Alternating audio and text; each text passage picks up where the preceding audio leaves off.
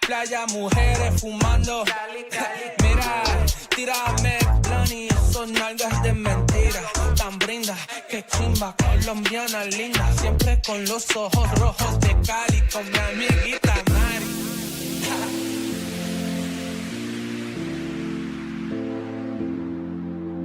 My head's in the clouds, can you bring me back down? Boy, I need it. My head's in the clouds, can you bring me back down? Boy, I need it. Need it. Need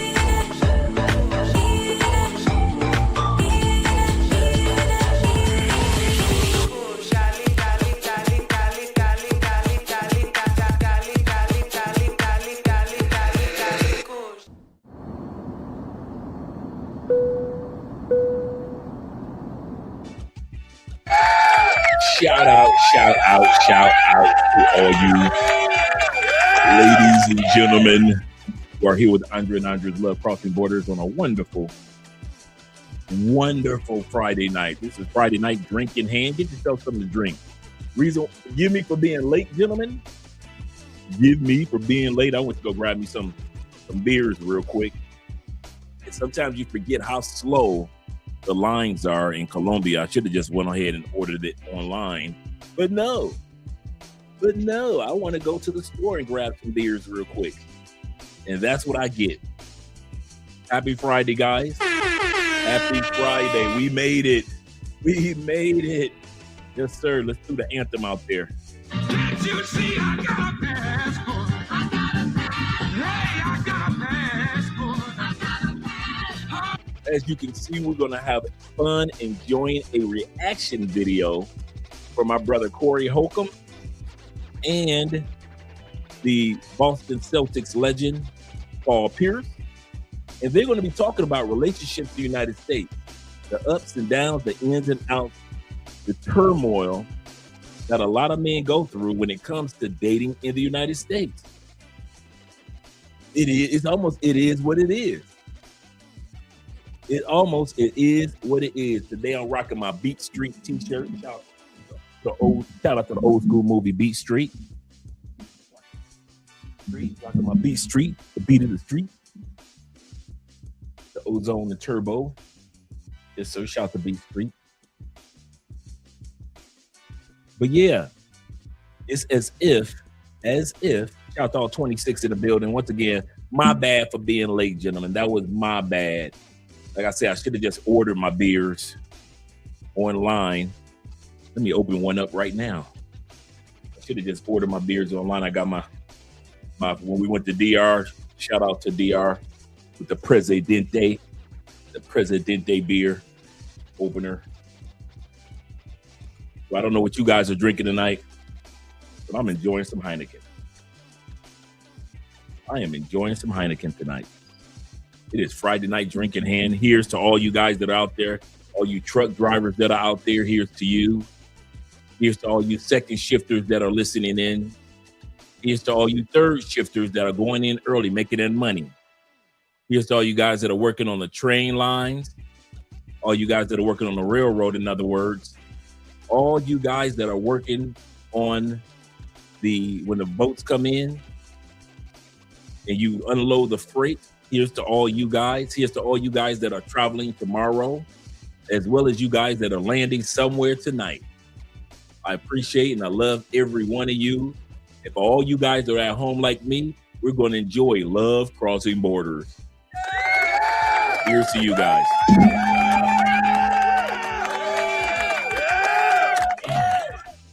It's so good. It's been so long since I've had a cold one. It's been so long since I've had a cold brew. Usually I'm just like 4-man 313. I'm enjoying my H2O usually. And I got my little H2O sitting over here as well, brother. I got my little H2O as well. Yes, sir. Glad to see that you guys are here enjoying Andre and Andre's Love Crossing Borders. Once again, we're going to have a great time tonight. We're going to have a great time. This is going to be a fun evening, man. You know Corey Holcomb bringing the jokes. You know I'll always bring some type of receipts. And speaking of receipts, oh my God, did you guys see the latest O'Shea Duke Jackson? Oh man, we got, you know what? Before we go to our topic, I'm gonna go ahead to our brother O'Shea. Yeah, that's what I'm gonna do. I'm not even gonna play with this thing. Our brother O'Shea Duke Jackson, man, he went off on Coach Greg Adams. I thought I went in on Coach Greg Adams. Oh my goodness. I was like, don't do it to him, O'Shea. Don't do it to him. So let me pull up the O'Shea Duke Jackson video. I mean, he put a clinic on. He put a clinic.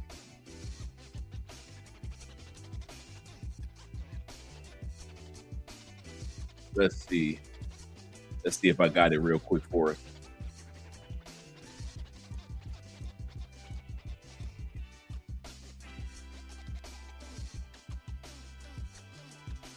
Give me a second. Pulling it up.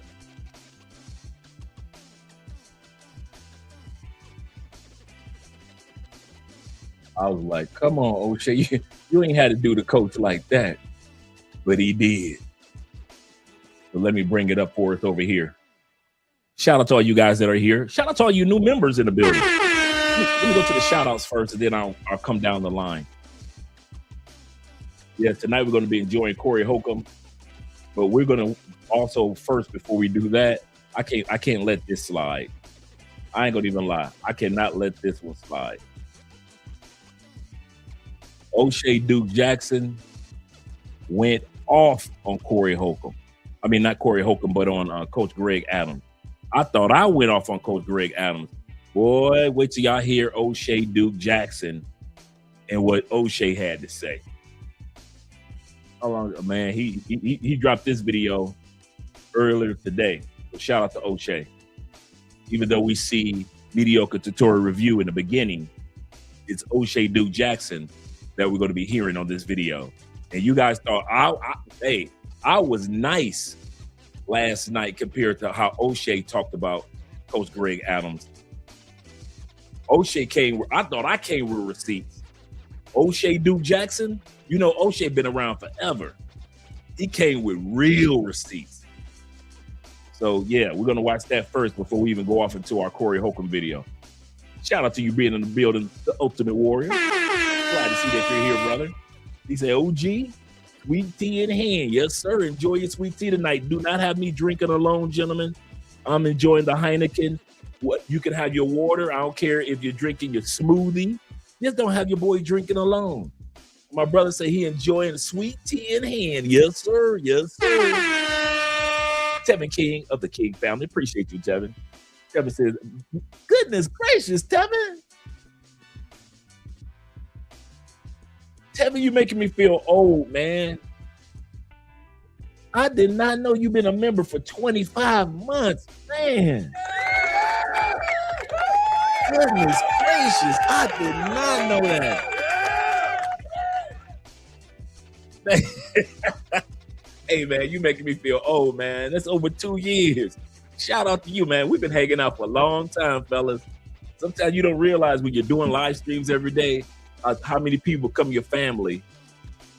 25 months, man. Okay. You say smash that like button, everyone. Thank you. Yes, sir. Goodness gracious. A lot of you guys have been around for a hot minute. I just don't realize it sometimes. But we got the new brother. He's the Ultimate Warrior. Let me show some love to them Atlanta boys. What you really know about the dirty side? What you really know about the dirty side? 404 boys became a YouTube member. Shout out to you, brother. Appreciate that. Appreciate that. Back to back being a new member. Yes, sir. Yes, sir. And our brother Tevin King, once again, Mr. 25 months. Woo. I thought I've been on YouTube a long time. Tevin says this. He said, Andre, I forgot to ask, what was the name of the cologne that you have in front of the script right here? Oh, this is Cologne of the Night. Very good scent. This is actually pronounced Falcon, spelled with a V. It's V-U, because I know the light is kind of like bright. It's spelled V-U-L-C-A-N. And at the bottom is F-E-U. Somebody says, some people say it's Falcon way, but the French says Falcon flu, Falcon flu. So I'm pronouncing it correctly, but it's Falcon flu. It is a clone of God of Fire, and God of Fire is fire. Very masculine, but a very, very good cologne. And this is supposed to be like 95, 90%. Even the cologne bottle, the turquoise bottle, is the same as the God of Fire. So any of you that's ever smelled God of Fire, you know how good it smells. This is the exact same thing at a fraction of the price. And it's called Falcon Way, which is F-U-L-C-A-N. That's the cologne of the night. That's what I'm, I mean, that's really good. Goodness gracious, that is really good. Your lady will love this. This is not a cologne to have on around your dudes. I'll say this again. This is a good sex cologne. This is not projecting strong. It is a cologne that a woman will smell it and be all up on you. This is exactly what you would put on in another country for a woman to love. This is not a cologne where we go into the sports bar and we're about to watch the basketball game. This is not be around your boys cologne. This is when you know you're going to be around some ladies. So if you're going to be around your boys and you're going to hang out around some ladies, yeah, you're going to put this on. But if you're just going to hang out with your boys and ain't no ladies around, this is not that. Yes, sir. Yes, sir. That's the cologne of the night, of the evening, that is. Shout out to you for asking, brother. Shout out to you for asking. Let's continue going with the shout outs. We got 33 in the building. We got 33 in the building. I won't take too long with the shout out, because I know that we're going to get to the O'Shea Duke Jackson response to Coach Greg Adams. These reactions are on a whole nother level. You got O'Shea Duke Jackson's reaction. You got our reaction. You got an MTR reaction. And then MTR reacted to Coach Greg Adams, reacted to his reaction. And then Coach Greg Adams was reacting to MTR, reacting to Alpha Male Strategy, who was reacting to MTR. Bruh. All this man was trying to do was go to Thailand and mind his business. That's all MTR was trying to do. He wasn't trying to cause no trouble. And now O'Shea Duke Jackson, shout out to O'Shea. O'Shea came with the receipts that I didn't even know about. You know, I would have had them yesterday. I'd have been like, hey, I thought to myself, like, man, I wish I would have had those receipts. But O'Shea had the receipts, and we're going to look at them today. Shout out to David being number one, David Dice of the Dice family. Hey, Dave, I haven't forgotten about you on the video from the other day, yesterday. I want to send that to you. I haven't forgotten about it. The one that we did yesterday with the ladies, the lovely ladies. I haven't forgotten about that, so I want to send that over to you. Salute to you as well, David. Salute to you as well. And our brother Ahmad Milner of the Milner family. Salute to you as well, brother. Glad to see that you're here. What? We got LJ the Southern Vegan here early. Either he's early or I'm late. I think it's I'm late being here. Salute to you, brother. Glad to see that you're here. And Simple Logic, who's always coming for them, representing them VA boys. Yes, sir. Always representing those VA boys. And we got Don, a.k.a. B. Don JP in the building. Glad to see that you're here, brother. And Mom's SpaghettiOs, my favorite. Mom's SpaghettiO. When I was a kid, I was a SpaghettiO man. Yes, sir. Yes, sir. Yes, sir. He says this. David says, salute to the family, Andre and Andrea. A salute to the chat brothers. Salute. Yes, sir. Here, chat lives matter. Chat lives matter. And we got our brother also in the building saying, let's go. Let's go. Let's go get it. Shout out to my brother, Jay Kaysen of the Kaysen family in the building. Glad to see that you're here. I hope you guys had a good day today. I won't say good week because sometimes work might get to you, get on your last nerve, right? But it's good to see that you guys, I hope you guys had a really good day. TGIF, Friday night, just got paid. You know, just enjoying your day, man. Just enjoying your day. Because I kid you not, I know I sound like I'm rambling a little bit, but what kept me motivated when I was a traveler, planning in a few years to relocate, what kept me from going out to the clubs and just calling up chicks because I'm bored and I'm horny and I'm going to spend some money on some chicks, what kept me from spending that money? Watching Tailor Made Dreams on Friday nights. If you guys ever wonder where I got Friday night drink in hand from, I was watching Tailor Made Dreams and his brother was having a drink. And I had never seen, I'm going to tell you the truth, I never saw a black man on YouTube having drinks. We're talking about 2015, 2016, 2017. I never saw a black man on just sitting back, talking-ish, talking about DR, talking about his Brazil adventures and having a drink. And I'm like, you can drink on YouTube? This is what I was thinking. You can drink on YouTube? And so fast forward, watching Tailor Made Dreams on Friday nights kept me balanced and kept me focused on travel. Because I realized there were some dudes out there, Tailor Made Dreams, Ace Live, Jabril, Passport Heavy. It's some guys that understood what my dream was. And so on Friday nights, man, I instead of going out and club and partying, I'm watching Tailor Made Dreams. That's how I was doing it, for real. And so I appreciate you guys being here on Friday night with your boy. Because I know what it's like to be on the other side of your dream and you just waiting for your time to come where you living in another country. So I got you guys back. I got your back. Yes, sir. Shout out to DJ Davis in the building. Glad to see you here. He said, you got something on your... Yeah, I got it. Thank you very much. I got it. I was trying to grab something to eat real quick before I ran in here. Thank you very much. Yeah. Food must be good. Yeah, it was good. Yeah, it was good. It was good. It was good. That's the part about having a beard that I don't like. It's so easy to get just one anything on your beard if you're eating and you won't even notice it. Salute to our brother out there in Southeast Asia, especially my brother in the Philippines. Shout out to you, Ronin Travelers. Salute to you. He said, Brother Dre, good morning from the Philippines, and good morning to all you guys out there in Southeast Asia. Good morning to all you guys. Shout out to my brother, 4man3138, from Detroit boys. You better back the fuck up out my face, goddammit. I'm from Detroit, Michigan. Don't play with me. Don't play with that man. You know where he's from. You know where he's from. You know where he's from. My brother said, I am enjoying good old-fashioned H2O. Just regular agua. Yes, sir. He said, I'm in that gym. He said, I just left the gym too, right before I went to the store.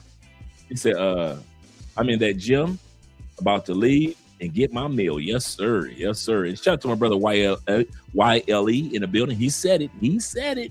Salute to you as well, brother. Salute to you as well being here. He said, look into French Avenue Amber Empire. I just gave a bottle away. I just gave a bottle away of French Avenue Amber Empire because I've got so many ambers already up here. I've got a few ambers already here. I just gave Andrea's brother a gift of Amber Empire. I really like that. That's one of my favorite scents. Amber scent is really good. And actually, I kept some for myself, right? Even though I gave it to him as a gift, I put a little bit in my dispenser, so I still have a little bit of that Amber Empire right here. Yes, sir. You're absolutely correct. Which is a dupe of... Now, I did not know this. Now you're schooling me. Which is a dupe of Blonde Amber by Clyde Christian. I did not know that. It's fire, man. It is fire. I just did not know it was a dupe. I did not know that. Shout out to you, brother. See, we learn from each other on this channel. We learn from each other. Let me scroll down. My brother says, greetings. Kevin King, once again with the greetings with Andre and Andre and the salutation. It is a happy Friday. You are not lying, brother. It is a happy Friday. Got me a good night's sleep. Happy Friday. Yeah, I did have something on my beard. Did have a little something on my beard. I was trying to grab something to eat real quick before I came on camera. Shout out to Greg being in the building. Greg G. Representing. Yes, sir. Glad to see that you're here, Greg. An average man representing. Yes, sir. Good evening. He said, good Friday, brother Andre. Chat in the chat. Shout out to average man. Doing great things, man. Doing great. Average man, could you do us a favor? Could you drop the link to your channel so we can support you? For those that have not subscribed to Average Man, yes, make sure you subscribe. This man is doing this thing in the travel world as well as a content creator. So he's giving you the best of both worlds, travel and good content. Shout out to Average Man. Yes, sir. Big Brother in Life is in the building. Yes, sir. So we're going to have a good show tonight because Big Brother in Life is here. He said, yo, Dre. He said, wipe your face, my G. Yeah, I got that. Good looking out, guys. Good looking out. Good looking out. Like I said, that's the only thing. If you've noticed, that has happened to me maybe 3 times on this channel since I grew the beard. 3 times that you guys have had to say, Dre, wipe your beard. Wipe your beard, Dre. Yeah, this beard life is new to me, gentlemen. It's new. He say Dre broke out the Heineken. Yes, sir. That means the show gonna be fire. Yes, sir. I got some cold ones sitting in the fridge right now. Oh yeah. Oh yeah. We gonna get dastardly tonight. We gonna get dastardly tonight. Yes, sir. He said O'Shea been calling, and O'Shea said, see, I didn't know this was going on. I didn't know about the O'Shea Coach Greg Adams beef. I did not know that. I'm talking about real beef. Real beef. He said, Big Brother said, O'Shea been calling CGA BS about 4 to 5 years. He said that for stealing content. Boom. The same thing that Coach Greg Adams was whining about all last night is the same thing that O'Shea, like, wait a minute, how you gonna cry about stealing content and you've been stealing my content off and on for 5-6 years? This dude's been stealing O'Shea Duke Jackson's content 5-6 years, man. His style, his sound effects, you know how you had the sound effects? His sound effects that O'Shea uses, that Coach Greg Adams used, those are sound effects from O'Shea's that he created for his channel. This dude been robbing O'Shea for a long time and got the audacity to try to accuse MTR and all the rest of us of stealing from him. So we're going to watch that video where O'Shea bring receipts after receipts, man. O'Shea was hot, man. He was hot. My brother said this, the other award said, he said, I thought it was a member. He said, I thought it was a member the whole time. Well, welcome to the family, brother. I'm glad you're here. Black Lex is in the building. He says this, U.S. versus, I'm telling you, bruh, I don't know what's going on in Paraguay and Uruguay. It's a lot of people.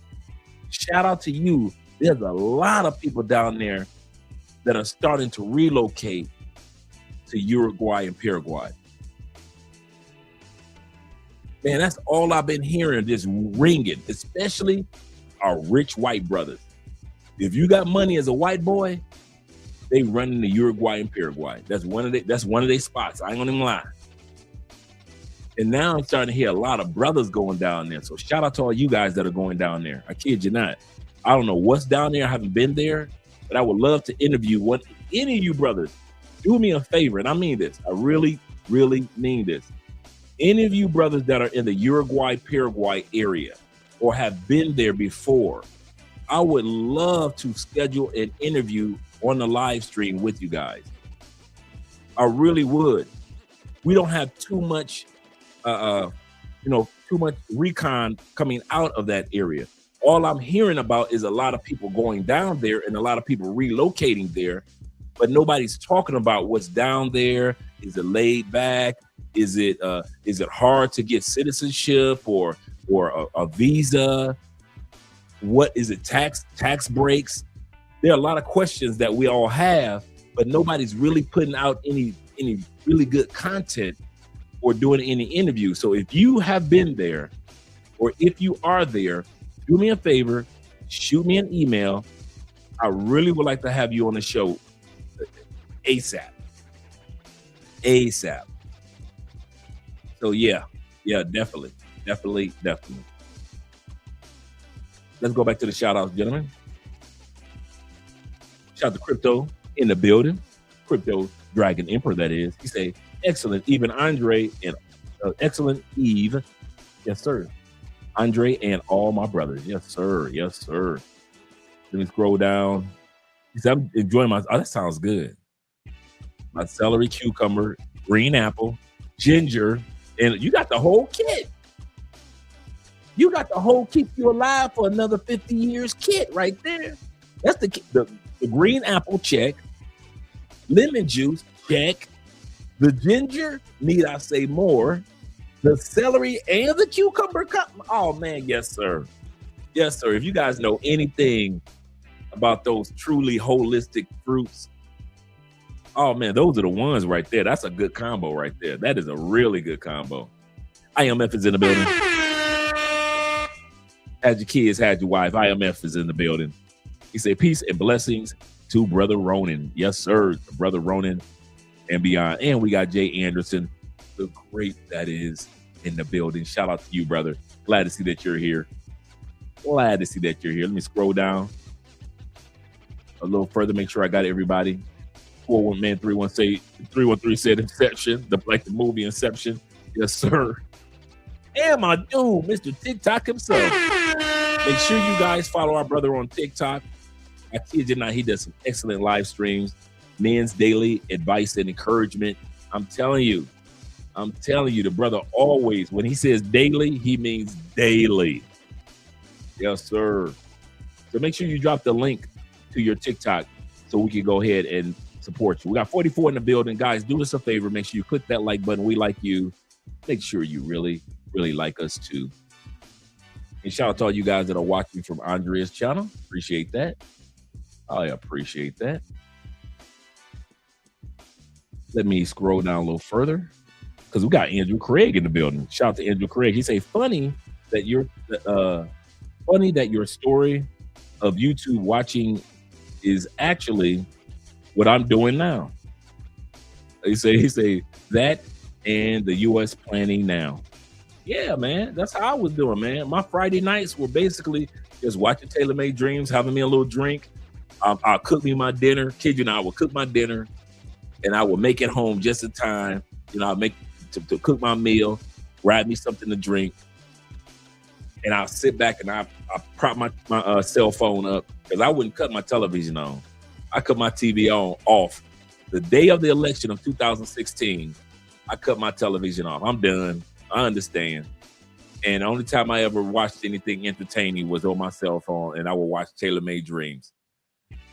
Shout out to Taylor. I need to reach out to Russ because I think he's starting back over again. Shout out to my brother Jamon in the building. Giving shout outs to all the brothers. Giving shout out.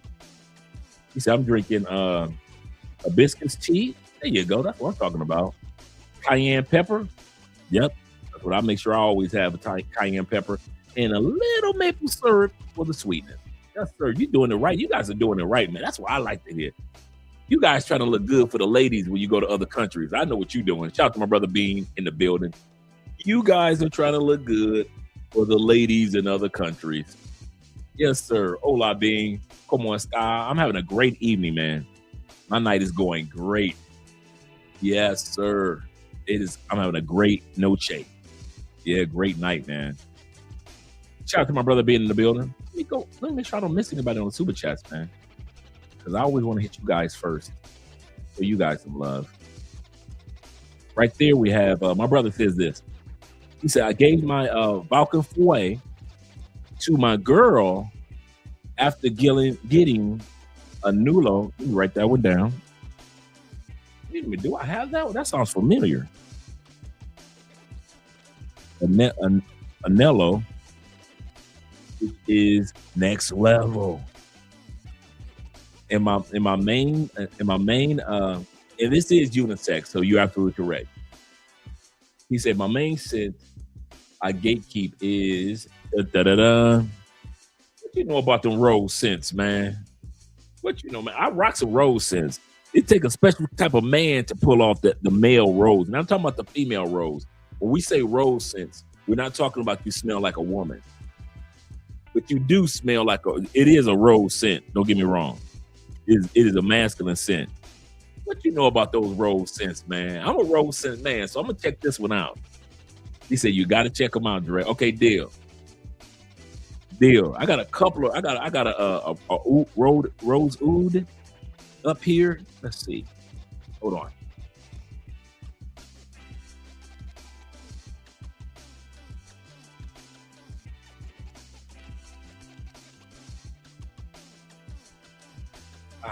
Okay.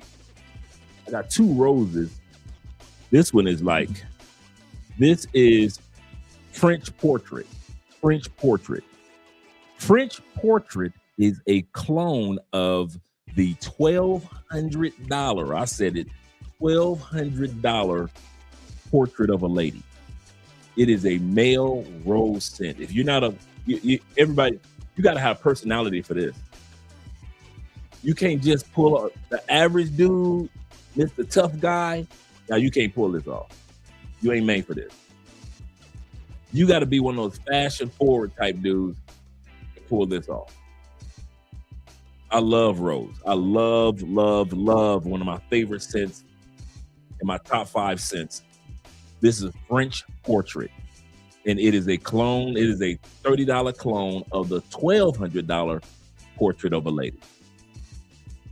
And this one right here is a Middle Eastern rose I got in San Andreas, the island. San Andreas is like the Hawaii of Colombia, right? And this is by Martine Martin, and this one costs like $250. And this is Rose Oud. Rose.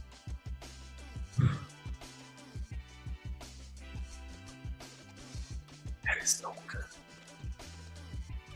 Oh my God, that's good. Rose Oud.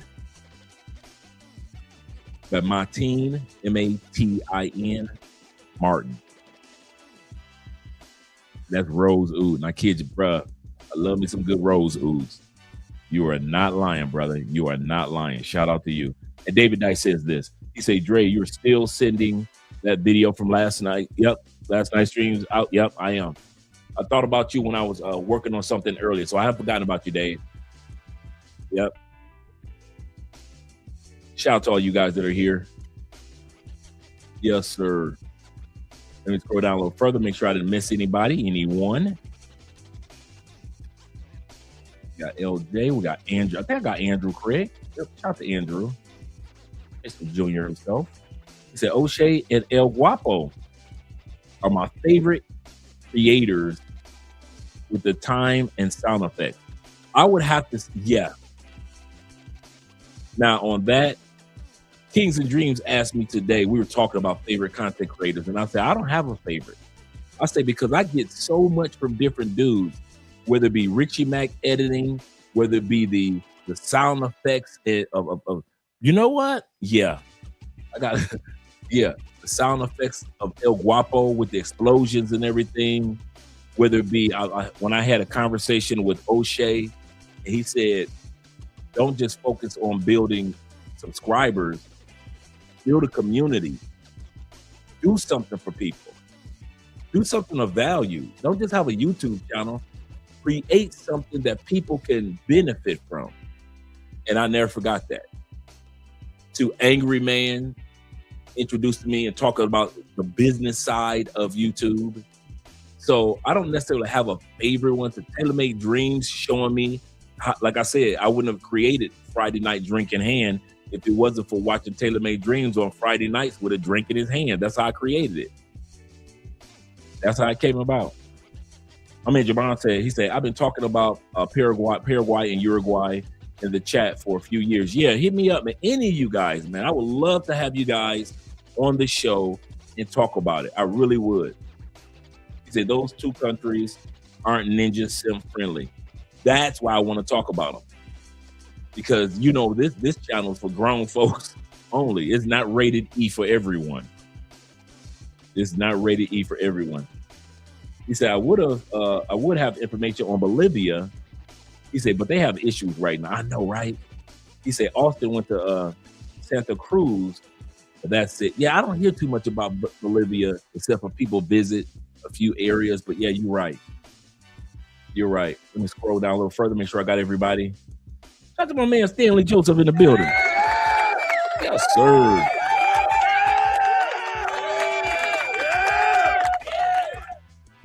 He said, add beast to that.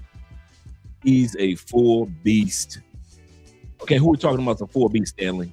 He said, add beats to that. He's a full beast. Let me know who you're talking about, which content creator. Good evening from Washington. What? We get some love for Washington State. Shout out to that man. The West Coasters, man. Let me show some love to the West Side. Shout out to the West Coast men. Yes, sir. Yes, sir. I'm happy. You just made my night, brother. You just made my night. Welcome to the family, brother. Welcome to the family. Keep on hanging around, Stanley. Keep on hanging around. We have fun on this channel. It's a grown man's channel. Yes, sir. The ladies dare to tread this channel every blue moon. But for the most part, these grown men channel. Yes, sir. You just made my night. Shout out to you, Stan. Let me make sure I got everybody. DJ, Andrew. Jay Casey says, he said, man, Dre, he said, you have to check out Thinks. That's why I always keep a pen around, because y'all always have something to share. I've heard of this one. I have heard of this one. I've heard of this one, but I have not checked it out yet. It's a nice mix of rose and okay, cool. Deal, gentlemen. Good looking out. You know, I'm trying to get my collection like David Dice of the Dice family. I'm trying to get my collection like that. All right, let's go to get started, guys. We're about to watch the video with our brother O'Shea Duke Jackson responding to Coach Greg Adams' response to Mediocre Tutorial Review. O'Shea Duke Jackson came with receipts that I don't have. Shout out to O'Shea. In reviews came back from Thailand. Many content creators in the space have given their opinion. We've seen Alpha Male Strategies. There has been Steve Bedeen from The Man of Mindset. There is Mr. Lucario. The latest complaint has come from the Free Agent Lifestyle channel ran by none other than Coach Greg Adams. He made a video called MTR Tries to Rebrand Passport Bros in the Free Agent Lifestyle.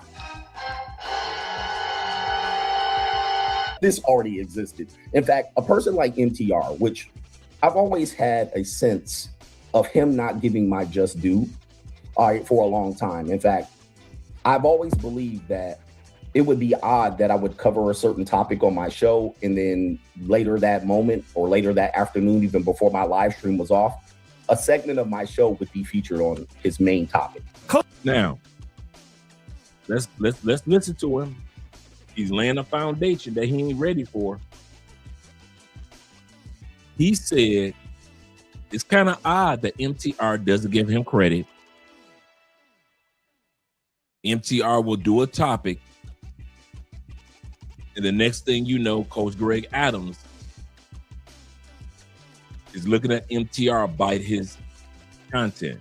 That's what MTR is saying. I mean, that's what Coach Greg Adams is saying. I know. I know. O'Shea coming. What he clapping sounds? Let's continue on. Coach Greg Adams claims that he never got his just due from mediocre tutorials and reviews. And he would notice that when he would do shows that this particular topic would end up on MTR's channel. Now, the way that I understand how Coach Greg Adams does his content is typically he goes live for, 4 to 5 hours at a time, something like that. And he will cover several topics in one clip. And it could be important that in those topics that something happens in a relative space that MTR could cover it. MTR would respond by saying this. Why? Coach Greg Adams, why? CGA, why? What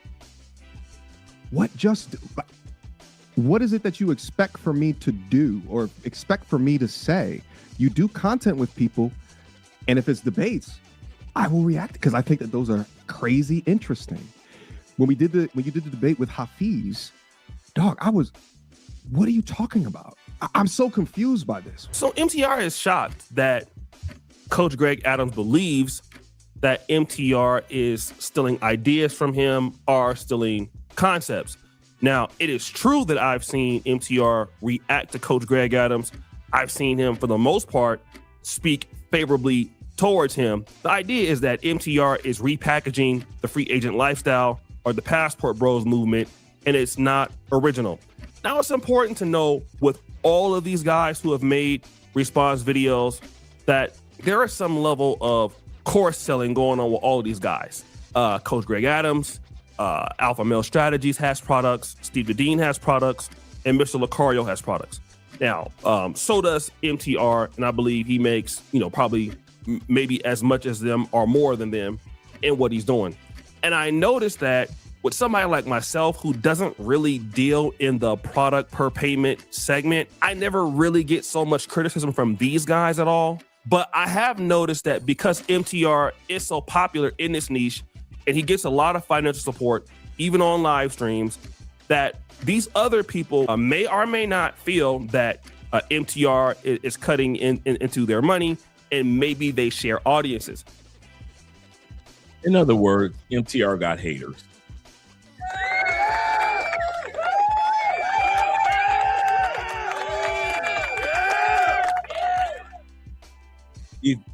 A lot of guys want to blow up on YouTube or other social media platforms. And you like all the other stuff that it comes along with it. You're walking down the street, people recognize you, right? The economic benefits, the family that you build with your community.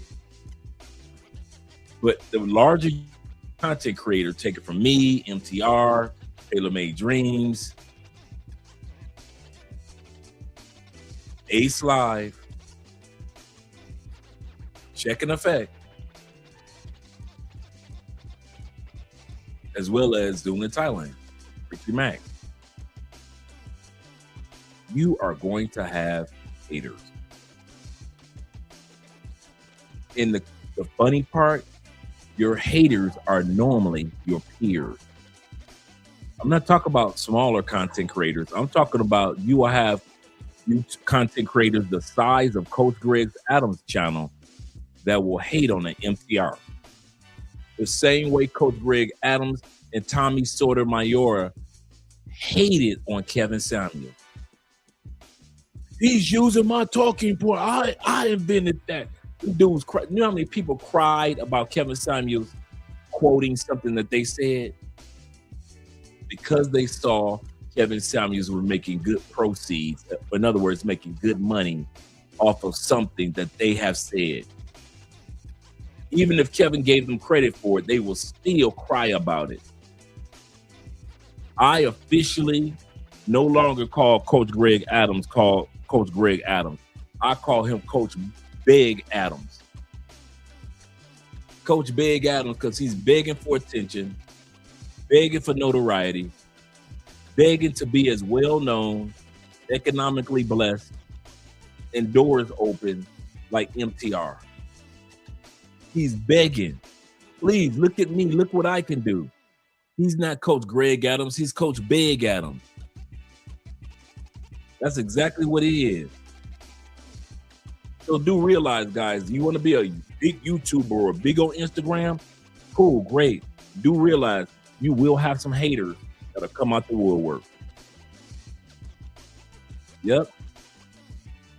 If you think guys haven't made content videos about me and Andrea, where dudes have had something slick to say about us while they were on somebody else's channel's panel, and they don't realize that I'm in the audience. If you don't think Richie Mack and Taylor Made Dreams have not had somebody talk about them, you know how many haters Taylor Made Dreams had because he was the voice of the Dominican Republic. That man had haters in DR.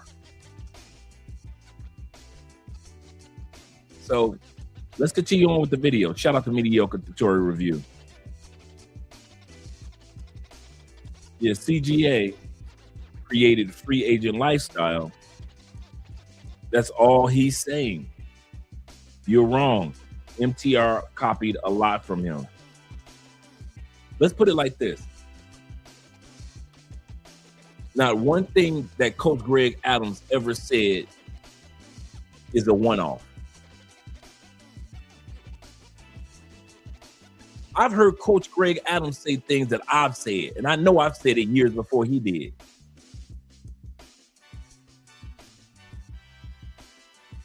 Just because somebody's been on YouTube or a social media platform a year or two longer doesn't mean that they've said it the first year that they were on social media. I'll tell you what I mean by that.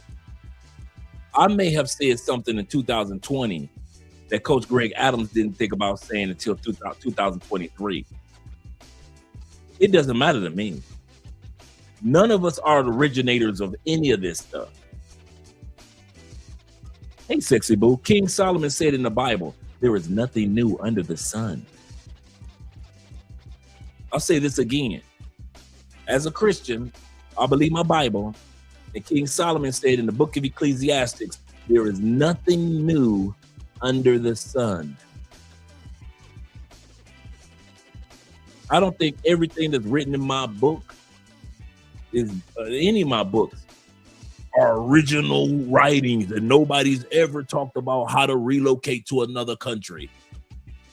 No. My books have up-to-date latest information. In my books, I made sure I put I wanted to do it different, so I put hyperlinks, websites that you can go to. Instead of just telling you what to do, I'll walk you step by step what to do in the book anywhere as possible. So a person can be able to relocate within the next 5 years, 15 years, or 5 months. But that doesn't mean that I invented anything. Once again, King Solomon said there is nothing new under the sun. So for Coach Big Adams to be begging as if he was the original, I invented the dictionary, he's wrong. He's wrong. None of us are originators. White dudes, black dudes, none of us are originators. You know, Elon Musk and his partners get the credit for creating PayPal, but PayPal was not the first money transfer platform. A lot of us know Tinder, but if you're old enough, you remember Black Planet and MySpace. That was the Tinder back then. And they were well known and famous too. I remember Black Voices, Black Planet, and MySpace. And you can smash all the sisters you wanted. Now fast forward to Tinder, the guys that are under 35, they don't know nothing about MySpace. The guys under 35, they don't know nothing about Black Planet. They don't know nothing about Black Voices. But all those dating platforms were around long before there was a Tinder, or Bumble. There is nothing new under the sun. Yep. Absolutely. Let's continue on. I can't necessarily prove the motive, but I have saw that, and that is continuous.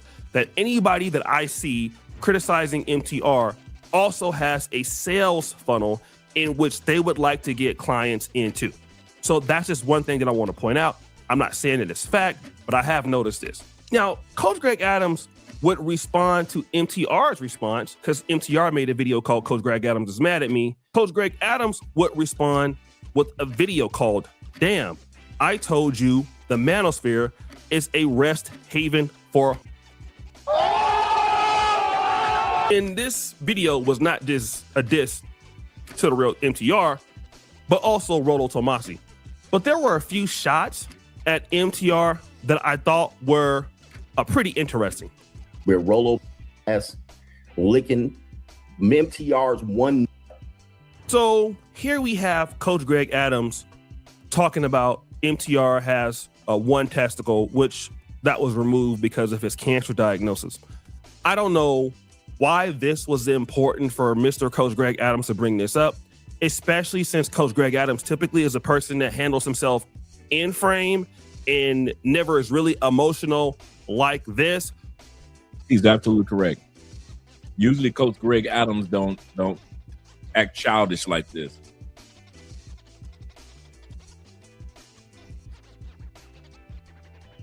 You don't take somebody's cancer situation and throw it back in their face like that. You got one testicle. He's only got one life too. So Coach Big Adams, you would have been cool if the brother would have just went ahead and kept both nuts and died from cancer. That would have been cool. The man had enough sense to say, I got a choice. Beat this cancer or don't beat it. But for you to throw that back in that man's face, I'm going to tell you something, Coach Big Adams. You ain't never got to worry about me effing with you. You ain't never got to worry about me asking you for an interview, a handshake. I'm so glad at the Black Manosphere Conclave ain't nobody got no photos of me and you standing next to each other hand in hand. And I mean that one from the bottom of my heart. I'm glad ain't nobody got no photos of me and you walking next to each other, sitting by each other, conversing with each other, laughing with each other. We were at the yacht party, dancing with that. I hope ain't nobody got no photos of me electric sliding right next to you. Hell no. You're going to take another black man's cancer and throw it back up in his face. That man could have died, dude. Kevin Samuels could have died from cancer. Did you throw? And y'all you know what? That's why a lot of you plantation bros I don't F with. Even if you a plantation bro that travels, because you still got that plantation mindset. You would tear somebody down. That's uncalled for, Coach Big Adams. Coach Big, that was uncalled for to throw that man cancer situation back in that man's face. So thank you for letting the world see who you really are, Coach Big Adams. Because you begging for attention. You're supposed to be in Aruba enjoying that manly looking female that you with. Oh yeah, we saw her last night. That female that looks like her daddy. That female that looks like a shim. That transformer more than reached the eye that you had on screen when you criticizing MTR. You got a she-man, and we can pull it up if you want to. You got a she-man that's on screen with you, eyebrows about that thick, got all her daddy's jawline and features, and you want to talk about another man's cancer. while you in Aruba, you supposed to be enjoying yourself, pitching and catching, catching and pitching. Thank you, little man. Now, if MTR come back and crack on with some short man jokes, with your Smurfy, if MTR come back cracking Smurfy jokes, you gonna be mad. If he talk about how your beard look just like Papa Smurf's and you the same height as Papa Smurf, you gonna be mad. If he come back and say that you gotta stand on top of a box just to take a piss, you will be mad.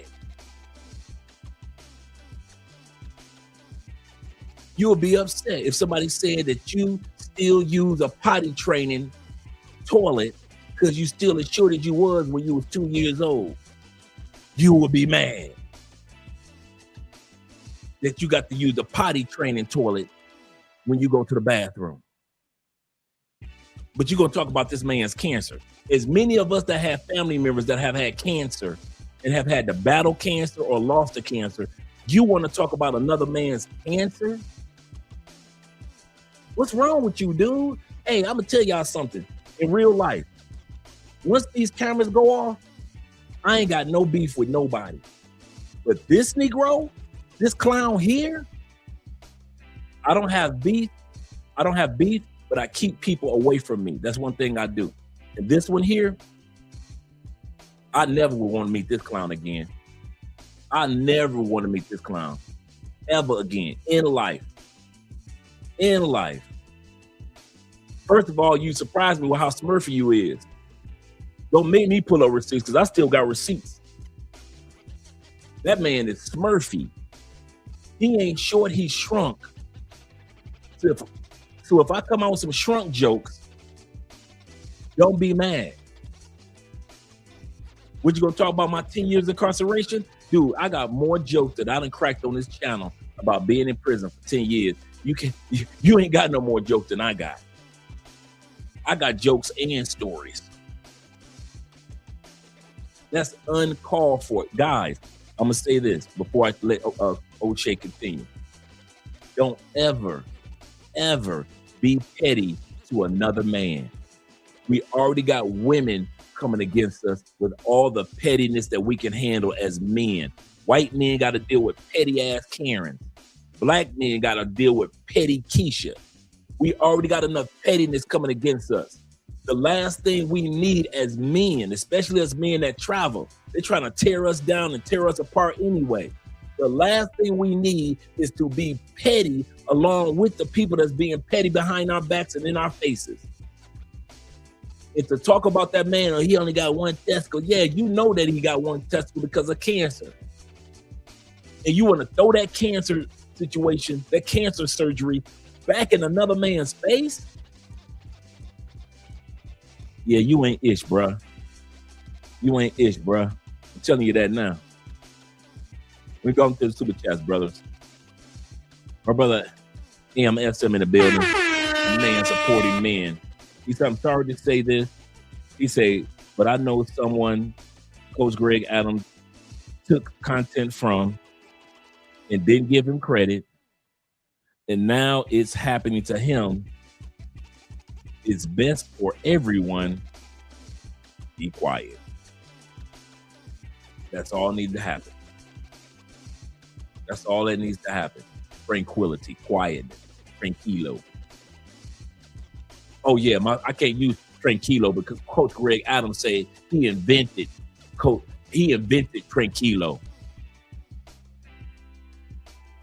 He said on the video, yes, me and my girl, we call it tranquilo. What? Every Latin person on the planet calls it relaxation or rest. So you invented the word rest in Spanish. Well, this dude is a clown. Like I said, I shout out to all the short kings out there, man. Y'all dudes are some upstanding brothers, man. Y'all get all the coochie. I know short kings that get all the ladies. All the ladies. If you under 6 feet, you got just as much of a chance of getting the ladies that I had.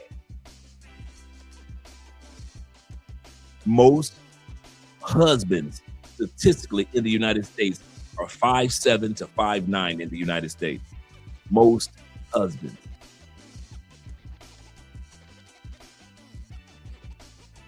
But if somebody was a crack, but here's the part. There are the short dudes with that inferiority complex like Coach Big Adams. That they work so hard, their pride is so hurt that God made them so short and make them look like they were shrunk. There's a difference between being short-kinged and a shrunken man.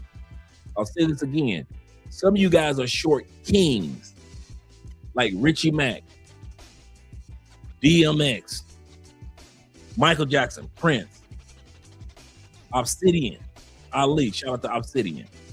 Some of y'all walk with y'all height with pride, but then it's the shrunken dudes like Coach Big Adams that's still mad at God because they the same height they were. They stopped growing after the age of 7. They still mad at God because God told them you are not going to grow anymore. But I'm only 7 years old, God. It is what it is. And so now he tried to take out his frustrations on everybody, bruh.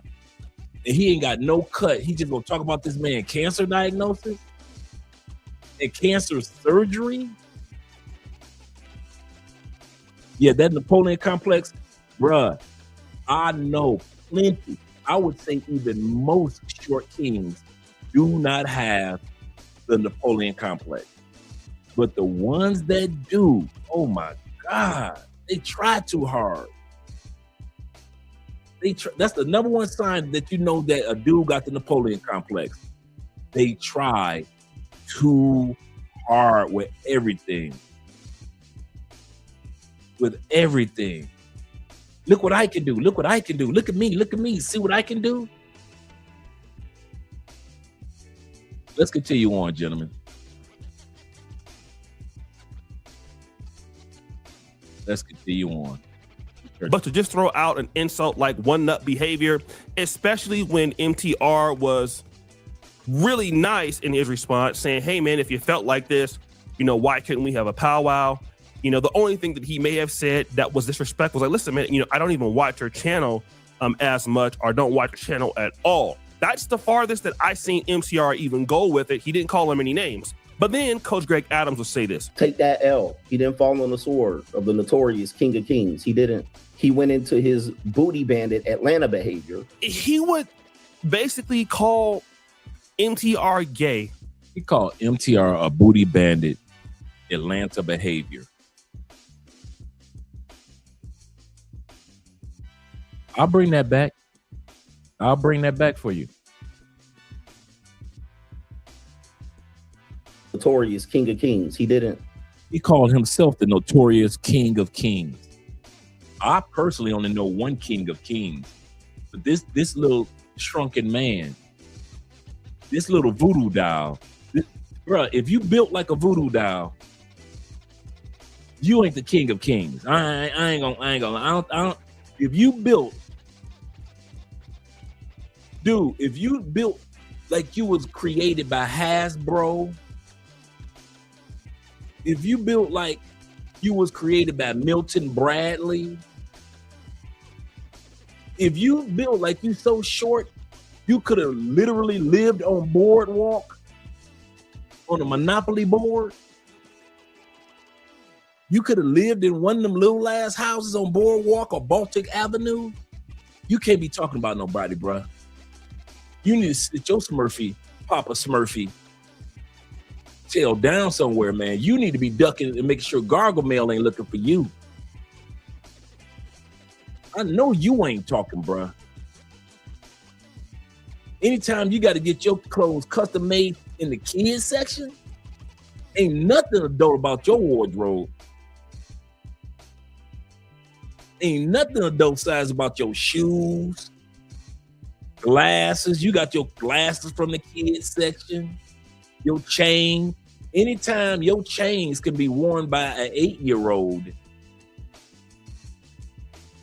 Man, if you don't sit your little Smurfy down somewhere, Talking about that man's cancer, want to talk about I'm king of kings. He didn't fall on the sword for the king of Nick.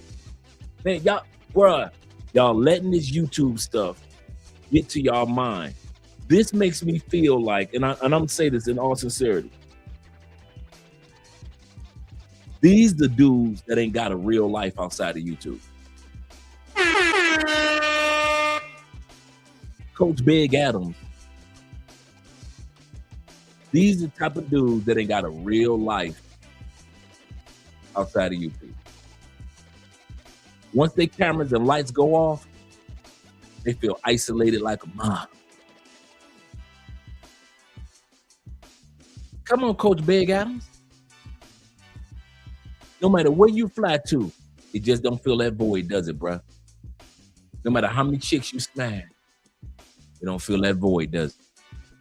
No matter how many cars you rent in different cities and different countries, you just can't fill that void, can you? You're still gonna be Smurfy. No matter how much money you make, you still gonna feel like you Smurfy. You still gonna feel no matter how white your beard get, you still gonna have that Papa Smurf complex, ain't you?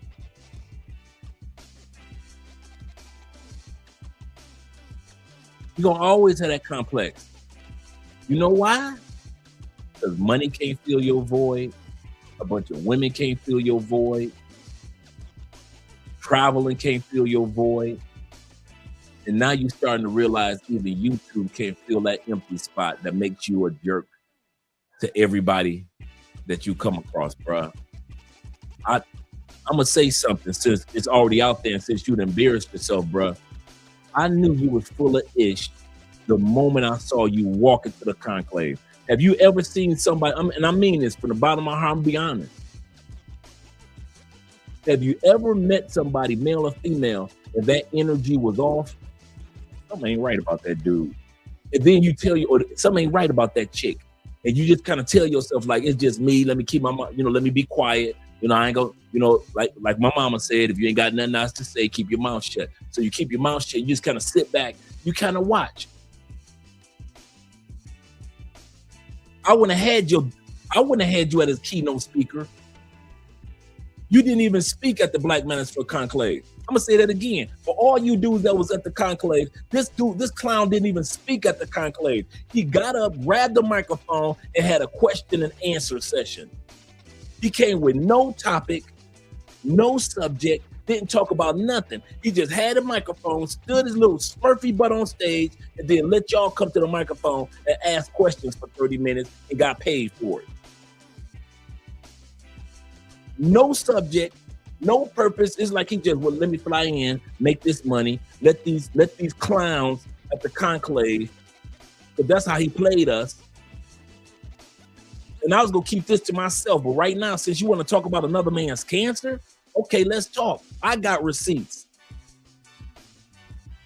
You stood up there and didn't share nothing of value that was worth them flying you into the conclave. Theo and them paid for your flight, paid for your hotel room in Miami, got you on a yacht, paid you for being there, and you didn't do nothing.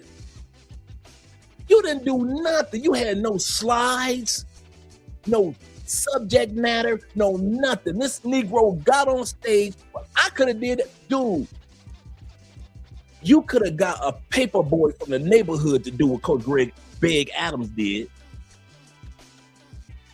Stood his up there and ain't do nothing. Grabbed the microphone and just, hey, what question you got? And the brother stood up. Shout out to all the brothers that was there. Shout out to you guys. And the brother stood up and they asked questions. All this dude answered was maybe like 6 or 7 questions, got off stage and left after the yacht party. I'm like, wait a minute, pause. When Dennis Erling came, he had subject matter, he had material. We met his son who was there. He was in parts of different, so he didn't just was on stage. Dennis Erling was also a part of the round table that they had. So it was like if you had paid extra into the conclave, you could be a part of the round table. Dennis was right there. Anybody else? Lead attorney, when he was the speaker, he spoke as a speaker. This Negro here on your screen didn't come prepared to do nothing but to take money from Theo and all the other brothers. And I've been sitting on that for years. And I'm not saying this as a hater or he don't like that dude. No, I don't like fake people. I'm gonna say that right now. I don't like fake people. You just mad because they didn't pay you. Like, bruh, I've been on that stage twice. The Theo and them showed me love. And all you brothers who I met, I don't go to the States for no reason except to see my family and to see you guys, my family. Ain't nothing else ever drew me back to the States but my sister and you guys. You are the only reason I go back to the States one time every year. Every year. I'm trying to meet you guys face to face. I don't give a damn if I'm on stage or not. I don't care. I'm trying to see Culture Condition face to face and hang out with him. Hang out with Richie Mack face to face. Hang out with you guys face to face. Hang out with International Quiet Storm face to face. I got a chance to meet T-Mac's son face to face and hang out with him. Hang out with Chill with Will. Hang out with Uriah. Hang out with you dudes, man. It's one thing to see you guys in the comment section. It's another thing to see you guys face to face and we're having cigars, or we just hang out with my brother, man, I forget his name, man. Young brother, MAB. Hang out with my brother, MAB. Man, we was hanging out. Man, it had to be 3, 4 o'clock in the morning. All of us just sitting in the lobby, just talking. Just sitting in the lobby. We know we got to get up in the morning at 9 o'clock. It's 4 o'clock in the morning. We're just sitting there. That's why I came back to the States. So I'm not jealous of Coach Greg Adams. Get your money. Any man that's getting his money, get your money. But don't act like MTR did something that was so heinous that you want to call yourself the King of Kings, and he didn't fall on the sword for the King of Kings. And you want to call that man Atlanta gay, and then want to talk about his cancer surgery, Mr. One Testicle? That's what you want to call that man? Man, F you, bruh. F you. And I know some of y'all gonna run over to him and be like, Andre said this. I said it. You could take the clips and show it to him. I said it. And I dare him to deny what I said. I dared that line up to deny what I said. He came to the Black Manosphere Conclave on Theo's dime, on Obsidian's dime, and all the other team that worked so hard to make sure that everything was on point. Them brothers put in some work behind the scenes of the conclave. And what does this Negro on this screen do? What does he do? What does he do? This clown here, what does he do? Question and answers. He answered 7 basic questions that brothers had, got paid, went to a yacht party, and left.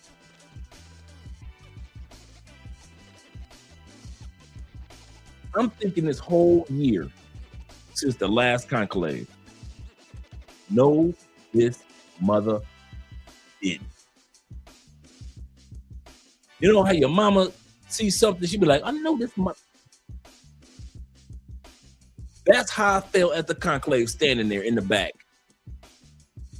No, this mother didn't. He's a clown. And like I said, y'all can clip this and send it over to him. He a clown. And I dare him to deny what I'm saying right now. Clown. Can't stand dudes like that. I know it. Dude. Soon as he walked into the room where we were having lunch, and I saw that Smurfy short mother, and I said, something is off about this dude's energy. But I'm like, Drake, keep your mouth shut. This is not your event. You are a speaker. You came here to see your brothers. This man ain't got nothing to do with you. Keep your mouth shut. Whatever you're seeing might not be there. This is what I'm thinking. You're going to embarrass yourself, Andre, if you say something. So Andre, keep your mouth shut. This event is not your event. You're just a speaker.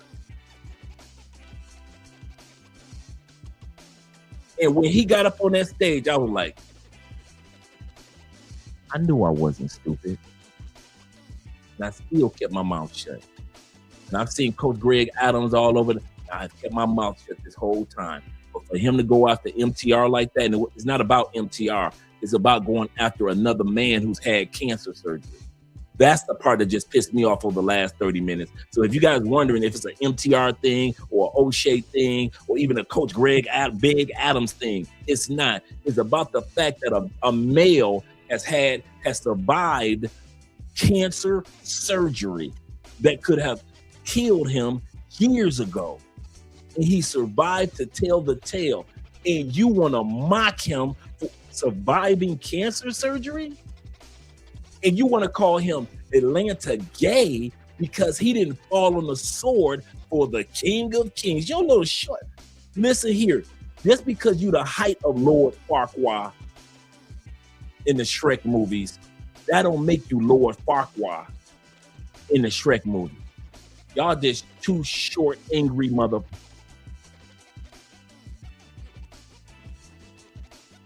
I'm serious about that one, man. I kid y'all not. This was one story I was gonna take to the grave. I wasn't gonna say nothing. Keep to myself. It's cool. Andre, you saw what you saw. It ain't none of your business. You don't run the conclave. Shout out to all the brothers that have been benefited from the conclave. Who are you to open up your mouth, Andre? Cool. But for him to do this, man, F you in the horse you rode in on. In the horse you rode in on. Just like Lord Farquaad, when he jumped off the horse and you found out he was short. And you ain't short, you're shrunk. I know short kings. I know short kings that get a lot of women. You are not short, you are shrunk. There's a big difference when you see a dude that's short and a dude that's shrunk.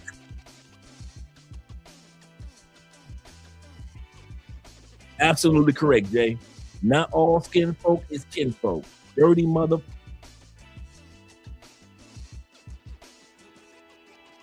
Let's finish watching the video. I just think about dudes like that. If they'll talk behind your back, that's why I said, guys, tonight.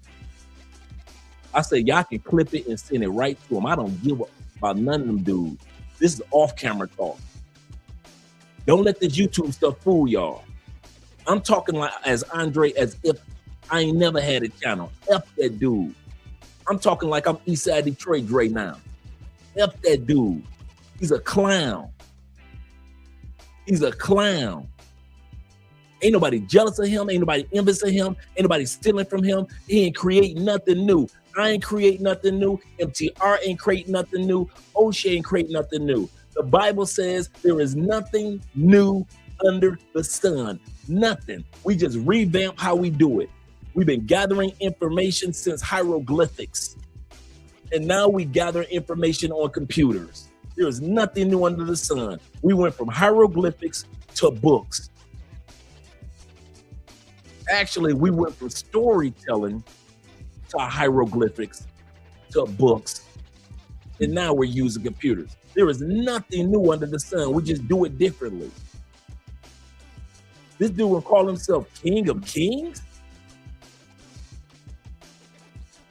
Well, who was that man that was with you in your Airbnb, your hotel room with you yesterday that we were looking at? Because that was not a woman that you had on that live stream talking about MTR.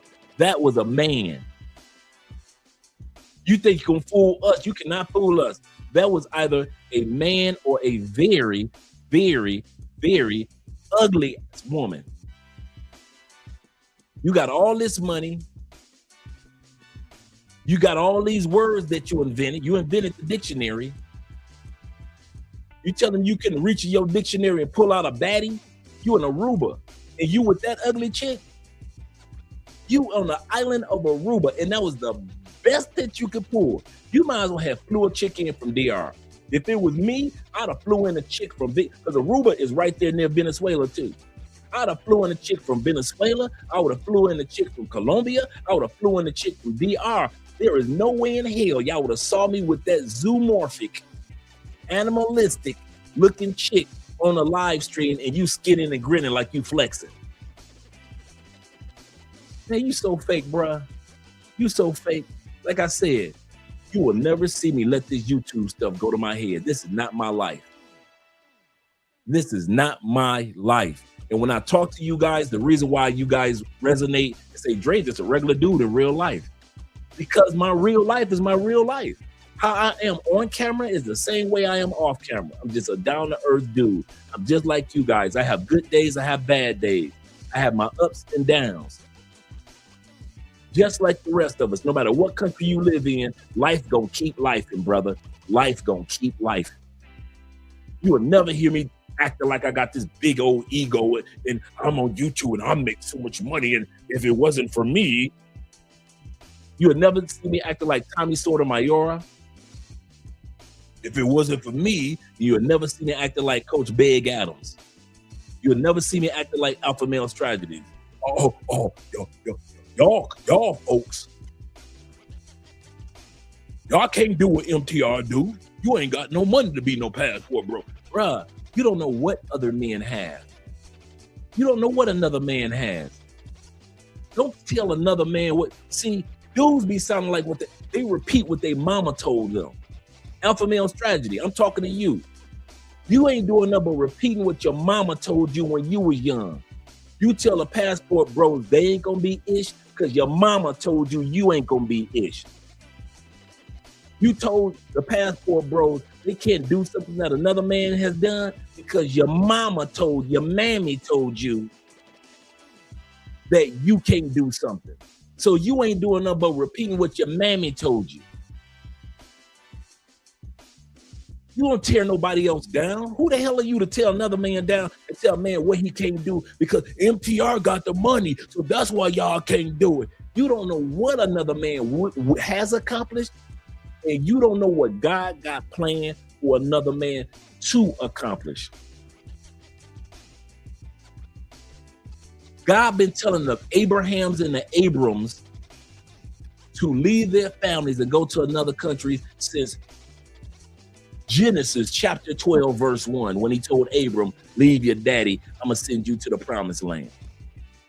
He been sending the Moseses, the King Davids, Paul, Jesus.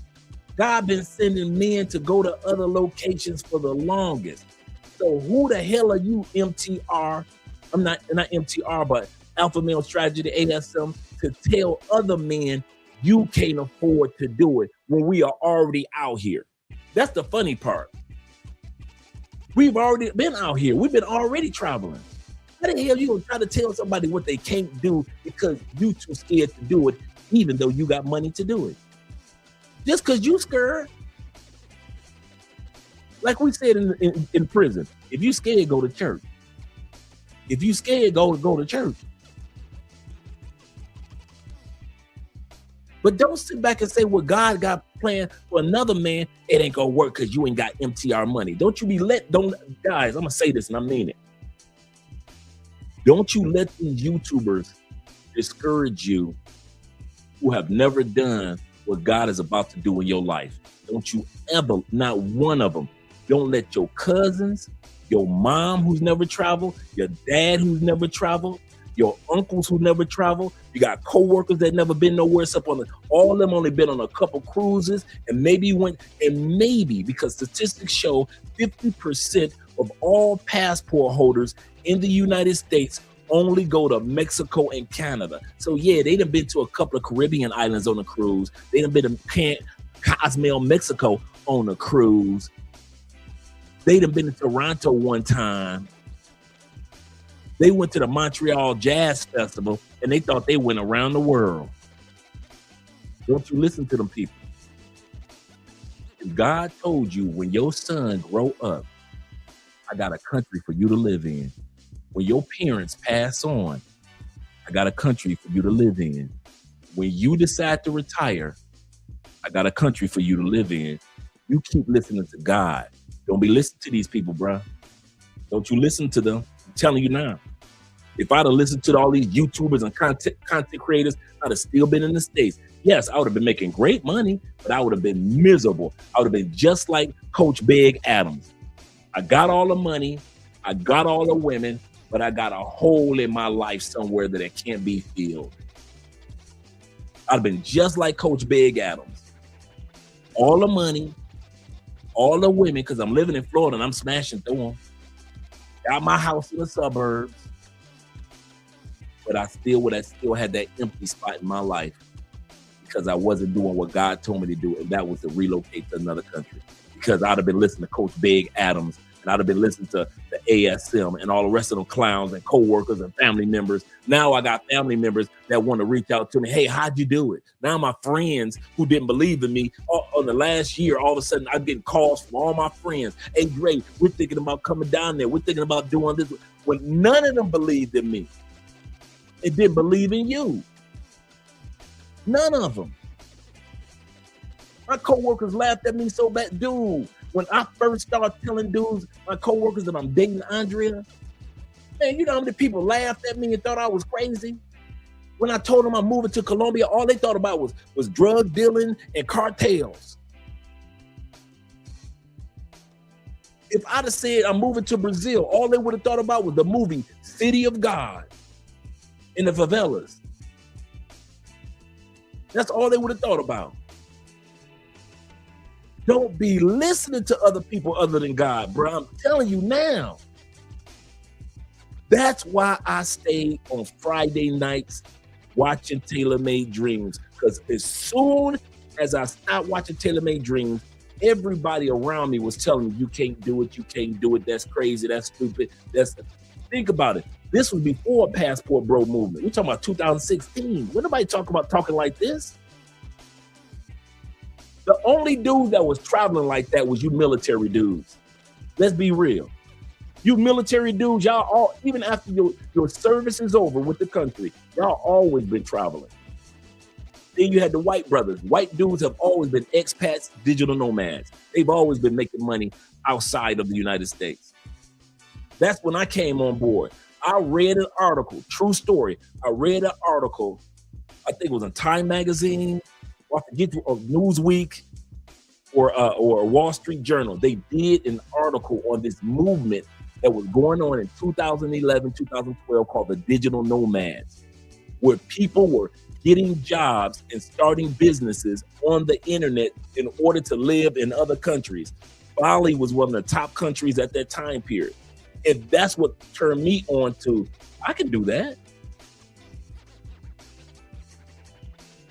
I'm living in Florida. I got all these foreign friends anyway. So why not just talk to my foreign friends about what it's like to live in another country, in their home country? And that's when my travel bug kicked in.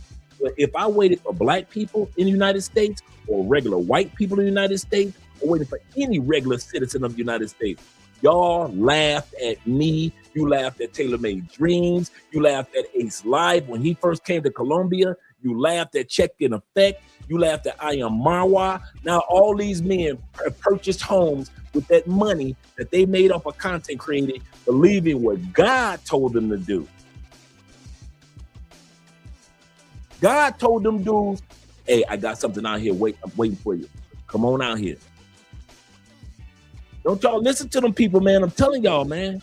Do not listen to them clowns. Idiot, man. Coach Big Adams is an idiot. And that's his name from now on. Coach Big Adams. He's the best at begging for attention. He ain't begging for the money, he begging for attention. And who begs for attention? Women. Women are the ones that's supposed to beg for attention. Ain't that right, Coach? Didn't you say, protect your meat, money, energy, attention, and time? Didn't you say that, Coach? I created that. When I was already saying it anyway, by the way. The only thing I didn't put in there was the energy part. I always told men not protect, but women want your attention. Always told men, women want your time. And I always told men, women want your resources. I didn't say money. I said resources. But it's the same thing. I guess you're going to say I stole from you too. Let's say I did. F you, bruh. I'm from the east side of Detroit. I stole it. So what? Now what? Now what? What, you going to take it back? What, you going to reach out to YouTube and say, he took my words. I had those in the dictionary before anybody else wrote them in the dictionary. What you gonna do? Not a goddamn thing. You gonna sit your little Smurfy down somewhere and deal with them ugly transformers that you be dating in Aruba. That's what you gonna do. Clowns, man. Let's get back to O'Shea. O'Shea ain't even done. He ain't even started clowning this dude. He just laying a foundation. He went into his booty bandit Atlanta behavior. He would basically call MTR gay, this Atlanta booty behavior. This is really sad because, I mean, Coach Greg Adams has the ability to convey his points without talking about stuff like this. Clearly he's not. And when MTR is trying to respond to him in a rational way, here we got Coach Greg Adams taking it back to Long in the hood and trying to basically react emotionally to something he has the ability to not act emotional about. And now I want to get back to some more accusations because it gets real. There's millions of things that I've said, millions, that people just run with it and forget to say, yeah, CGA. They'll give Orion the credit for saying all men pay. This Negro said he created all men pay.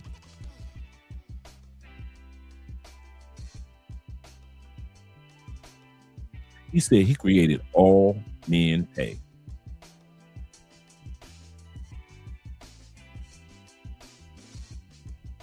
Does this Negro know that our uncles used to say that?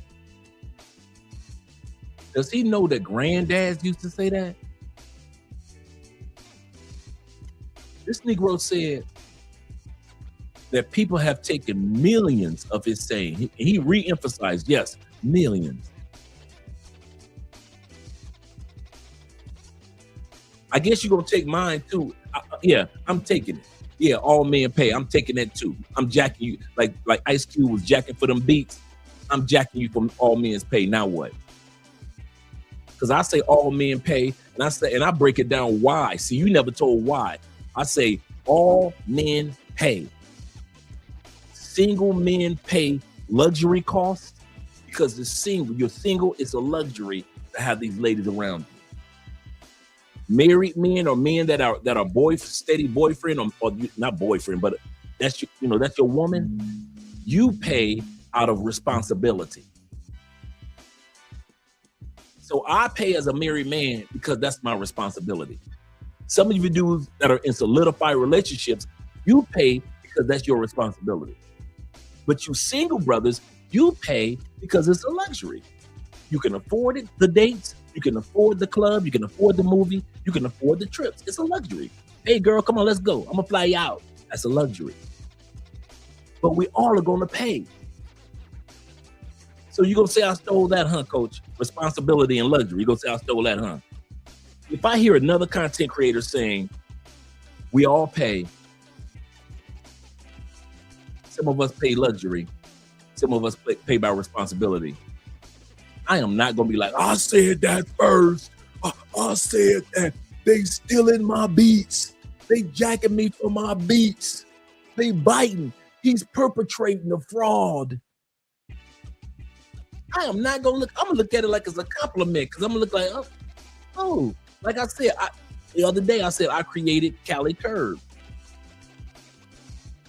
I've heard so many dudes do video. I watched dudes do so many Cali Curves videos. And I loved it. I love seeing terms that us brothers create that are especially travelers that people can relate to. But and I'm gonna tell you something. The person that really emphasized to me to understand all men pay, even though I've been hearing it my whole life, tailor-made dreams. I was one of those dudes who's like, no, only dudes that's single pay. Pay for play dudes, they pay. That was my mindset. And after years of hearing Tailor-Made Dreams talk about it, and then he started explaining it, I was like, you know what? That makes sense.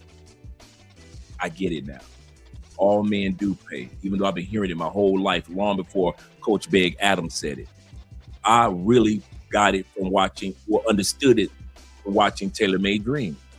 And then I took it and just made it even simpler by saying responsibility and luxury. But who was the one that really made me really think about it, and sit back and not criticize the term, was watching Taylor Made Dream. And from hearing what he had to say about it, I was like, you know what? That makes sense. That I get it now. I got it. Not Coach Greg Big Adams.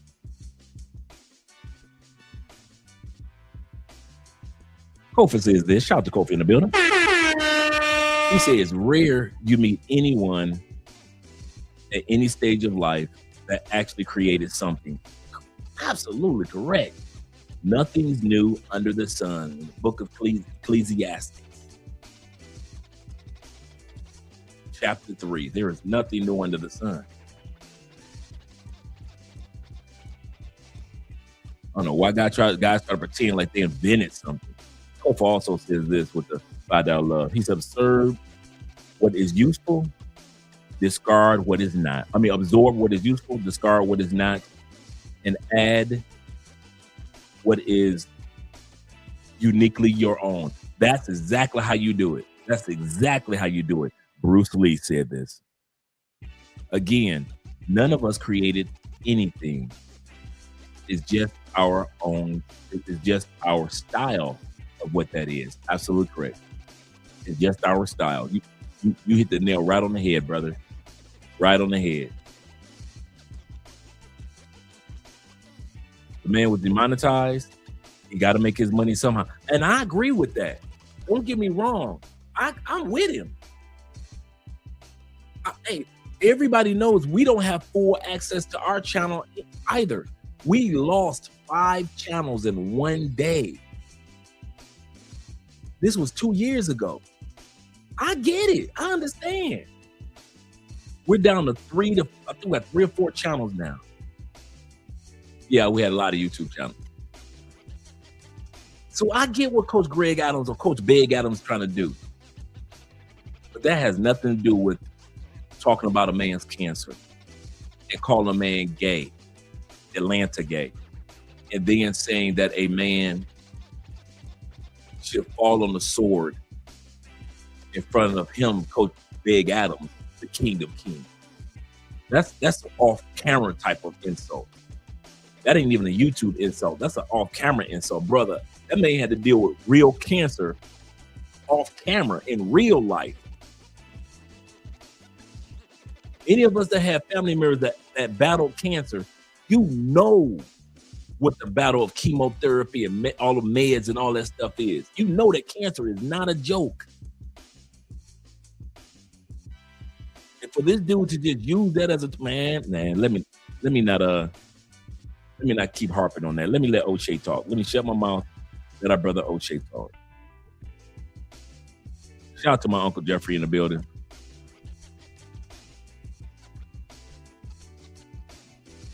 Here we go over here. When I had been saying it for years, and he had even been watching the show and super chatting, and then they'll give him the credit. Oh, he's a major philosopher today. And you're like, that's weird. People steal his stuff and they run with it, right? Here we go.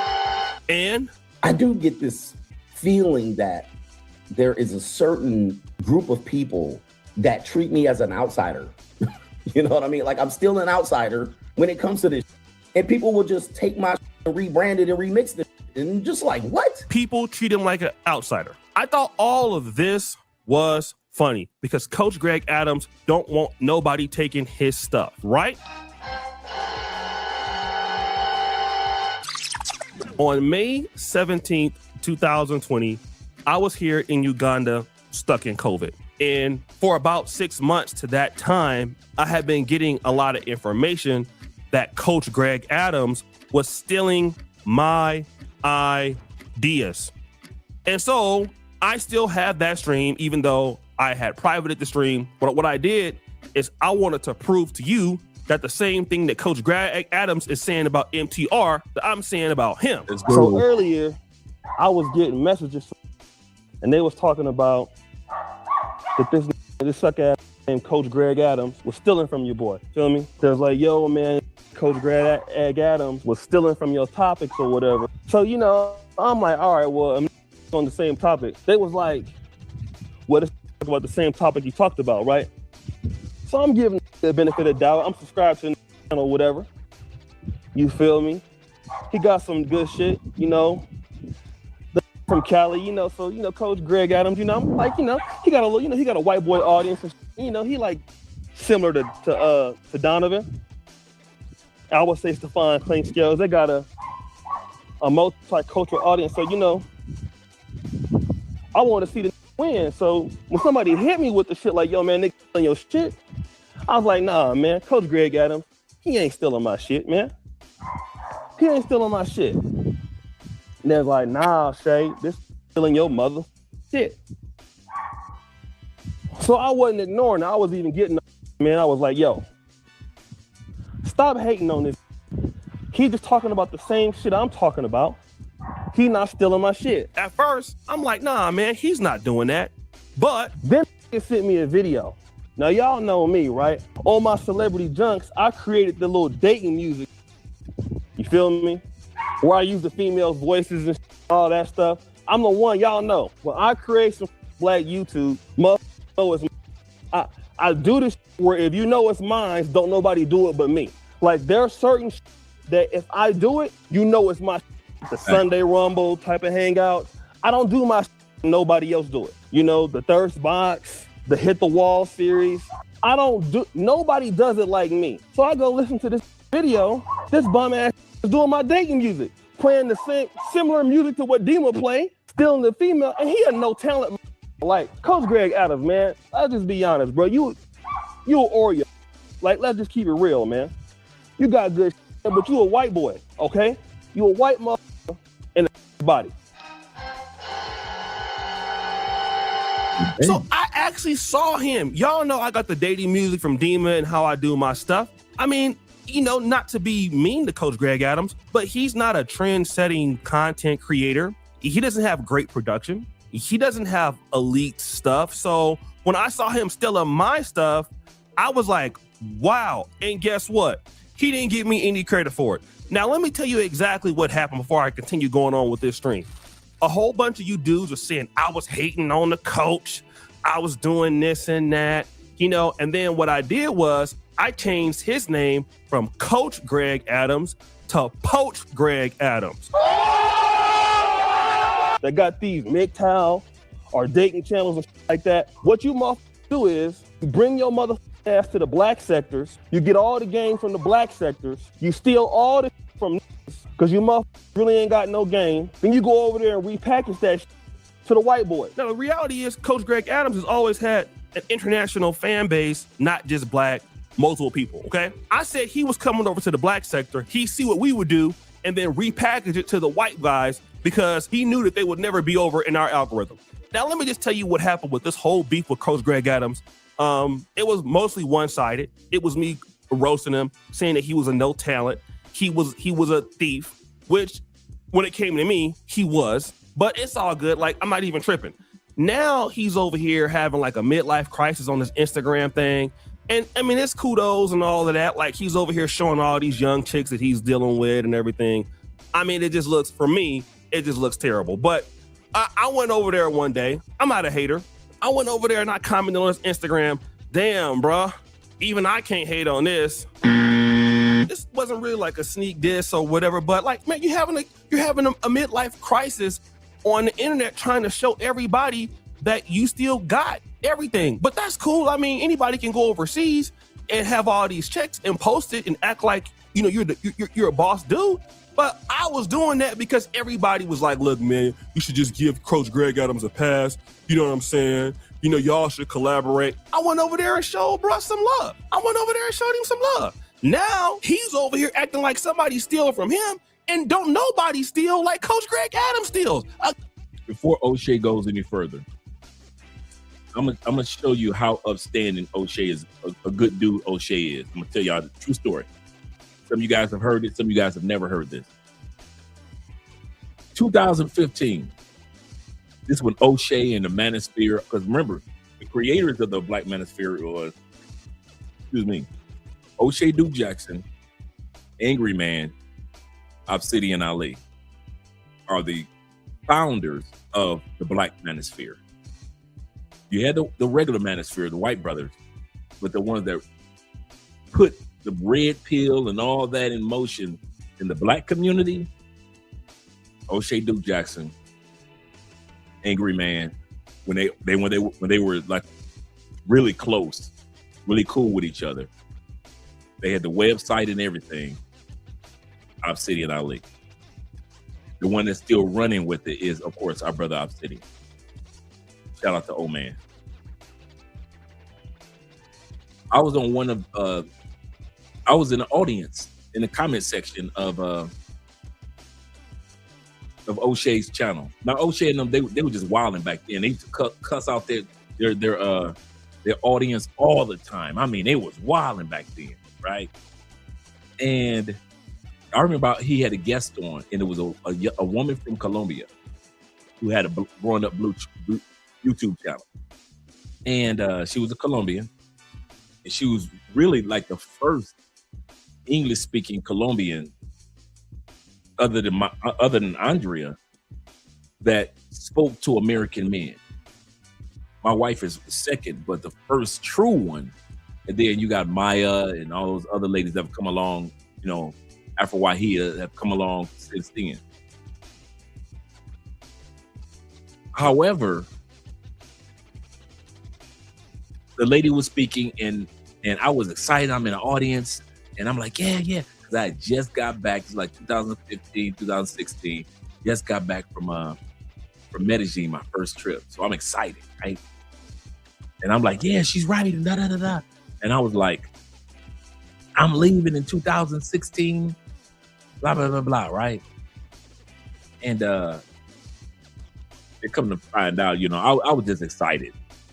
It took me at that time period, I didn't know it was going to take me to 2019 to actually leave. But hey, my little dream was 2016. So I put in the comment section, leaving in 2016, like the election, right? How come O'Shea cussed me out on his live stream and banned me from his channel? I was hurt and mad because it wasn't too many brothers supporting the brothers back then. Like I said, you had O'Shea, Angry Man, and Obsidian. And so when they, you know, what? Brother, I support. I never saw that coming. True story, right? Ace Live, you know, he encouraged me and Andrea to get a YouTube channel. The channel was growing, and Ace says, well, you know, your channel ain't gonna really blow up until you do an interview with O'Shea Duke Jackson. And I tell Ace, you're gonna apologize for that. And so I tell Ace the story. He said, I hear you, Dre, but you ain't gonna blow up. I said, when we get 100,000 subscribers, you're gonna apologize. And mind you, O'Shea has helped a lot of Black content creators blow up. A lot of brothers, far more than just Kevin Samuel. He helped Ace blow up. He helped Taylor Made Dreams blow up. I'm going to do it on my own. So, true story. We get to 100,000 subscribers. See the plaque back there, right? I call Ace. He's celebrating with me. Oh, man, dog, I'm so proud of you and Andrea. Blah, blah, blah, blah, blah, right? Check it out. I say to Ace, I ain't trying to hear none of that. I ain't trying to hear none of that. Congratulations. Thank you very much. I want an apology. There were 2 apologies on YouTube that I wanted. O'Shea and Ace So I tell Ace the story. I said, remember years ago, you told me I couldn't blow up without O'Shea. You got to do an O'Shea interview if you want to blow up on Black YouTube. And I said, no, I told you how O'Shea did me, blah, blah, blah, blah, right? And he said, you know what, Dre? I apologize. You and Andrea blew up on your own. You did not have to have O'Shea. Years later,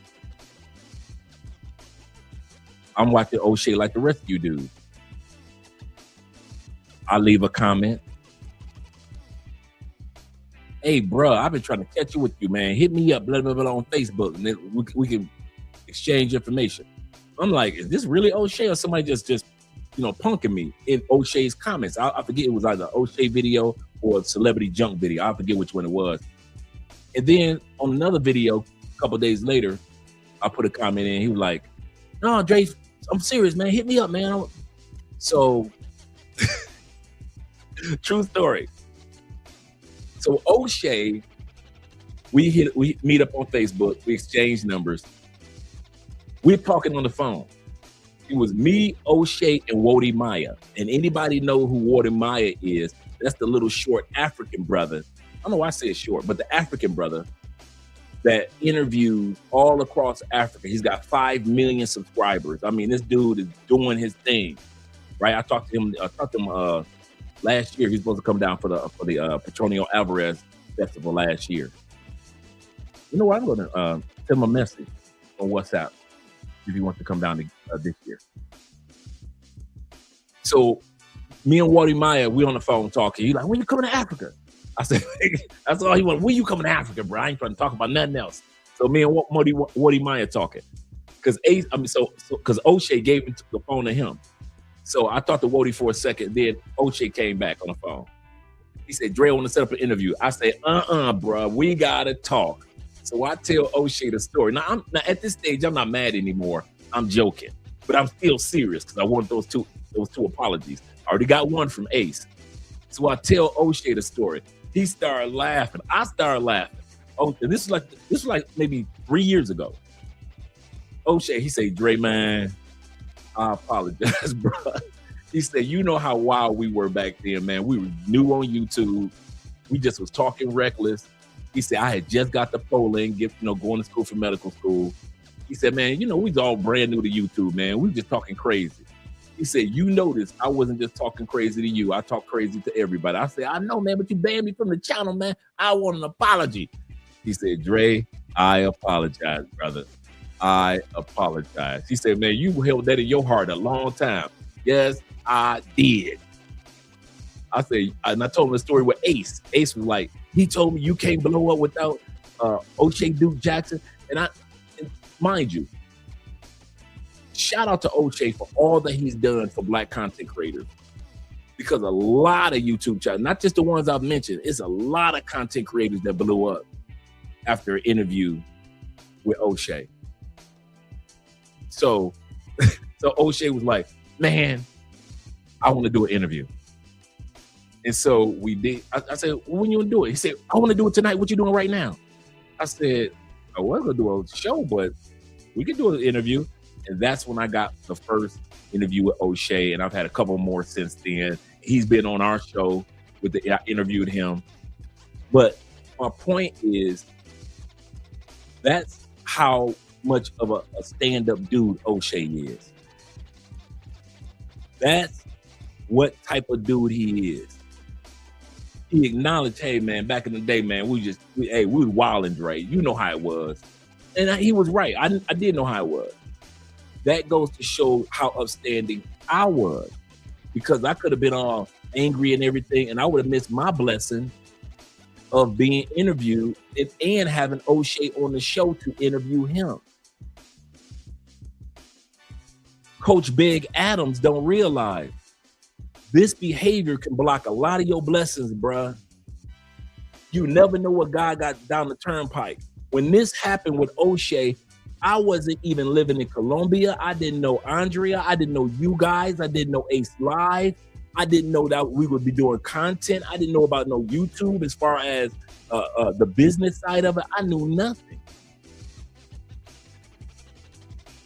O'Shea was the one that taught me to build a community of you guys. He said, Andre, okay, cool. Y'all got 100,000 subscribers. Do you have a community? You got subscribers. You don't have a community of people that are like-minded.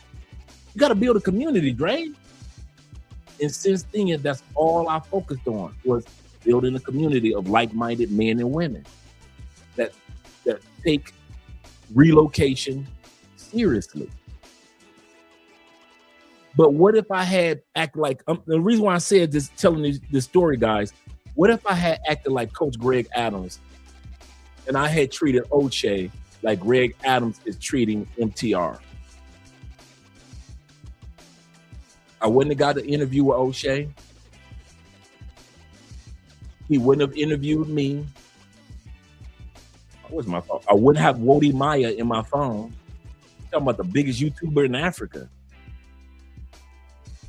All these blessings wouldn't have come along.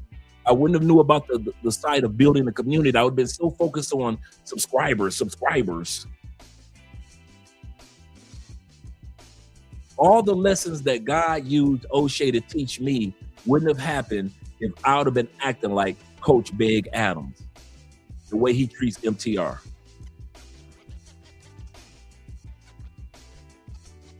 Sometimes you gotta act like you're a grown man. And Coach Big Adams, you're not acting like a grown man. You say, what has happened to the black manosphere? Too many beefs and egos. I dislike it. Yeah, that's part of Montrez. I didn't like what happened between Obsidian being caught in the middle of Angry Man and O'Shea's kind of like riff. I'm glad that Obsidian is still kind of keeping it alive with the Black Manosphere Conclave and other things.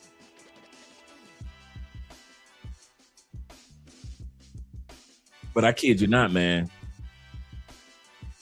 You can't be out here building bad blood, Coach Adams, because you never know what God got planned for you. Your keyword, egos. Dude, I have plans on reaching out to these guys this weekend because I've been looking at the website to find out what is going on. Because time is a ticking and flights are getting expensive around the world, especially in the States. But let's go back to O'Shea. But I just want to give you guys my O'Shea Jackson story. And I'm telling you, he's a good dude, man. Really good dude. I talk to O'Shea all the time, man. All the time. I got content creators in my phone, man, that you never would know that I have in my phone. That I talk to them outside of the show and outside of YouTube. Let's go ahead and continue on, gentlemen. Again, I'm the one that started calling him Coach Adams. And I was so mad, I had to get my roast on. I'm all in the chat room. I see all the white boys in there. LMAO, LOL, Coach, you so funny. Not that I want them as fans, because I don't. All my black, but you know, you ain't no coach. You should be referee Adams, mother. What kind of coach are you? You a coach that still playbooks, mother. Like you a Bill Belichick inflate gas. This is what I'm gonna say with Coach Greg Adams, man. Number one, he might have came up with certain things like peace sleeve and certain little talking points and stuff like that. I didn't hear him criticize MTR for taking certain lingos. And let's say MTR did take stuff. And it happens in the space. Let's say he took it and didn't give him no credit. Wanna know what? Coach Greg Adams took my stuff and ain't give me no credit. I roasted his ass for 6 years. And what's happening right now, man, is Coach Greg Adams is delusional. Number one, he's talking about he's the. One of y'all called that. One of you brothers called it earlier that O'Shea has been roasting Greg Adams for Big Adams for 5 or 6 years. One of you brothers already called that. Shout out to you. Greatest dude in this sector. I heard him saying some stuff like that. You know, he's all, man, Coach Greg Adams not even a talented creator, to be honest. He goes live. He has some pretty interesting things. You know, like I said, largely he goes live, cuts up his streams, puts it up there. He's talking about the fact that he feels that people treat him like an outsider. Well, that's what happens when you're a black dude trying to fit into a white space. That's what you get. You was over there trying to be over there cool with Rolo Tomasi and all them other cats, and now they don't mess with you no more. And now you over there by yourself. I mean, hey, that's on you. But for you to come after an MTR for no reason, I mean, this is the most feminine thing I've ever seen this dude do. And the one thing I could never say about him before was like, I've never seen Coach Greg Adams acting like a single mother. But I'm going to be honest, man, he's acting very female-like. It's like he's twerking right now on a period. And again, everybody can have a bad day, but I guess O'Shea stole the acting like a single mother from me too, huh? O'Shea has never heard me say that, but do you not always hear me say that when certain men talk, these new guys, they sound like the mothers that raised them. They sound like single mothers. I've been saying that for about a year or two. I guess I'm supposed to say O'Shea stole that from me. I was the first one to say men sound like single mothers. You see what O'Shea's point is? You see what MTR point is? We might not watch each other's content, excuse me, but that doesn't necessarily mean that we're stealing something from each other. We're just noticing things as we age. We notice certain things. O'Shea didn't steal that from me. He came up with that idea himself. I didn't steal it from him.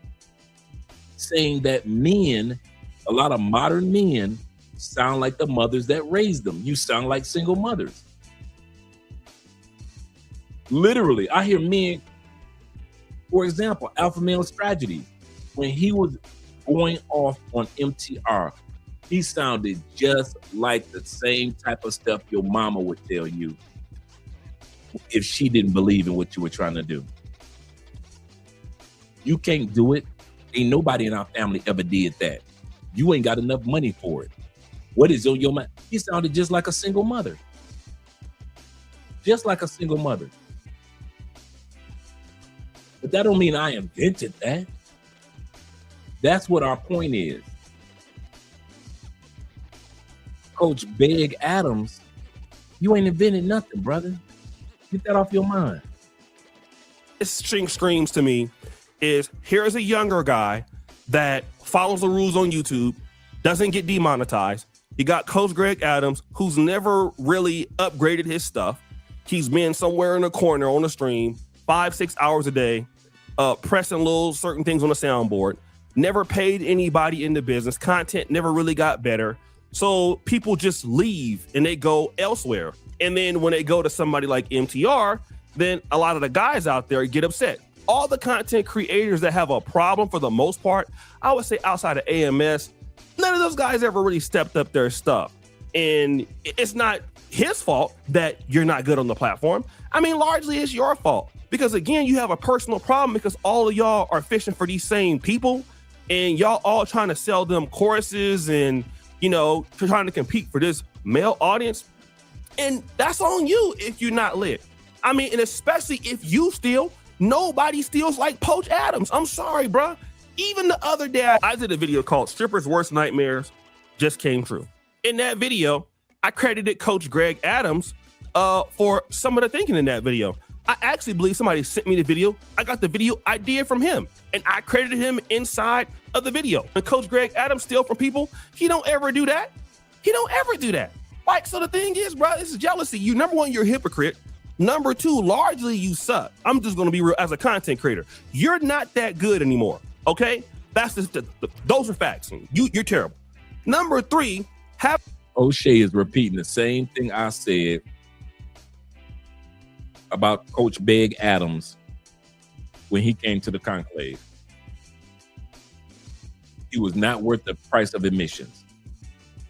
O'Shea is just saying some of the exact same things about Coach Big Adams that I said. Like I said, I was going to take that to the grave. But when he talked about MTR's cancer, I guess all gloves are off. Coach Big Adams is trash. He's a trash speaker. Obsidian came with a full speech. I came with a full speech, PowerPoint, step by step, how you can do it. You had Richie Mack. He came with his slides and videos. All the other speakers came with facts and information that could help you. Coach Knishin had information that was very helpful. And he had audience participation. Shout out to Coach Knishin. Power for your mind. It was acknowledged. Shout out to Coach.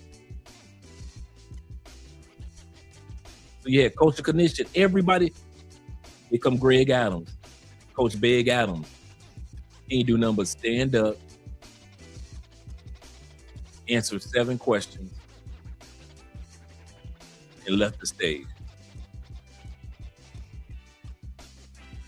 But El Guapo and his mentor, both of them came with slides and information. Everybody put in hella work. Dennis Furlan. I still got my copy of his original speech because when Dennis Furlan got off stage and I saw him at the round table, I asked him for his speech and could he autograph it for me? Because I wanted to keep certain things from the conclave. So I still have Dennis's original, sat down, he took time out to create a speech for the event. Coach Big Adams, he ain't do none of that.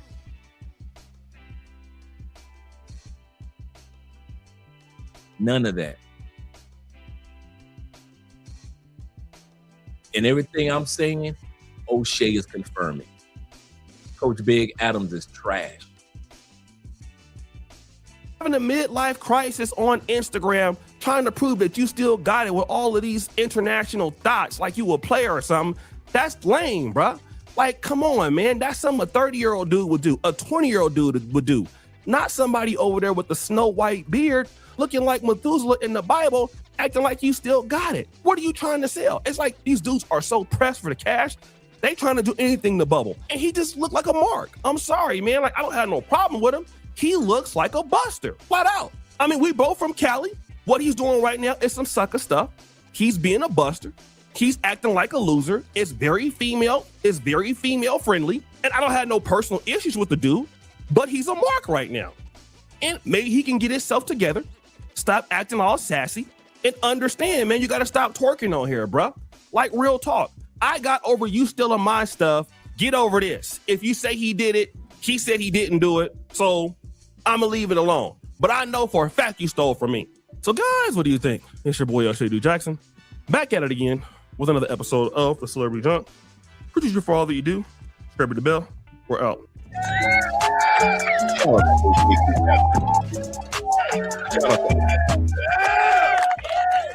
Really good dude. Really good dude. All right, let's stop the screen share there. And let's get ready for our main video regarding our brother, Corey Holcomb. Let's get ready to get started. My bad. Man, do you really know how to pick a woman? I don't know how to pick a woman. I know how to get a woman. Right. I got some money. Right. I got some money, man. I don't care what they say. I ain't even got to be cute to you. Yeah. You need these 15, 20s. Right. Do me a favor, ladies, whenever you're using a man for his money, don't feel no remorse. The same way how they purposely get a woman's feelings attached just so they can have access to her body, don't feel no remorse. It's the same thing. Yeah. You need these 15, 20s. Right. A man likes you or loves you, he will give you or spend his money on you. You do not need to be stealing from a man, stealing his money. Yeah. You need these 15, 20s. Right. I don't know, like, I love seeing a girl just get in and take all the money from a man. Cause a nigga ain't shit. And I just love it. Like, take all that nigga money. Like, take all of it. Take all his fucking money. Yeah. You need these 15, 20s. Right. I can tell you right now. I can tell you right now. I can tell you right now. Fuck no. Yeah, nah, I told me. I can tell you right now. I can tell you right now. I can tell you right now. Fuck no. Yeah, nah, I told me. Yeah. You need these 15, 20s. Right. Why do women think it's okay to ask for money from men? Ladies, stop asking that man. But he wants for to money. take me out on a date, I Sarah. don't care. But he wants to take me out. I was chilling I love today. that. He's taking you out. That's the money. I need my hair the done. I exchange. need my nails done. Then go get it done. And why is your hair not done? And why are your nails not done? Why do you not live a lifestyle till now all of a sudden you have to go get those new things? So even if you had to get a brand new outfit, why don't you have outfits in the closet? I do. Why do you I need feel a like new one for the date. Why do you feel like a man that doesn't even know you is supposed to invest in you? Because please believe he's taking you and 3 other women out. He's not committed to you. It is so expensive for a man to date. In fact, men, stop spending money on these women. I don't think men should do more than a coffee date. This is why they call you a pick me right here. You telling men to stop spending money? If she asks you for $1, don't spend any money on her. Yeah. You need these 15, 20s. Right. You need it. Stop acting like you don't need it. Like Corey. The reason why I put that montage there, because those women, absolutely correct, DJ, these women proved his point. Women crucify Corey Holcomb on social media, but will be the same one to sleep with Corey Holcomb off camera. Why? Because you need these 15, 20s. You need that $300. You need those 15, 20s. And Corey knows it. Shout out to Corey Holcomb. We live in the world in a time right now more than ever it's a complete, everything's a lie. Yes. Every goddamn thing is a lie. I mean, you seen the Chinese man who had a kid with the lady and the kid came out ugly and the lady had the plastic surgery and he was like, oh no, I thought you looked a certain way. Before we go any further, I love how Paul Pierce just made his female host crack up. And she was trying not to laugh, but she just fell out. Let me bring that back. Watch the female host as Paul talking. She just gonna break out laughing. Chinese man who had a kid with the lady and the kid came out ugly and the lady had the plastic surgery and he was like, oh no, I thought you looked a certain way. Can you sue your wife for being ugly? And you think you've heard it all in the world of law. In this recent story, a Chinese man sued his wife for $120,000 for being ugly. You heard that right, and he filed a divorce too. But here's where it gets even more wild. After their daughter was born, this man said that the daughter didn't look anything like him or his wife. He couldn't believe it, but the DNA test revealed it was both of their child. He couldn't understand why until he dug into his wife's past. Found out that she had had over $100,000 worth of plastic surgery done to alter her appearance. And when he sued his wife and filed for divorce, he alleged that he entered into the agreement under false pretenses because he didn't know what she actually looked like. According to the story, he won and collected $120,000. But wait, hit the brakes for a reality check. The story was widely circulated. After some checks, it was turned out to be a hoax. And in California, you can't sue your wife for being ugly. Hey, if y'all put some sanitizer on y'all hand, y'all can hold my baby. But here he go right here. Ain't he cute? Ooh, what his name is, girl? He looks just like you. He got Marcus toes. It is so cute. That baby is ugly as hell. Why is white like that? Javante. Why? She black. Marcus black as hell. Why the baby white? He not white, TT baby. He just light skinned. Y'all know my great grandpa was mixed with some Indian. We had Indian all up in our family. This little white baby got lice too. What? That baby ain't white. That's your Said that little white baby got lice too. little cousin. Oh, you come Marcus. TT, you shouldn't show baby because it sure don't look like you are Uncle Marcus. It's still cute though. It just smell like a wet dog. Oh, Uncle Marcus, that's your little twin right there. Oh. Marcus, This your son, Marcus Jr. Huh? Keisha, you really playing in my face right now. Marcus, don't say that. He probably got albinism or something. No. Hell no. That ain't my baby. Are you serious, Marcus? This baby look just like you. Like who? You better take that damn baby back to the hospital. Quit playing with me. Really? So you gonna walk off? Marcus, come back. The girl, quit playing with me.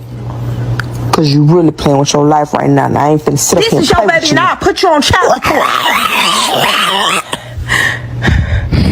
You know your baby ugly when people come up and be like, oh, let me see the baby. Then they finally see the baby and be like, oh, such a cute coat. Look at the little bear coat. Coat?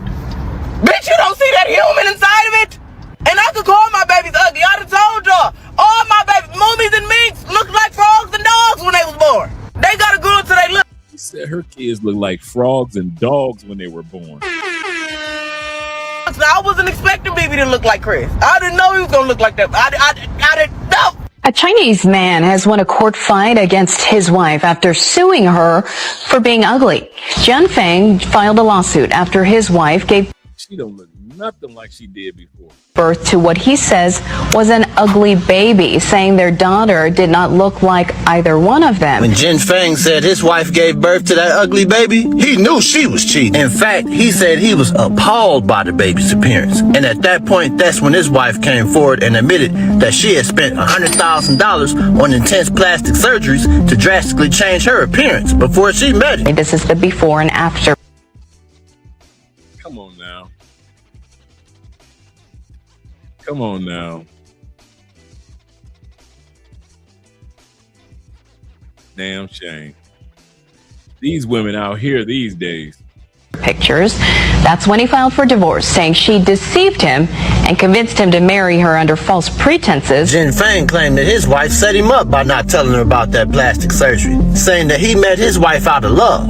But as soon as they had their first daughter, they began having marital issues. He said our daughter was incredibly ugly to the point where it horrified me. A judge agreed and ordered his wife to fork over $120,000. Here he is. Oh, yeah. You know, we live in a, like, plastic surgery is normal. Yeah. Boob implants, breast implants, nose, eyes, face, nails, everything for the women, everything. We live in the fakest. How come he said boob implants and she looked down at her breast? Let me bring that back. How come he said boob implants and as soon as he said that, she looked down at her chest?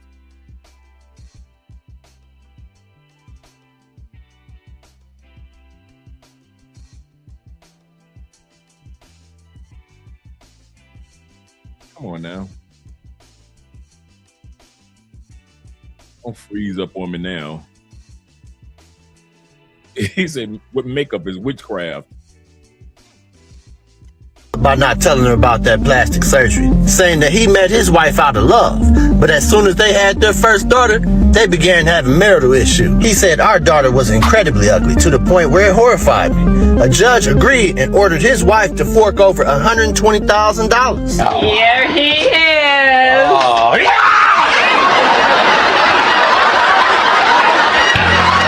You know, we live in a, like, plastic surgery is normal. Yeah. Boob implants, breast implants, nose, eyes, face, nails, everything for the women, everything. We live in the fakest world ever in the history of mankind right now. And it's just like, it's been going on, it's accepted. It's like got to the point till we don't give a damn because everything ain't real. Well, it's scary to me.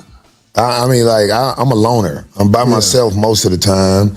The only time I'm around other people is like when I do my podcast or when I'm working, or maybe if I have purchased female company. Right. That's when I'm around. You purchased it. Purchased female company. Okay. I don't like all that setup. We in a relationship. No. I ain't mad at that. I'm going to rent you, and you're going to take it because you need it. Where you go to girlfriend.com? No. I just go. That's an inside joke. I said that a long time I don't like doing it online. You just go where there's poverty. This is my thing. So you just pick them up off like Fig? Yeah. Where's Figueroa? That's what. See, I just go where poverty is. That's where I find them. Not the whole stroke. Yes, at one time, people used to patronize the streetwalkers. But now in this economy, the girls who think they're not streetwalkers are affordable, and you see that they're frustrated that they have to do that. But I can fuck through it. Damn. Wow. Okay. I'm not mad at that because you take out the headache, you take out the extra shenanigans that go in with trying to please somebody. You do what you need to do and you out of there. I pray for men that aren't in transitional relationships. It should be transitional. It's just too many people that I know. That's what a relationship is anyway. Yeah, it is anyway, but some people are under the influence that somebody is with them for other reasons. What is a transitional relationship? Transactional. I'm sorry, transactional. Okay. I'm sorry. I know what It's okay. I know what he meant. I know what he meant. Yeah, it's like I done watched some real nice guys lose everything. Man. Because they thought that they knew how to pick a companion, a female companion, based off what they were feeling and thinking. And it's just like, I'm older now, so I'm not going to play the game. After I got out of my divorce, I was like, I'll never be in a situation where I'm scared what the judge is going to say and take everything I worked for. That's crazy. If you really think about it, you know what's going to happen, but you're afraid this person will leave you. So you just sign your life away, because that's what a marriage is. If you just go somewhere and get married the traditional way, it's almost insane, in my opinion, to be married in the United States of America if you have something to lose. Right. Now, if you ain't got nothing to lose, then y'all just go get it together. And maybe you'll feel better about it if you got to split it up later on. But if I step to you with all this and you coming to me in an Uber. See, people talk bad about me when I said marriage is for broke people and old people. And now, like, every time we do an interview with people, I feel like I'm getting the same reaction. Like, if you got, like you just said, you got nothing to lose, okay, you could get married. Yeah. Okay. Most poor people don't have nothing to lose. You old, you like, once you get old, it's like, I need help anyway. Well, even when you get old, man, it's like, remember that old man who married that actress girl? She was a big, busty white girl. Yeah, yes. And anyway, she married one of them old Caucasian males in Texas, and you saw what happened to her and her son. So they had a way to fix all that, because she wasn't finna take their family wealth. Right. You know what I mean when I say that? But I'm saying just the average Joe, if you get married nowadays, you are basically agreeing to sign what you have away to this person. Now, do you really believe in that person like that, or you just don't want them to leave? And not wanting them to leave is a real feeling. Yeah. Because if you love somebody, like especially like if a man love a woman, he might be willing to sign it all away just for the chance to keep her. But it's a cold world out here now. So if you fall for it, you know what I'm saying? Ain't nothing nobody can do to help you. You got to go through it and just be there for your people when they done robbing you. So rest of your life, you can't fathom it. Marriage, just it's no chance. I've never been in another government contract like that. Not even like just a full blown. Like I got somebody who's important to me that I care about. Yeah, and things are set up in a way where we have contracts. If something happens to me, she ain't got to worry about nothing, because that's who I would leave it to. Anything I had, because she got my back, and she's shown me she got my back. Nothing she said is what she does. Right. So life is still a gamble, but I gamble with her because of what she showed me. What did I say in the last, was this the last episode about that? It was the one before that you said about I've spoken making a contract outside of the governmental agreement to get married. No, like say if there's somebody there, just put her in the trust or put her in the will. Yeah. And then when y'all break up, you can take her out the will if it don't work out. It was something like that. Yeah, no, you come on, Paul, man. Look, I've been watching you, brother. I was a fan when I found out the guys knew you. I was like, man, because I moved out here from Chicago. Yep. So we got some mutual friends. Nah, you ain't no fool, man. You know what's up. Yeah. When you was talking to the young lady, Miss Bryant, on the show, I was like, yeah, he know what's up. Yeah, He's a gentleman, though. Yeah, I was. Yeah, and that's something to be proud of. Yeah. You a gentleman. I appreciate you for being a gentleman, brother. But come on, man, we ain't finna do that stupid shit. We man. know. Ain't We finna know. sign no. Look, I'm finna go get married. Come on, mama, come here and watch this lady who feeling me right now. Right. We gonna take some pictures, mama. and then years later we gonna be in court like this. Fuck you, man. Are you upfront with women like I'm not gonna get married? Nobody wants to get married anymore. In 1975, by age 30, 91% of women were married and 81%. Wow, that's crazy. By the age of 30. By the age of 30.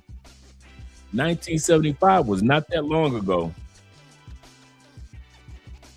That's for all of us dudes that are older. That is crazy stat. A crazy stat. I mean, I was 9 years old in 1975.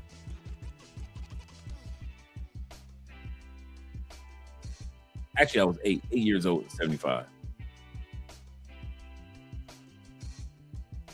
And to sit back and see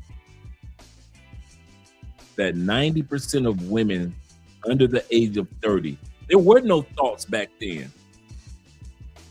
You couldn't be a 3 or 4.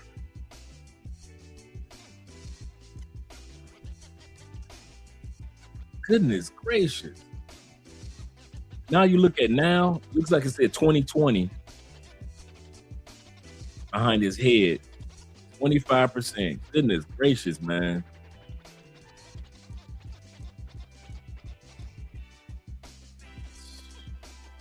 Of men were married. In 2025, only 25% of women are married by age 30 and 16% of guys are married by age 30. You'd think that was why the fertility rate was so low, but it's not. The fertility rate has been declining for decades.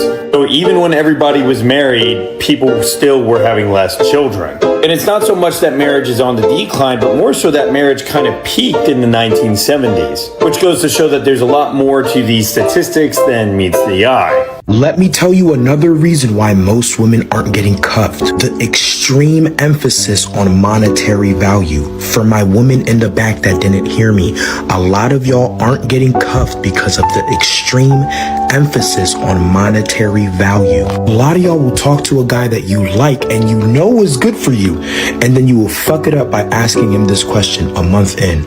Oh, I just wanted to know how much you make. Bitch, are you Glassdoor? No.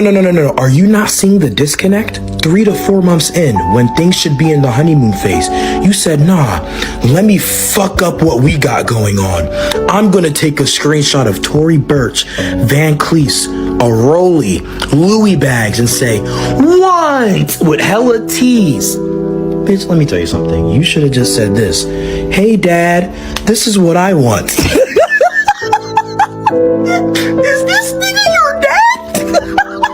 I will never forget when this girl took a screenshot of her rent. We're 4 months in. She said, yeah, since we be fucking, you should be willing to help me out.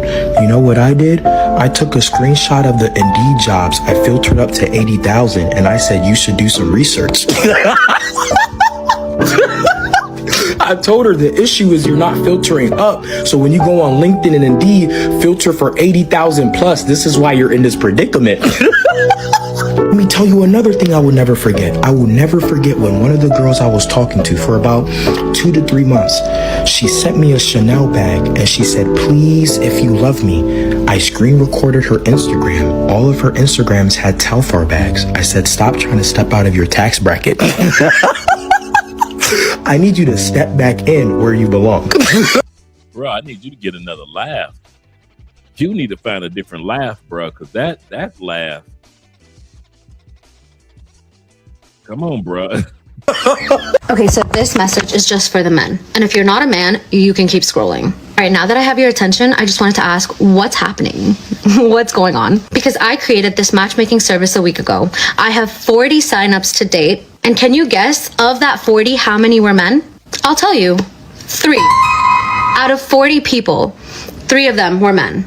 And what I'm trying to understand here is the gap. Okay, here's what's going on. Men are not avoiding women. They're avoiding modern relationship environment. Hello.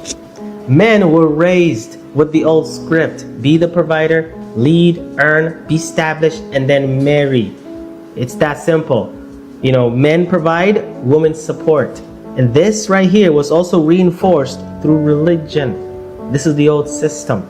But now, modern environment has completely moved away from that system, but yet still expect men to operate within that system, but not women. Sheesh. Men didn't wake up one day and decide they hate commitment. They didn't suddenly lose the desire for family, loyalty, or legacy. What changed is how they view the risk attached to marriage. And when a man feels the risk is unclear, but the consequences are permanent, he slows down.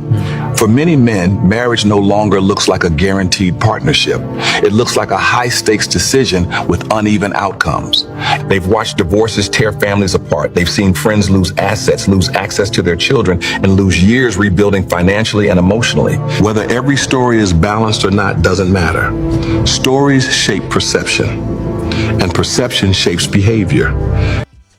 Before we go any further, shout out to my brother Aiken with the $5 love on Cash App. Appreciate you, brother. It's not that he doesn't value love, it's that he values security too. And if he feels those two things are in conflict, he hesitates. Finances are another layer of this reality. A large percentage of men today do not feel economically solid. The cost of living is high. Housing feels out of reach for many. Career paths are unstable compared to past generations. Marriage requires responsibility, and responsibility requires confidence. If a man doesn't feel financially grounded, he won't feel ready to lead. And men marry when they feel capable of leading, not when they feel uncertain. There's also a cultural shift that can't be ignored. Marriage used to be a milestone reinforced. Now it's optional. That's a good question. Andre, did you deal with women in a lower tax bracket? No, I didn't. It would amaze you how many educated 304s there are out there. 85% of affairs happen in the workplace. I literally didn't have to go to a club to get coochie. All I had to do was show up for work. All I had to do was show up for work, go to some fundraiser events, because when you're an academic college recruiter, you're invited to the mayor's presentation. You're invited to the teacher of the year presentation. You're invited to a lot of nonprofit, black tie events throughout the city. So between smashing my coworkers that was making the same amount of money I was, and then I'm on Plenty of Fish, and so I'm already used to smashing women that's making a decent amount of money, and then I'm on Plenty of Fish. I'm only smashing chicks that,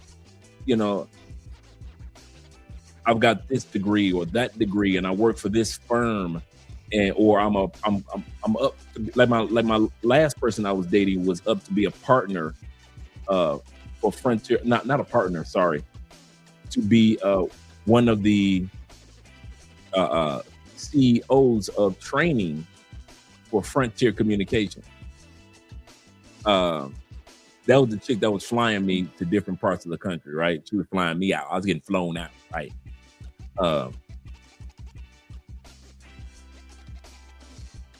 I was so used to educated 304s. I'm gonna tell y'all something. I don't know nothing about smashing no regular chicks. If you ever notice, I ain't got no regular chick stories. Not one. I don't know what it's like to deal with Keisha from the hood, LaQuanda, Aisha, Joannica. I don't know none of that, bro. I kid you not. I ain't got no hood broke chick stories. I ain't got no project stories. I ain't got no. My Uncle Jeffrey, who was my roommate when we were in Tampa, he and we ain't never dealt with no broke chicks. Never. We don't know nothing about that. We can't relate to no chick that ain't got no job, that ain't doing nothing with herself. I'm not talking about a chick that's like a regular chick. We ain't dealing with no. I literally can't relate to what it's like to smash a chick in any country that ain't about ish. I probably smashed, when I started traveling, 2 chicks that were just regular working chicks. Other than that, every chick that I was with prior to meeting Andrea had a position. Like one was one was an attorney, one was a professional performer, actress. Another one, she was a nurse. You know how wild nurses are. Another one was, she was the head of, and I mentioned this before, she was the head of transportation development in Bogota.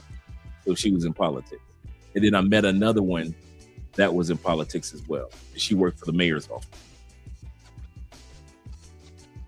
So there are too many, and I'll say this again, for all you dudes that you're not in corporate America and stuff like, don't worry.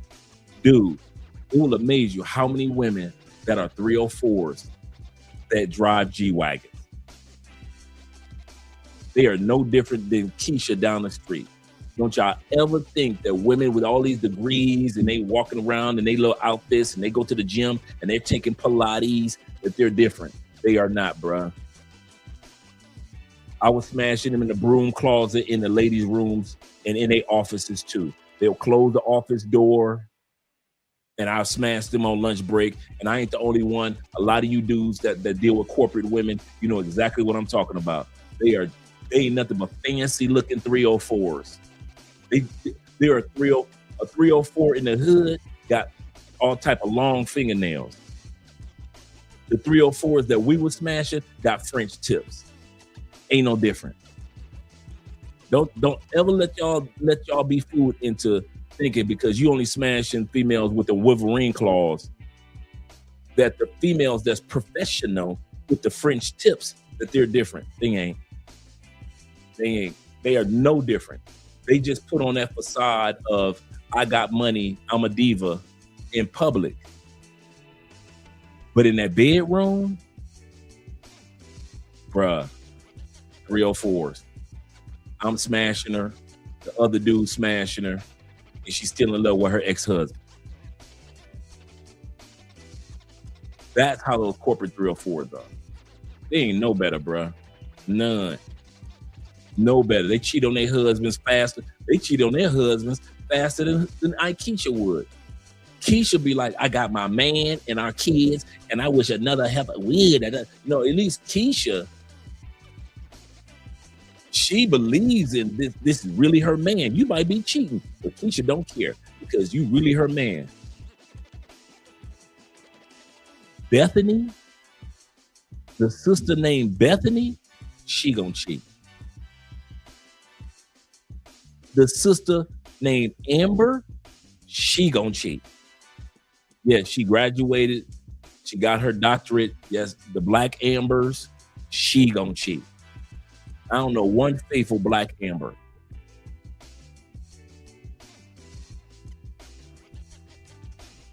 All them sisters, Crystal, the Black Crystals, they gonna cheat.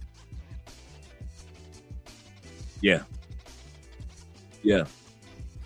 They got I like how you put that, YLA. They got the same bird brains. Don't ever, God, I'm kidding you not. Don't ever think they different. They are not different, bro. Just like with hood chicks, you can smash some you can't smash. Some say yes, some say no. And corporate chicks the same way. Some say yes, some say no. Dude, met a chick online playing their fish. I'm BSing around. We share each other's. I'm at work. We share each other's phone numbers. Met her on Plenty of Fish that morning. That morning on POF, I'm supposed to be working. I ain't had nothing to do, so I'm on POF that morning, right? Until we had our meeting. We exchanged numbers. We're texting throughout the day. I said, where you from? Orlando. Okay, cool. We'll bring you to Tampa. I have a meeting, a presentation that I'm doing, and I'm in the city. By 5 o'clock, I'll say this. True story. I say this. Y'all know me. Here's what we're going to do. I'm on my way. You don't even know where I am. You said you're in Tampa. And you're here for a conference meeting? Yeah. Now, remember, being an academic college recruiter, I'm always part of corporate this, corporate that. I'm doing fundraisers, college fairs. I know where I say you downtown. You say, yeah. I say, I'll see you in a minute. You won't be here. You don't even know what hotel I'm in. I say, sister, being corporate, I say, there's only 3 hotels. I say, and based off of what your conference is, I could tell the amount of people that are going to be there. You're either at this hotel or that hotel, and they're directly across the street from each other. Once again, and met her in the morning. This is like 4:15. I'm getting off at 5. 4:15. You won't be here. I said, well, I'll see you in a minute. I said, just meet me downstairs in the lobby. I go downstairs. I leave. Go downtown. Go to the 2 major hotels for conferences. Now, mind you, Tampa's got several really nice hotels, but I know which ones for business conferences. Not the convention center, conferences. So I said, let me walk right into the lobby. The crazy part was I saw this bad sister as I was walking in, like a block away, right? I was like, man, she fine. I gotta holler at her.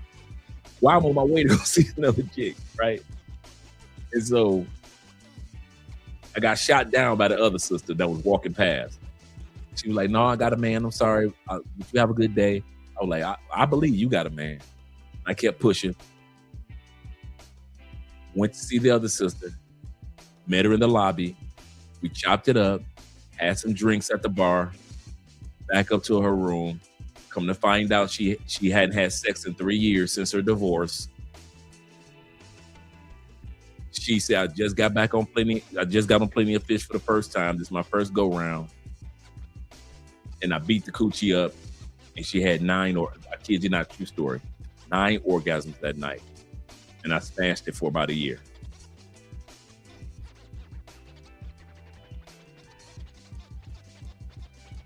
And she was a crier. You know, I love a good crier. I like to cry.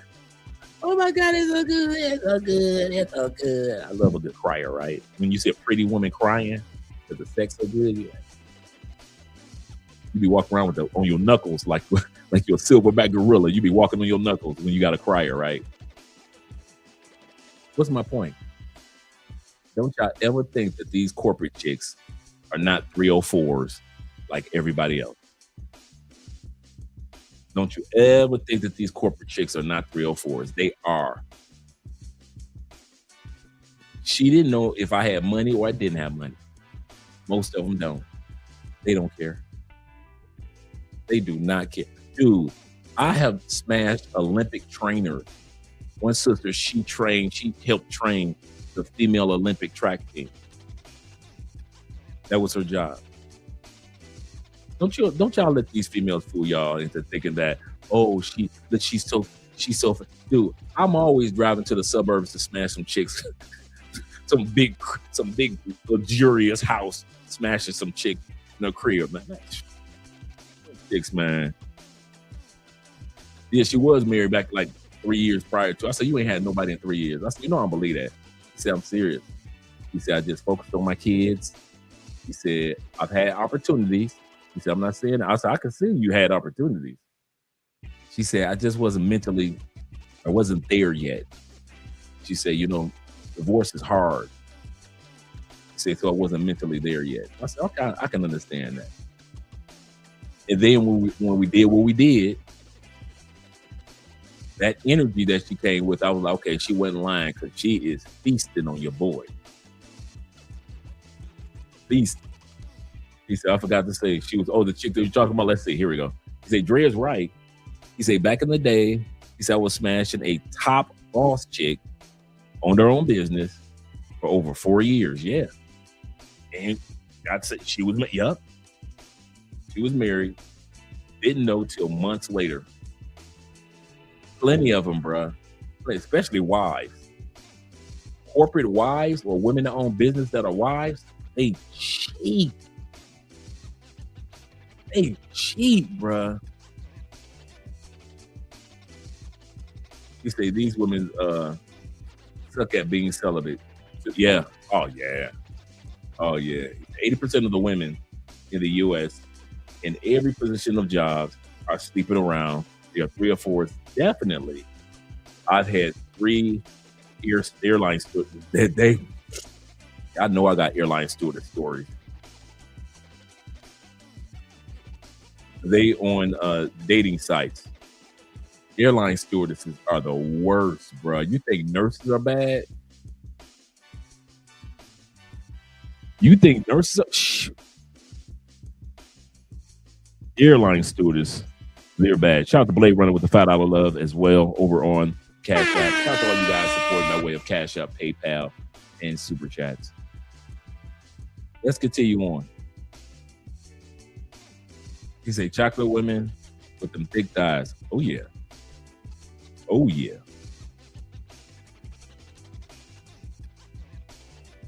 Social media creates endless options and constant comparison. When options increase, commitment becomes psychologically harder. Why choose one path permanently when the culture tells you there's always something else available?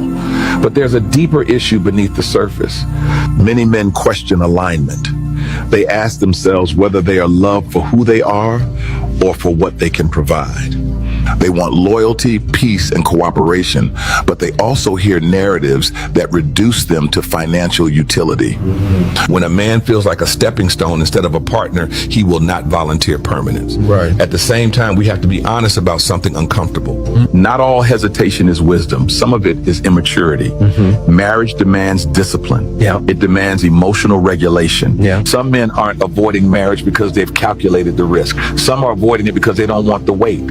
Marriage magnifies who you are. If you're unstable, it exposes it. If you're selfish, it confronts you. If you lack purpose, it pressures you. That's intimidating for men who haven't built internal structure.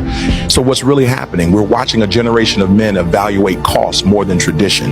They're not blindly stepping into marriage because it's expected. And they're asking whether the partnership is mutually beneficial, emotionally safe, financially stable, and aligned long term. Marriage isn't dying. Blind marriages, automatic marriages, social pressure marriages. The men who still choose it are choosing it strategically.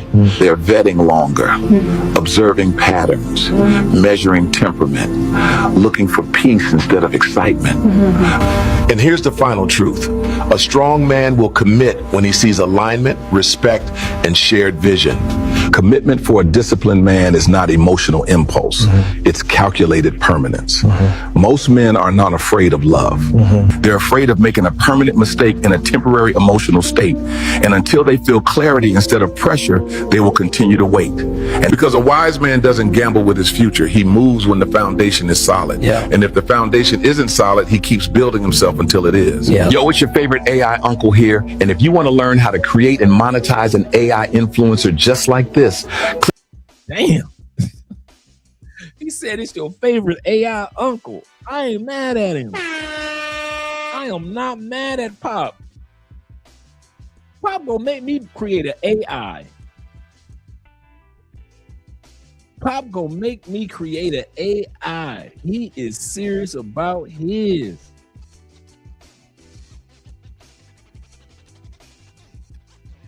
I knew he was AI, but I didn't know that he was gonna come out and admit that he was AI. Click the link in my bio. Because I think it's not fair to lead someone on to feel like they'll have that opportunity with you, and they don't.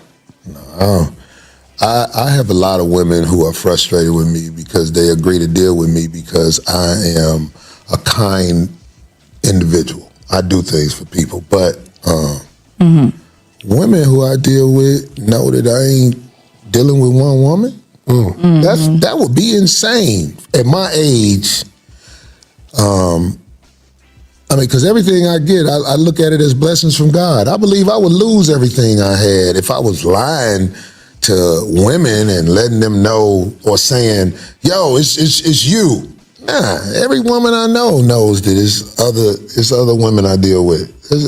I'm bold enough to say that, and I have lost people that I didn't want to lose because I was bold enough to tell them that. But they all come back later on anyway because it's a cold world. Cold world.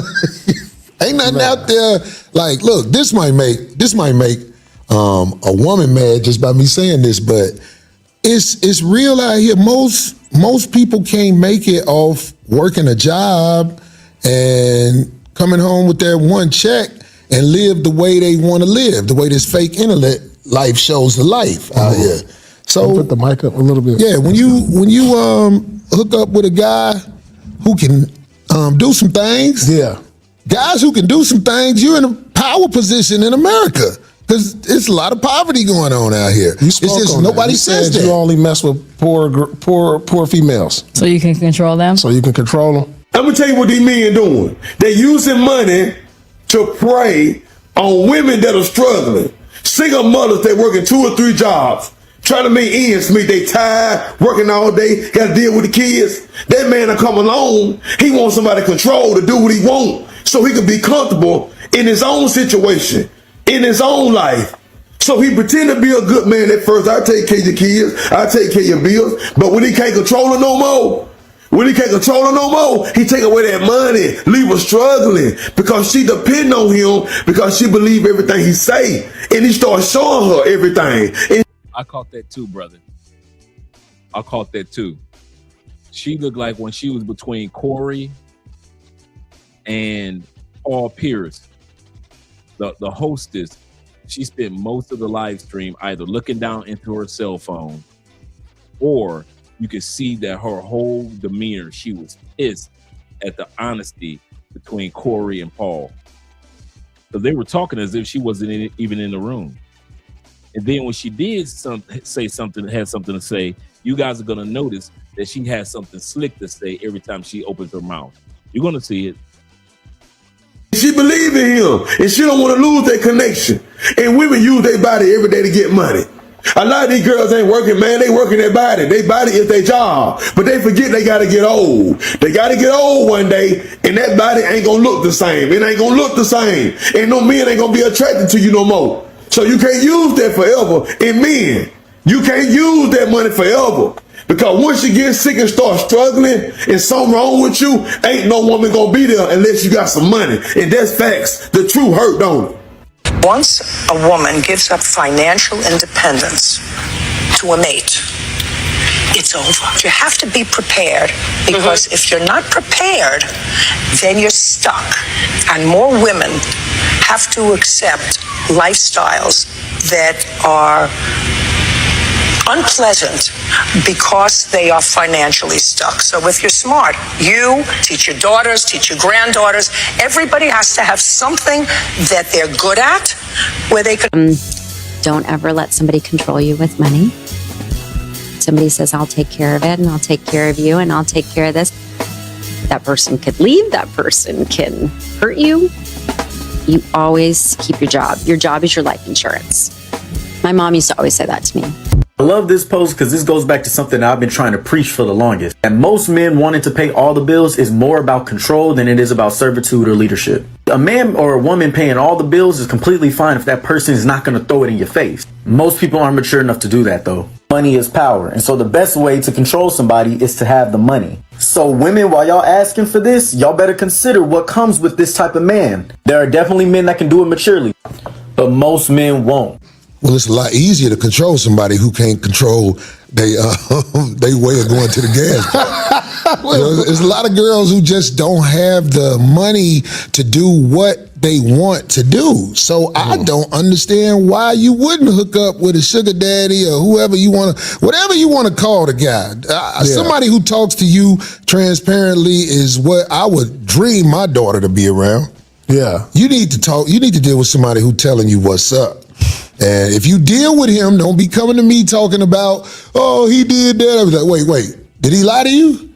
Okay, well, be quiet. If you with him, you with him. There's no, the female victim syndrome is something that needs to stop, because mostly everybody know what's up. You know when somebody cheating on you, even if they don't tell you. When you're a woman, you know. Come on now. Of course, it is some stupid people in the world who act like they don't know. Or if you really don't know, you need help anyway if you don't know. Damn. If you don't know, how do you live in this world? That's 100% not always true. As a woman, I can talk and speak to that. There's a lot of men who create a representative when they meet you. And this representative shows up for a period of time. I'm so tired of hearing women act. These women tell us, the only reason I don't believe this is because women say this. These women are old enough to get drafted and serve in the military. They're old enough to get bachelor's, master's, doctorate degrees. They can write dissertations. They're old enough to be elected into political positions. They start businesses. They're old enough for promotion. But then when it comes to a man, you telling me that these simple playbooks that men use, you can't see through that. You ain't wise enough to see through that. Why don't y'all women admit y'all like players? Hey, you will grow to the point where you don't like as many players, but for the most part, y'all like a good player.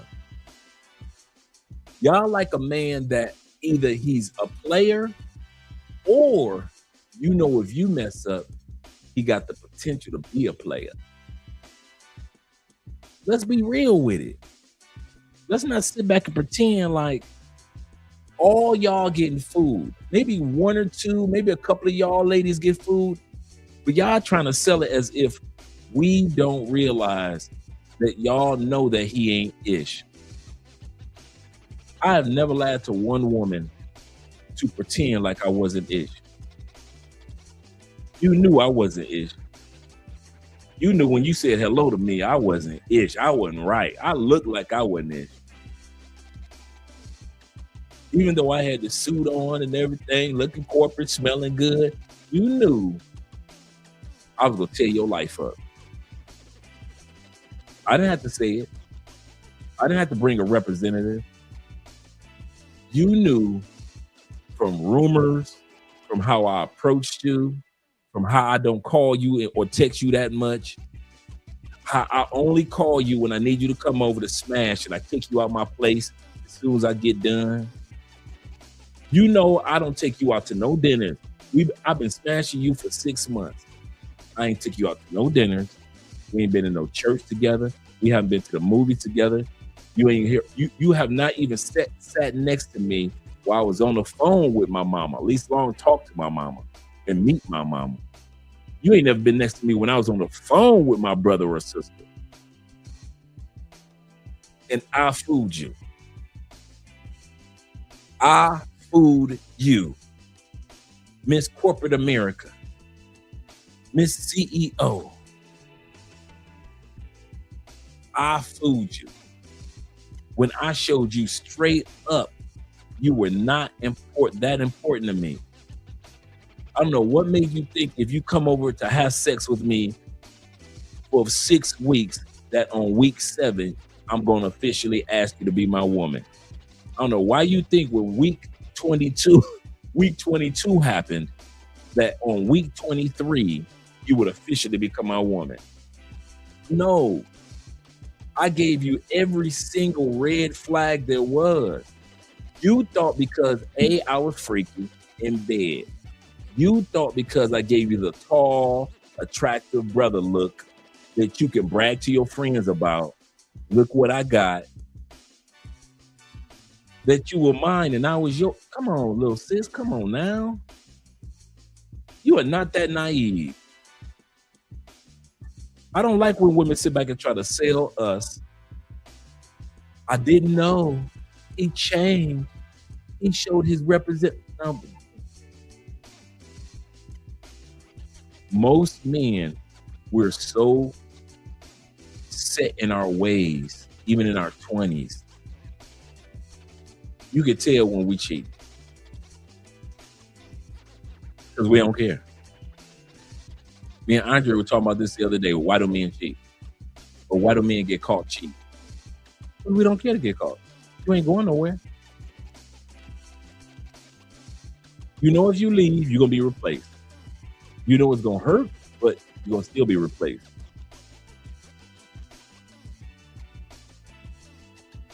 You're going to be replaced. Leave me. You're going to be replaced. Men don't care about the getting caught part. Women, you care about the getting caught part. You have an image. You're supposed to be innocent, pure as a wife or a girlfriend. So you care more about not getting caught than men do. We really, the number one reason why men get caught is because we ain't really that serious about hiding it. You can go through our phone. You're going to find 15 keychains in there. What are all these women in your phone?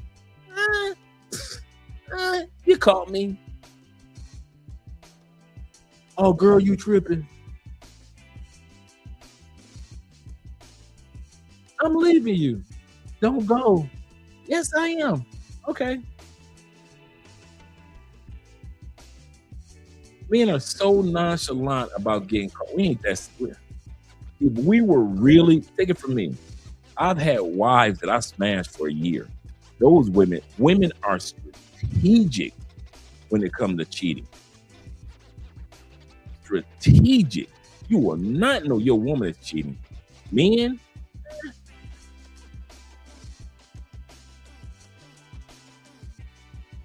hey, I still love you. But you cheating. Yeah.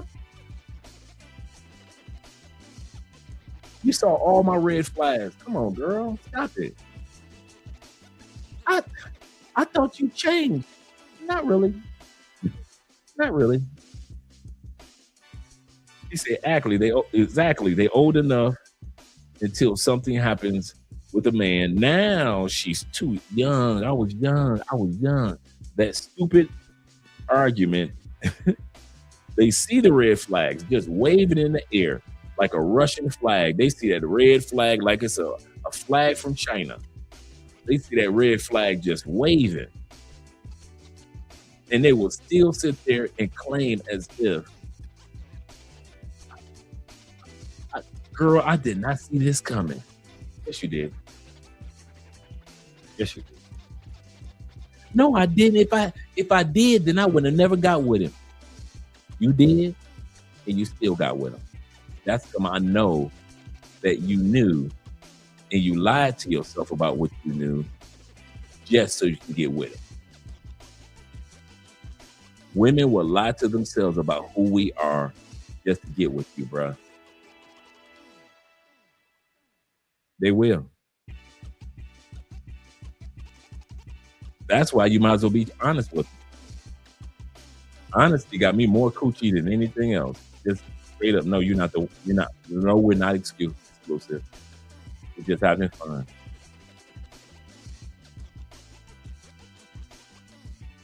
He said, yep, I do it. He said, you cheated on me. Yep, I do it. I do it. Yes, sir. I do it.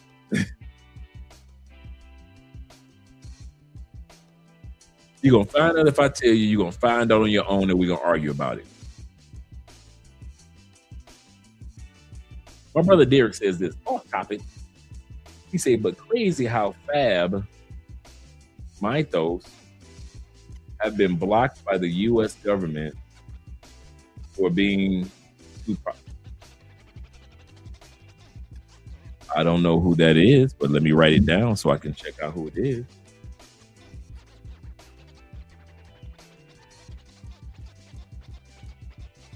Bill. I don't know what that is. Give me a little clarity, gentlemen. Let's continue on. So a woman can fall in love with the representative, and after 6 months, they start to see the real person. At that point, you've already tricked and fooled someone to be in love with you. So their standards, their things change based off of the love they feel for somebody. So you cannot say that men don't show up as representatives in relationships. Period, point blank. Like they don't want to lose the person. Just like you said, I don't want to lose this person, so I'm going to act like I'm the perfect man so I can have her fall in love with me. So I think that a lot of women have experienced that. And I do understand that some women play the victim and they don't take accountability. And I agree with that 100%. But we cannot forget about the large majority of men who lie to get what they want. No, we don't. There's a smaller pool of men who lie to get what they want. I'm going to say this. The pool of men that have the ability to lie to get what we want is small. Most of us men are so simple and simple-minded, not simps, when it comes to relationships with women. We are nonchalant. Women think that they can change us, and when they don't, they think that we change. I'll say that again. Women think they can change us, and when they can't, they think we've changed. Ooh, I was like this from day one. You just ignored it until the day you stopped ignoring it. You just ignored it until the day came that you stopped ignoring it. That's what happened. Nothing more, nothing less. I was this exact same dude. Yeah, I gave you flowers, cars, and candy, but you saw I wasn't about the right. You could tell I was the type of dude to give flowers, cars, and candy to several women. Oh yeah, we got some kung fu movies coming in next weekend. Not this weekend on Saturday, but next weekend on Saturday, we got some good kung fu movies coming through. We'll be here next Saturday. Tomorrow we got my brother BMT, Aaron, Black Men's Travel. We're going to talk about the evolution of the Passport Bro movement. You say like watching an old kung fu movie, right? You see the words before you hear the words, type of thing, right? Man, that's how simple we are as men. We don't even know to hide it. That's the point that I mean about us men being simple-minded, not simps, but simple-minded. We don't even know to hide who we are. Girl, this is who I am. This is who I am. You see it. And then they say we changed. We didn't change. You just realized you were seeing what you were seeing was true. We ain't ish. And what you mad for? What you gonna leave me and go to the next man? Guess what he gonna do? Not all men are like that. Not all. Most. And most men you come across are gonna be like me. So what you doing? Remember I was mentioning to you guys the other day, the reason why I don't cheat? That weight is on me, not on Andrea. That mindset of just living in my peace is on me, not on Andrea. I don't cheat because of Andrea. I don't cheat because of Andre. Because I enjoy having peace now. I don't put that weight on her. Yeah, my wife is so good, that's why I don't cheat. No. My last wife was good and I was cheating all over the country. So I don't mean nothing. I've had girlfriends I cheated on that were great women. I don't mean nothing. The weight is Andre. I don't cheat because I have peace now.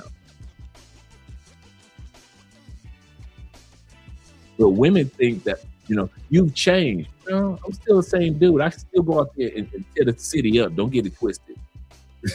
Don't get it twisted. I'm the same dude that can go out to a club with you guys and I can walk out with 3, 4, 5 numbers in Colombia. I just don't do it because I don't want to. But that don't mean I've changed. It just means that I don't want to. My decision has changed, even though the same man, Andre, still exists. But these women want to give all these excuses about how we've changed. You know, he had his representative. Baby, he was that guy until you stopped ignoring that he was that guy. You ignored him. We can call it the honeymoon phase. We can call it I was in love or lust. Whatever you want to call it, okay, cool. But at the end of the day, that man was the same dude day one all the way until the time you caught him for the third time cheating. He did not change. You changed when it came to what you finally started noticing.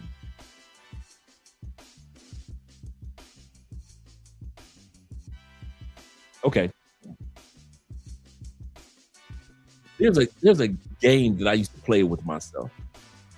I don't know if other men do this, but I know this game I play with myself, that I used to play with myself. This game was, I would see a hot chick and I'd be like, that one I would sleep with. Then I would see another one maybe 45 minutes later. That one, she fine. But I would cheat on her. There are women walking around that I would be like, I would girlfriend her or wife her. But I know I would cheat on her. She seems like she got good energy. She'd make a great boo. I would cheat on her. And then every once in a while you meet a chick like, man, I ain't thinking about Jay. I'm trying to get to know this one. What is your name?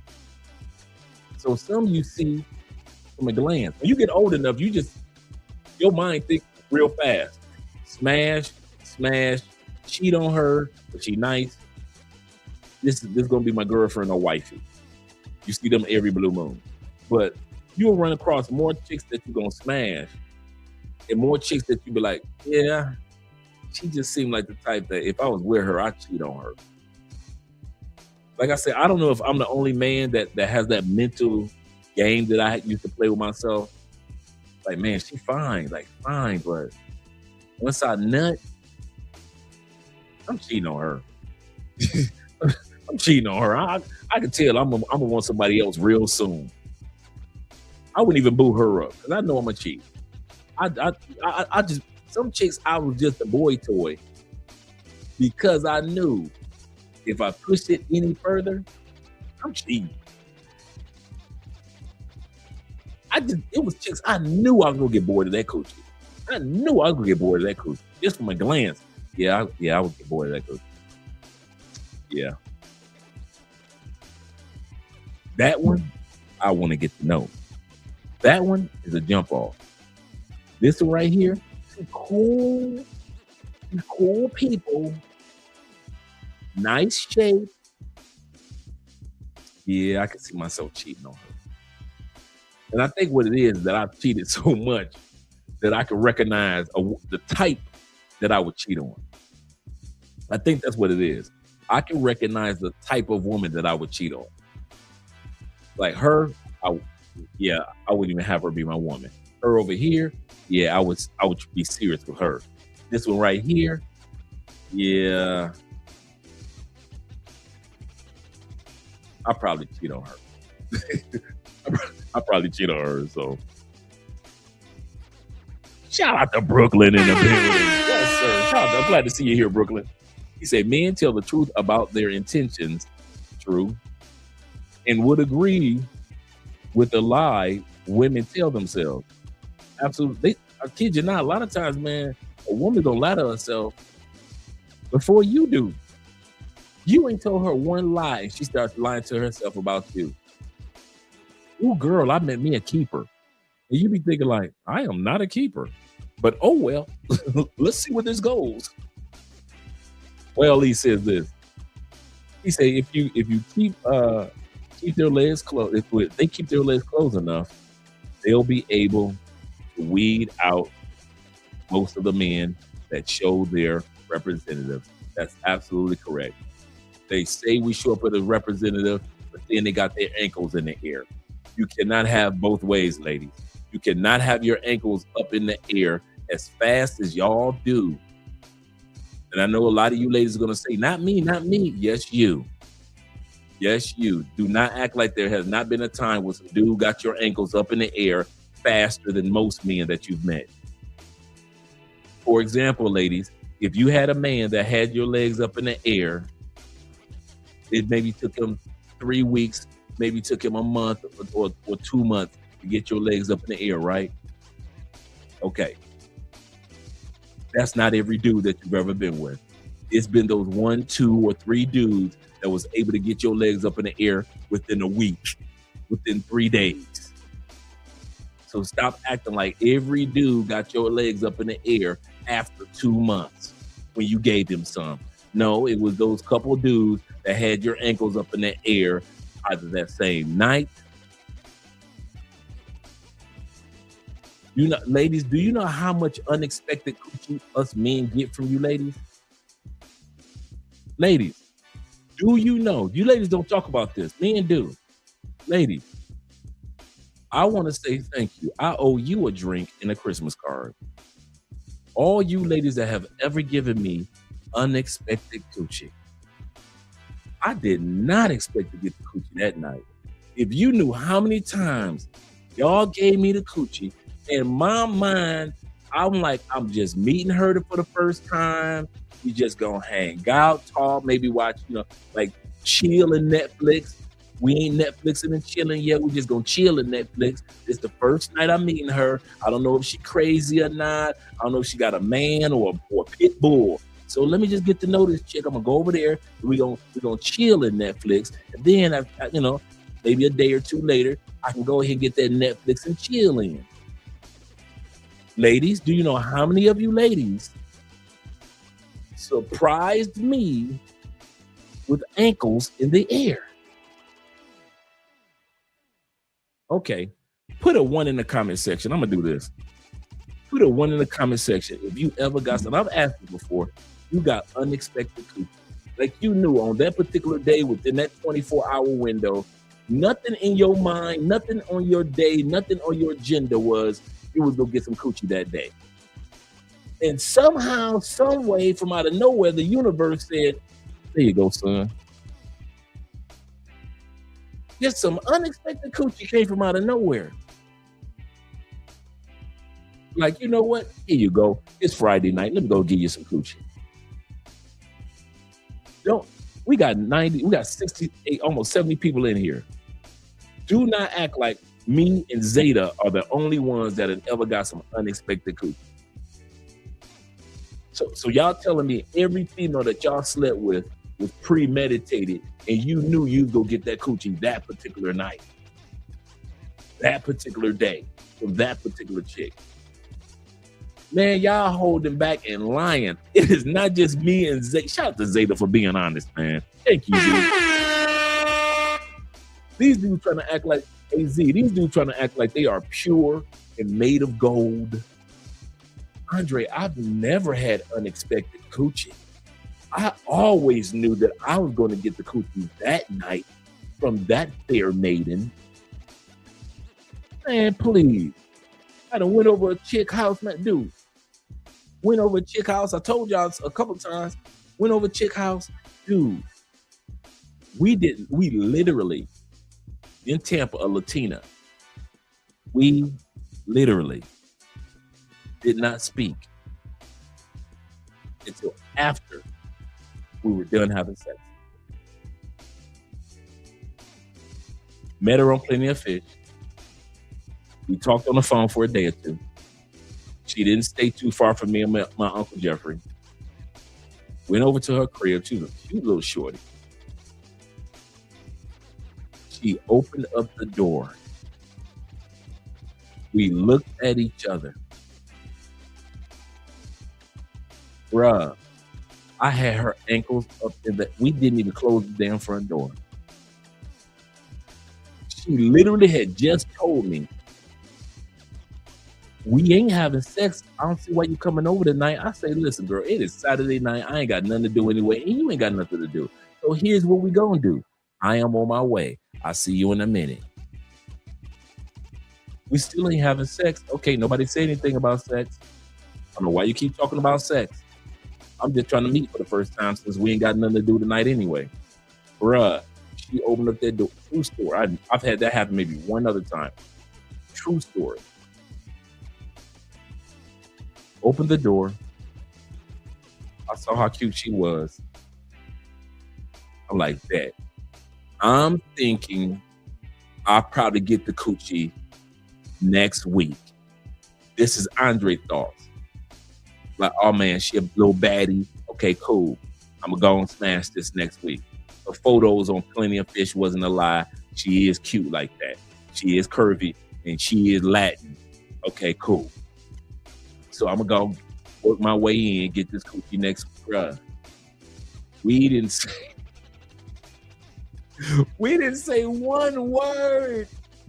One word. I had her balled up in the love seat, bruh. True story. Cars driving by. She lived off of Main Street. Cars just driving by. We ain't closed the front door. She got one of them little dogs. That dog could have ran off and came back and we wouldn't have known. Man, I beat that coochie up and then picked her up and carried her into the bedroom. Beat the brakes off that coochie. We still have not closed the front door. The front door wide open. They could have stole anything out that woman's house. I beat that coochie up, man. Then we finally said, man, we laying there in bed, butt naked.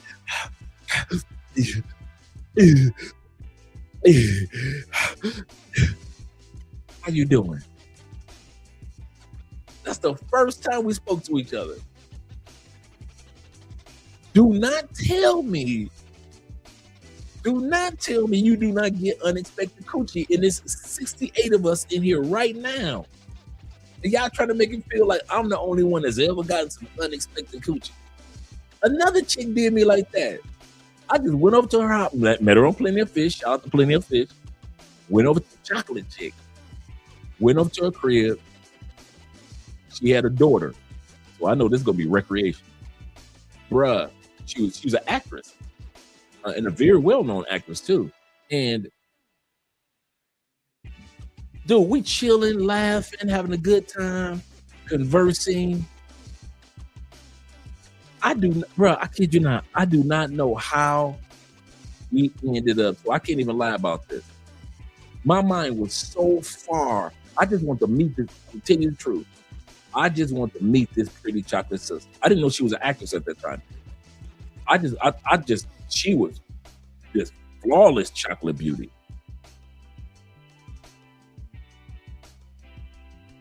She was 5'9". And we just hit it off, man. Just, you know how somebody just hit it off like cool, not like, yeah, baby. So we could have easily, both of us could have ended up in the friend zone. Let's put it like that. That's how we hit it off that night. I was far from thinking about, I'm gonna get this coochie at this night. We watching television. Bruh, I don't even know how we ended up in the back room and I'm beating her brakes out. I can't tell you how we end up to this day.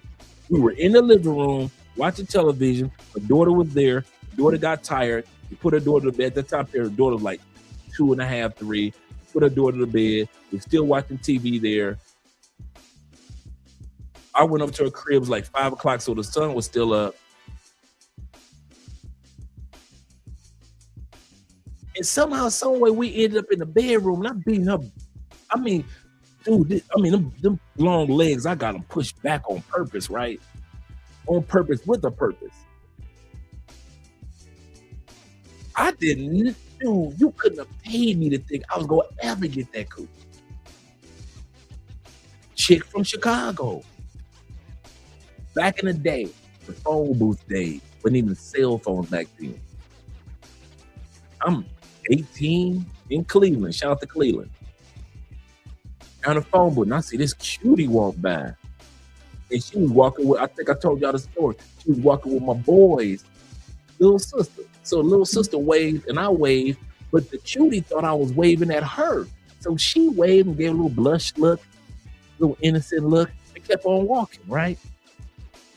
Later on, my boy was like, "What you doing, dog?" I said, "I ain't doing nothing, man. I'm just sitting there chilling." He said, "Man, you know me and Tracy." Now, Tracy was his girlfriend that I hooked him up with. He said, "Me and Tracy over at the apartment." And they live like a couple floors from me. "We at the apartment, man. Come on over. She got a friend over here." I'm like, "Okay, cool." So I go over. It's the little cutie that was walking past the phone booth with my homeboy's little sister. Come to find out, that was my homeboy's cousin from Chicago.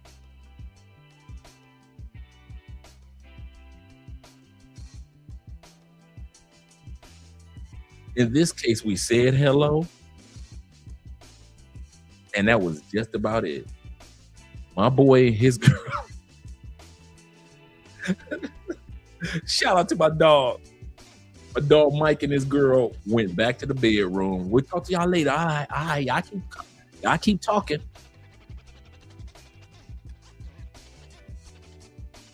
We did not talk again until the next day. I was walking her to the elevator. Now, this is my building too, so I know this elevator.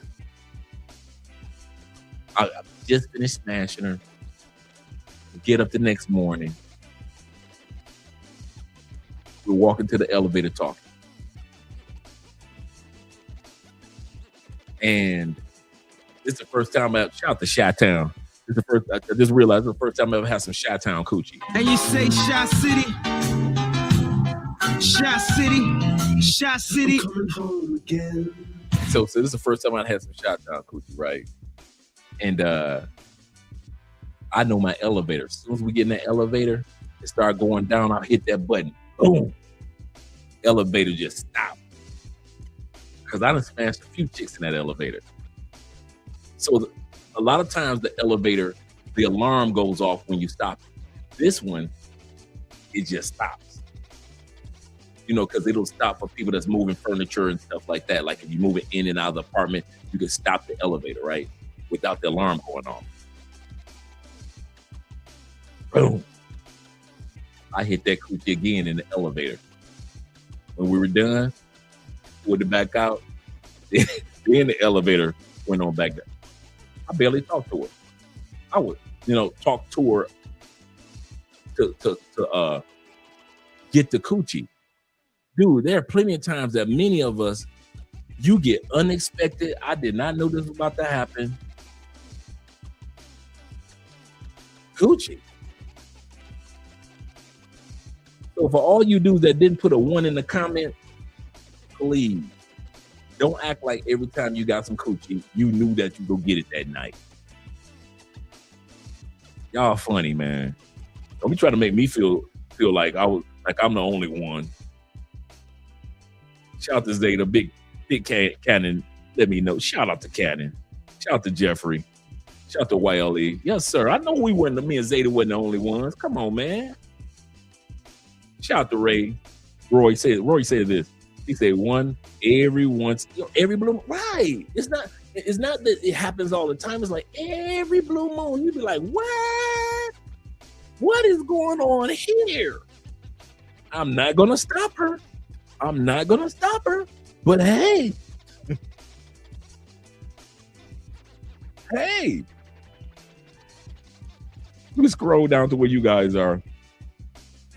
Remember the cool cat in the building. Yes, sir. $10 love. He said, let's not forget that we are mammals at the end of the day. Her box was just as ready as the pole that night. Absolutely correct. Let's not overcomplicate it. We all have needs, and that's certain. We all have needs at certain times. That's how I kind of took it. It's kind of funny you would say that, brother. That's how I kind of took it. I kind of took it like the females were like, I am horny, and he just so happened to show up at the right place at the right time. So yeah.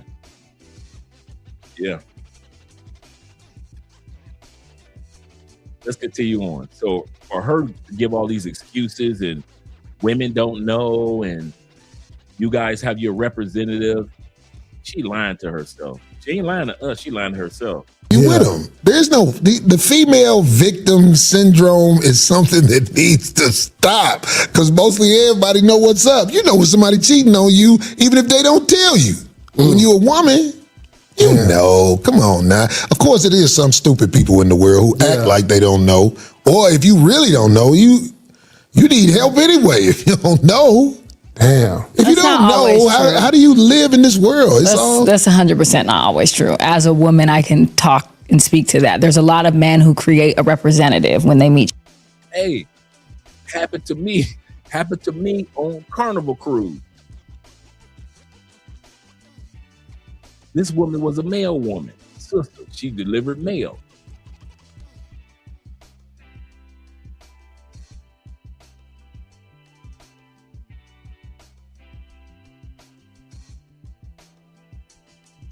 You are not alone. I am here with you. Dude, there is so much single, thirsty coochie on cruise ships.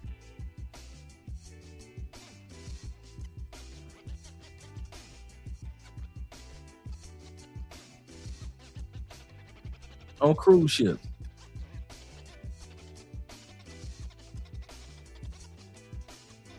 My church says, I remember I smashed my chiropractor. I love it. Now that's a good story. It's enough of my stories. Y'all got to start telling y'all's. He said, I remember I smashed a chiropractor years ago. He said, I remember that she was a chocolate black woman with thick thighs and not fat. She gave me her number after she worked on my entire body. I couldn't help it. I ain't mad at you, brother. He said, I realized we went to school together back in the day. You must be talking to somebody else. Shout out to Jeffrey. Jeffrey said, thank you for sharing your story, gentlemen. He said, I met this chick at my homeboy's crib. Realized we went to school together back in the day. Needless to say, I smashed her that night and broke his day bed. Your homeboy's day bed in the spare room. Very unexpected. I told you I broke the kid's bed one time. You know what the kids, the boys' motorcycle, the boys' race car bed, you know, the race car bed. I broke the Barbie bed and we got in the race car bed of the son. We broke that too. This was unexpected. This was my girl's best friend. Her best friend was a bad high yellow chick. Everybody in the neighborhood wanted that coochie and she was not giving it to nobody. It was a rainy night and I was in her neighborhood and I was like, what you up to, girl? She said, nothing, Dre. I said, I'm coming over. I said, it's storming anyway. I said, chew. I said, I'll leave after the storm. She said, okay, cool, come on over. So I had some drinks and we sat back and we were laughing and kicking in. Blah, blah. The kids was gone with the baby daddy. And she was the one that was like, dude, I was not, remember, this is my girl's best friend. I am not thinking about sleeping with this chick. I'm gonna lose my girl. Man, she said, we only gonna do this one time. Do what one time? All she did was unzip my pants and gave me fire head till a brother bust in her face. She cleaned herself up. She said, now let's get started. She was the freakiest, wildest chick at that time period that I had ever had. I did not know that was. And we went from the couch to the dining room table to the kitchen counter, and we ended up in them damn kids' bedrooms in the Barbie bed. We done broke the damn Barbie bed. I'm thinking like, boy, your baby daddy's gonna be pissed. We jumped in the little boy's race car bed. We done jumped our ass in the little boy race car bed. I got her bent over in the race car bed. That bed is not holding. That bed was not made. You know, kids' beds are made for kids. Because if you put two grown adults in them, it ain't a good combination. This was the chick, Jeff, that I bust in her butt and she told me to take it out so she could suck it. I was like, oh, you nasty, but do it again. I was like, ugh, take it out your butt and put it in your mouth. Okay, let's do it again. So we having sex on broken kids' beds. I wanted that woman back. And she told me, she said, Dre, we only gonna do this one time. Dude, I was fiending for that chick. I was like, forget about my girl. I'll be that baby's pappy. I will repair these beds. I will be that baby's pappy. I will be them baby's pappy. Take everything out of my wallet but my ID. You can have it all, girl. It's all yours. Man, I was looking at my girlfriend like, you cute. As fine as my girlfriend was in Cleveland, I was like, you cute, but you ain't like your best friend. Your best friend is magical. She does magical things. Oh my God, boy. She got your boy strung one. I'm like, no, but do it. I know, Jeff. I know. Put it in her mouth. I was like, I was like 19. I was like, take it out. And when you see beautiful women do nasty, ultra nasty stuff, you be like, you just like regular women. So all y'all 304s, no matter how pretty you are, okay. She took it out of her blood and put it in her mouth. And she just enjoying the nourishments. I said, we about to do that again.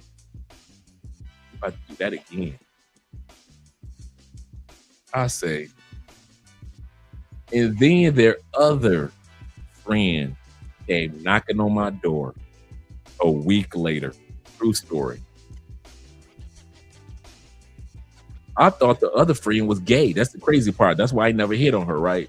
I thought the other friend of the trio was gay. I never hit on her because I thought she was gay. Get a knock on my door. True story. Andre, I need to talk to you. What you doing over here? I heard. Oh, you did.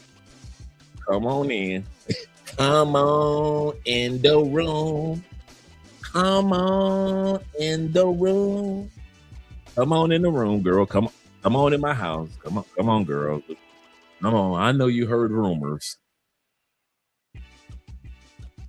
She said, I heard. I said, I thought you messed with girls. She said, what made you think I mess with girls? I said, girl, you hear yourself like you mess with girls. I said, I like girls that mess with girls. Don't get it twisted. I said, but I thought you messed with girls. That's why I ain't never looked at you like that or talked to you like that. I said, then plus you always played me like a hater, like you didn't like me because I was messing with your girl. She said, that's because I liked you too. Oh, so both of y'all was, I'm 19. I don't know. I was raised by a single mom. What do you expect? I was raised by a single mom. I didn't know everything immediately. Shout out to T-Mac in the building. He said nourishment. Yeah, man. She was enjoying the nourishments. Full of 8 essential vitamins and minerals, part of a complete breakfast. I say, man, I was trying to get that coochie again so bad. I saw her one more time at a restaurant, but nothing happened. She said what she said. no matter how good that night was, she said, Andre, I had a good time, but we weren't going to do that one time. Your girl is my best friend. She ain't got I would leave her. She said, no, you ain't. I said, yeah, you're right. I ain't gonna leave her. She fine. She was too fine. She was too fine. I said, no, you right. I ain't gonna leave her. Just said, he said, I like girls that like girls that like girls that like me. Yes, sir. Yes, sir. Yes, sir. My brother said, he said, the crazy part is the Norwegian chick was a single mom in her mid-20s. Yeah, that's how old girl was. He said, this was a wild week. Can't drink Red Bull and vodka anymore. Yeah. He said, speaking of drinks, hey, next time any of you guys come down, I have not had this in a few years, and I was kind of thinking about, did any of you guys bring me a bottle or a couple of bottles of Seagram's gin? See, you guys take Seagram's for granted. There is no Seagram's gin in Colombia. And I don't drink gin that often. But I was just fiending for some over the last month. So any of you guys coming down soon, and you're coming down to Cali, Colombia, don't forget about your boy when it comes to, y'all always hit me up and say, hey, Dre, you need anything? You want to bring something down? Yes, bring some Seagram's gin down for your boy. Shout out to Seagram's gin. He said her kid wasn't on the cruise, but with her grandparents, and you're, oh yeah, so she was flying solo on the cruise, no kids. She was black and Irish. Oh, she was black, Irish, and German. Wow, I had a black and Irish chick. Good woman. Zeta said, I hated to let this mixed black German chick go. She was fire in the sack. And I damn near almost asked her to marry me. Girl, will you marry me? Will you? Okay, could we pretend to be married? Can we just pretend, girl? You ain't got to marry me for real. Can we just pretend? I just want the honeymoon. I just want the honeymoon part. I ain't mad at you, Zeta. He said to marry me, she was so gorgeous. Bruh, I am not mad at you, man. I can relate. I know Montrez. Yeah, it was gross, but it wasn't me being gross. I was thinking about them kids' beds. I don't know why women always want to have sex in kids' beds. That done happened to me a couple times in kids' bunk beds. I'm like, girl, these your kids' beds. We have, dude, you be in the bed having sex with a chick. The kid's bed smell like nothing but youth. Nothing but youth. You can smell that them kids ain't nothing no older than 7. The blankets smell like youth. You be like, girl, I am not trying to be in these kids' bed. These kids gonna be coming home from their daddy house. They daddy gonna be mad at me. Their bed was smelling like the bed was smelling like youth. I said, you need to wash these blankets, these sheets, this mattress. This bunk bed smell like full-grown adults now. I said, you women ain't got no respect for their kids' beds. And I mean this, man. Y'all baby daddies, y'all better take a black light to y'all kids' beds. Y'all think y'all just dropping y'all kids off? Go on, your mama. All right, I'll be back in 2 weeks to pick the kids up. What you need to do, I'm talking to you fathers, take your butt in that house with a black light. Go on up in them kids' room. Cut all the lights out. If you see any of Andre's evidence, you need to go have a long talk with your baby mama. Because I'm telling you, man. Yeah, that Seagram's gin. Yeah, I was just feeling for some lately, man. I'm like, man, I'd love to have some Seagram's gin with a little bit of juice. He said, off topic, the USMTN or MNT dominate 4-1. Okay, USMNT. Who is that? Is it the American, the U.S. soccer team? Let me know if that's the U.S. soccer team. I know, right? Evidence. I thought it was the U.S. soccer team. Shout out to them, man. Who they playing today?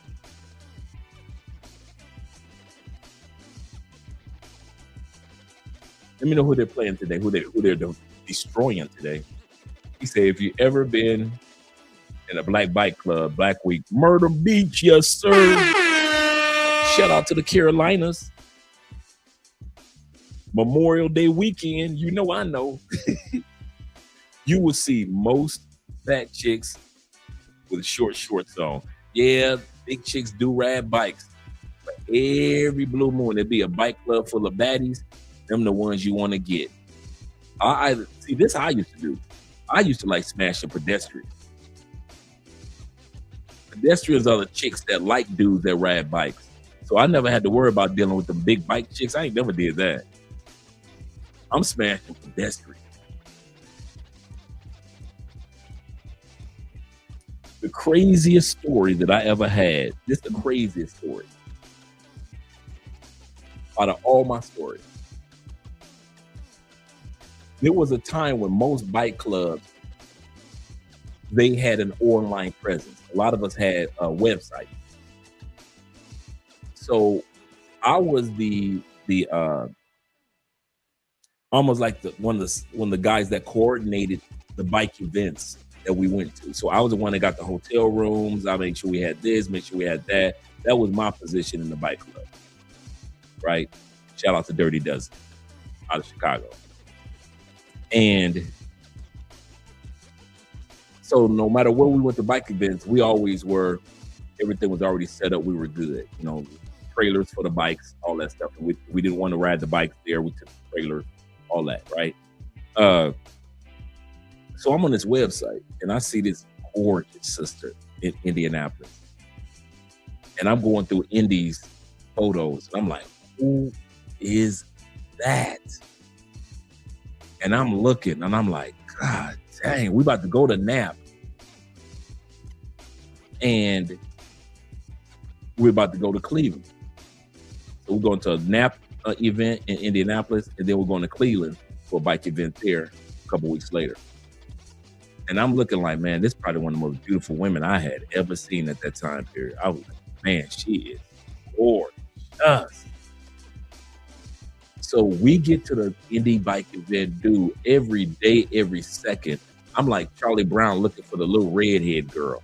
I don't see this chick nowhere. I know she in a bike club. I don't see her nowhere.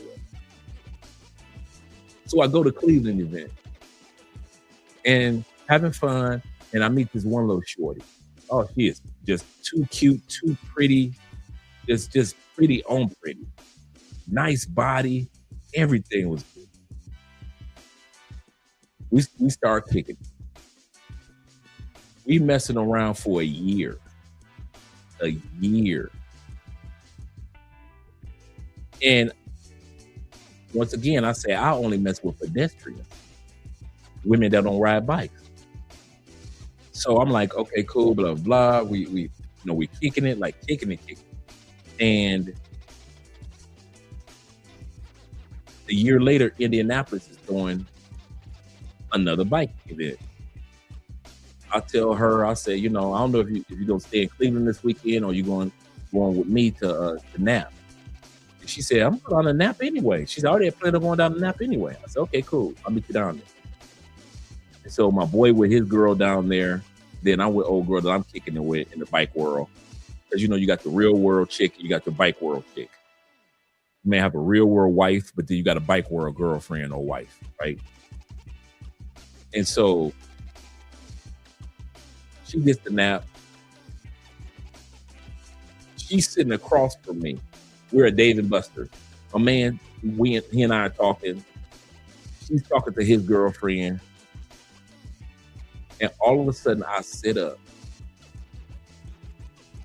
And I said, oh, yeah.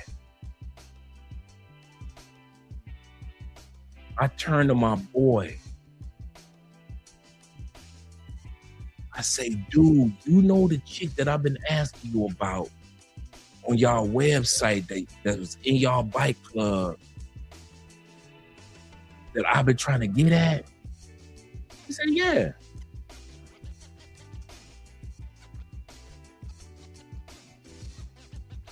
I say, that's Tanya. The chick that I've been trying to hunt for a year was the chick I was already smashing for a year. She had quit the bike riding as far as in the girls club, and she was a pedestrian. So she would still go to bike clubs, but I didn't know that she was riding with the bike club out of Nap, 216, right? And it's sitting there just talking. It was all of a sudden the images of, because I was kind of like, even though I was with Tanya, I was kind of like, oh well, I wish I could at least saw that sexy little female that I saw on their website.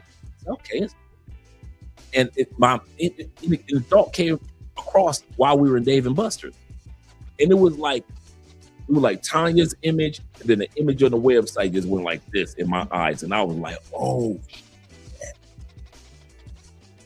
I say, dog, I could not believe it. I was stunned, happy. She turned around and looked at me like, okay, why you look at me like that? I say, nothing, babe. You know, just, hey, because you look so beautiful. That's why I'm looking at you like that. I should always look at you like that. Talking about it. He said, whatever. Start talking back to his girlfriend. But I kid you not, bruh. I wanted that one chick so bad, and didn't realize I had been sleeping with her for a whole year. She was my girl for a whole year. The little redhead girl, in other words, from Charlie Brown, was the chick that I was already kicking it with. That's probably my craziest story. Crazy. I've got a bunch of crazy ones, but that one is crazy because I'm like, oh my God, she's so fine. And I'm just looking at their photos, like every time she popped up, I was like, dang, who is that? I couldn't wait to get to the event to meet that chick. And chick wasn't at the event, and I'm like, okay, cool. It's all cool. Went to Cleveland, met Tanya. I'm like, okay, cool. And didn't realize that Tanya had lived in Indianapolis at one point in time and ended up moving to Cleveland because of her position. And I'm like, boy, I was ready to smash Tanya as if I never smashed her before. I started smashing her as if I just met her. I kid you not, I started smashing her as if we ain't never seen each other. Never. Even though I had been smashing her for a year. From that day forth, it was the first time I ever saw her. I kid you not. Them bike chicks, man, dude. If you got a girl that ride bikes, bruh, unless you ride with her and you go with her, you asking for a world of trouble. You asking for a world of trouble because there are two different worlds. Real world, bike world. Real world, bike world. He said them chicks love backpacking on a motorcycle. Yep. I've seen some of the nicest, sweetest women in their real life with kids and families and holding their husband's hand and going to church. Bruh, that same chick, she go to Myrtle Beach, she getting smashed on somebody's bike tank, gas tank. He said, I watched Dragon Ball Z. Shout out to Dragon Ball Z. Shout out to Dragon Ball Z. With the chick in the middle of anime, we went to get it. We went to get it. He said, when Goku went Super Saiyan, so did I. On her. and put her on the bed. KO, yes sir, I ain't mad at you. The Super Saiyan song. I remember one time I was smashing a chick. We was listening. We had, I think I told you guys about this one. Coming to America was playing in the background. And you know, black people know all the lines that Coming to America. Dude, there's nothing like trying to have sex and listening to Coming to America, because you know what the next line is going to be. And we both just broke out laughing. I said, what you laughing at? Let me see what you laughing at. He said, Andre, I cannot focus. She said, you got to cut that television off. And this was her house. You got to cut the television off. I said, why? She said, everything about Coming to America, I'm focused on subconsciously because I know all the lines. I said, baby, I am going through the same thing. I said, I thought it was just me. I mean, you trying to focus and everything, Princess of Zamunda. Everything, all of it, every line that bark like a dog. Aha. Aha. I'm like, that boy got talent. He good. That boy good. What's that in your hair? This is nothing in my hair but natural herbs and berries. It ain't nothing but a perm. Ain't nothing but a perm. Oh my goodness. Let's get back to the video. We don't got too much to look at. You. And this representative shows up for a period of time. So a woman can fall in love with the representative. And after 6 months, they start to see the real person. At that point, you've already tricked and fooled someone to be in love with you. So their standards, their things change based off of the love they feel for somebody. So you cannot say that men don't show up as representatives in relationships. Period, point blank. Like they don't want to lose the person. Just like you said, I don't want to lose this person, so I'm going to act like I'm the perfect man so I can have her fall in love with me. So I think that a lot of women have experienced that. And I do understand that some women play the victim and they don't take accountability. And I agree with that 100%. But we cannot forget about the large majority of men who lie to get what they want. And they're damn good at it. But what about the ones that don't lie? You got the situation that, hey, listen, I'm taking care of that rent, you know. And, yeah. You know, I see other girls right now, you know what it is. That's what he represented. You still going with it, but then you complain when. Yeah, I mean, that's else. Someone. So for me, I feel like a lot of women aren't, but a lot of women aren't designed. A lot of women aren't designed to operate in that space. So for me, for instance, I know for a fact that in that space, I'm not going to feel good. Even if I pretend to go along with it, I'm not going to feel good. So I don't put myself in those situations. If a man can't be committed to me, you're not going to be with me or fuck with me. That's me personally. If a woman feels like she is able to operate in that space with a man, get her bills paid because she's struggling that bad, I'm not struggling that hard. I'm never going to be that broke to mess with a man. So at the end of the day, if a woman feels like they're, but they are. Most women are. So I wouldn't say most. Right now, we're actually, a lot of black women are more educated, more successful. No, I didn't say black women. I said women. Well, women are more educated. They have more money now, and but that's the opportunities just ain't there. Like, if you go to the club, 99% of the girls in there looking for a come up. I could agree with that. I'm not even against that. You know what I'm saying? Or they don't even let them in the club that much no more, because the ones that drag the club down by draining the clients and everything, they bad for business. So they act like you hating on them. You bad for business.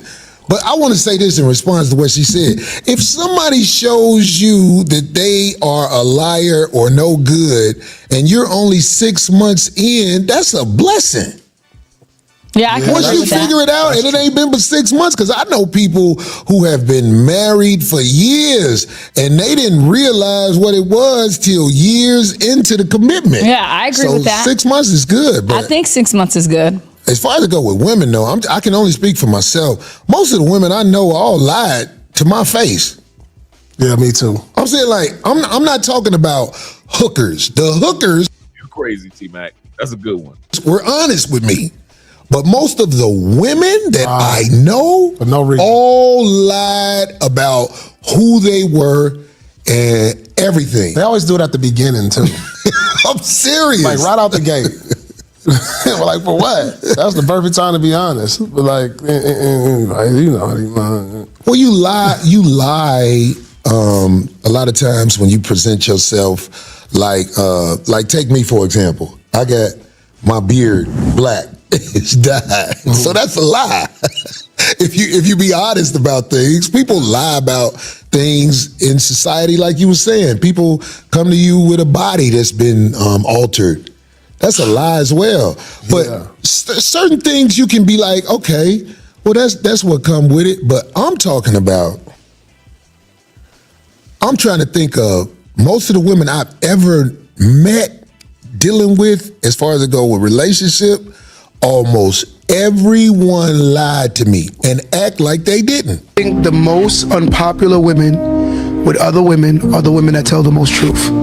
I think the most popular women who have the most friends are the biggest liars. They're the biggest liars to each other. And from my experience of dealing with women, the ones I've dealt with that have the most friends, they're the biggest liars. The women that don't have a lot of friends are the biggest truth tellers. Yeah. I think women survive by lying to each other. I agree. And the sad part about that is, this is why a lot of women can't move forward. If I tell a woman something, I just feel like I'm attacking her. Right. But if a woman wants to grow, you have to learn. Yo, why do women lie to each other? Two, three. Thanks. Well, No way. See, I would say 3 and then 4. three. Not saying you don't have a personality, but I'm leaning. Oh, I'm 5 again. This is final. This is final. I know y'all can't be serious.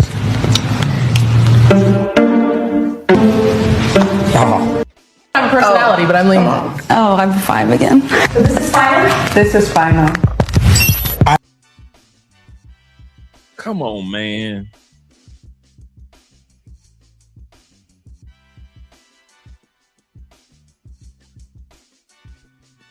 Okay, let's do what we need to do. Let's slide 2. I'm gonna slide 2 down to 5. I'm sliding 5 down to 4. 4 can be at 3. The white girl can be at 2. And I think the petite sister, she can be 1. So we got the sister, the blonde white girl.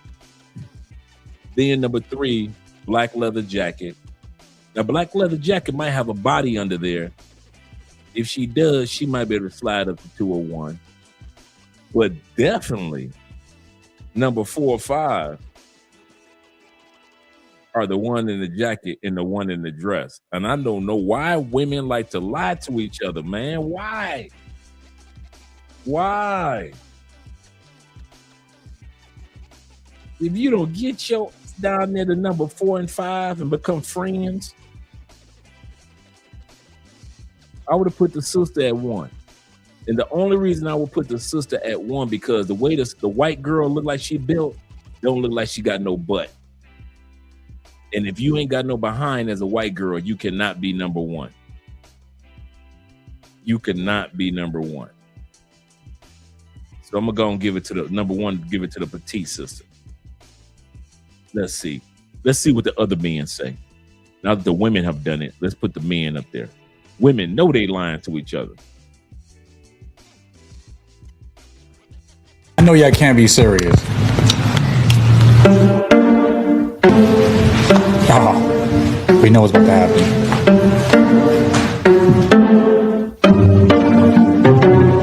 Do you want to start it off? You want to start? You go over there. And then like just shift down. I think Michelle was the most attractive. Could you switch with her? I forgot, they can't even hear me. Somewhere. Yeah. You got to point. Okay. I switch her and her. You go over there. Oh, those two. Okay. All right. And then you over there. You switch. Yeah, that's pretty much. And I kind of like her vibe. I think her whole aesthetic is very nice. So for me, it's either 1 or 2 up here. The brother ain't say nothing. Bruh, you let the white boys pick for you? You let the white boys put the sister all the way down at the end. Really, that's what we doing. We know white men love Asian women, so we see how that rolls. But you ain't said nothing on behalf of the sister. You let the flat-butted, you let the funny-looking Asian chick go to number 1. You let the flat-butt white girl go to number 3. You let the sister go down to number 4. You ain't say nothing. Man, they ain't got no real brothers up there.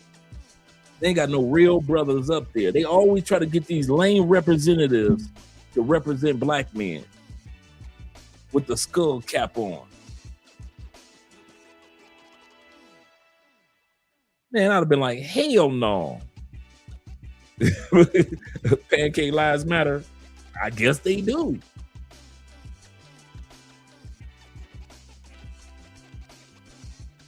Yeah, straight up, man. The old school 1970s white girl. I think that Maria was the most attractive for me.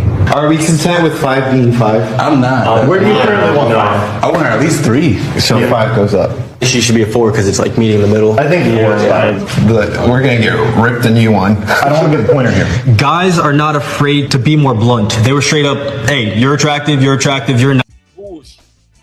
The brother ain't said nothing, man. You better stand up, have some balls. Hell no, you better slide this sister on down. What the hell y'all doing? But girls were like, I don't want to be rude, we're all beautiful in our own way. This is how shit really is. Women just lie to each other. They don't tell them they need to go to the gym or do whatever they got to do. They'll just be like, no, you're pretty the way you are. When that's bullshit. As men, we'll tell each other, yo, you gaining weight, yo, you fat, yo, you need to fix. No, as men, you mean as white men telling that story. Because if that panel would have been some brothers, it'd have been completely different.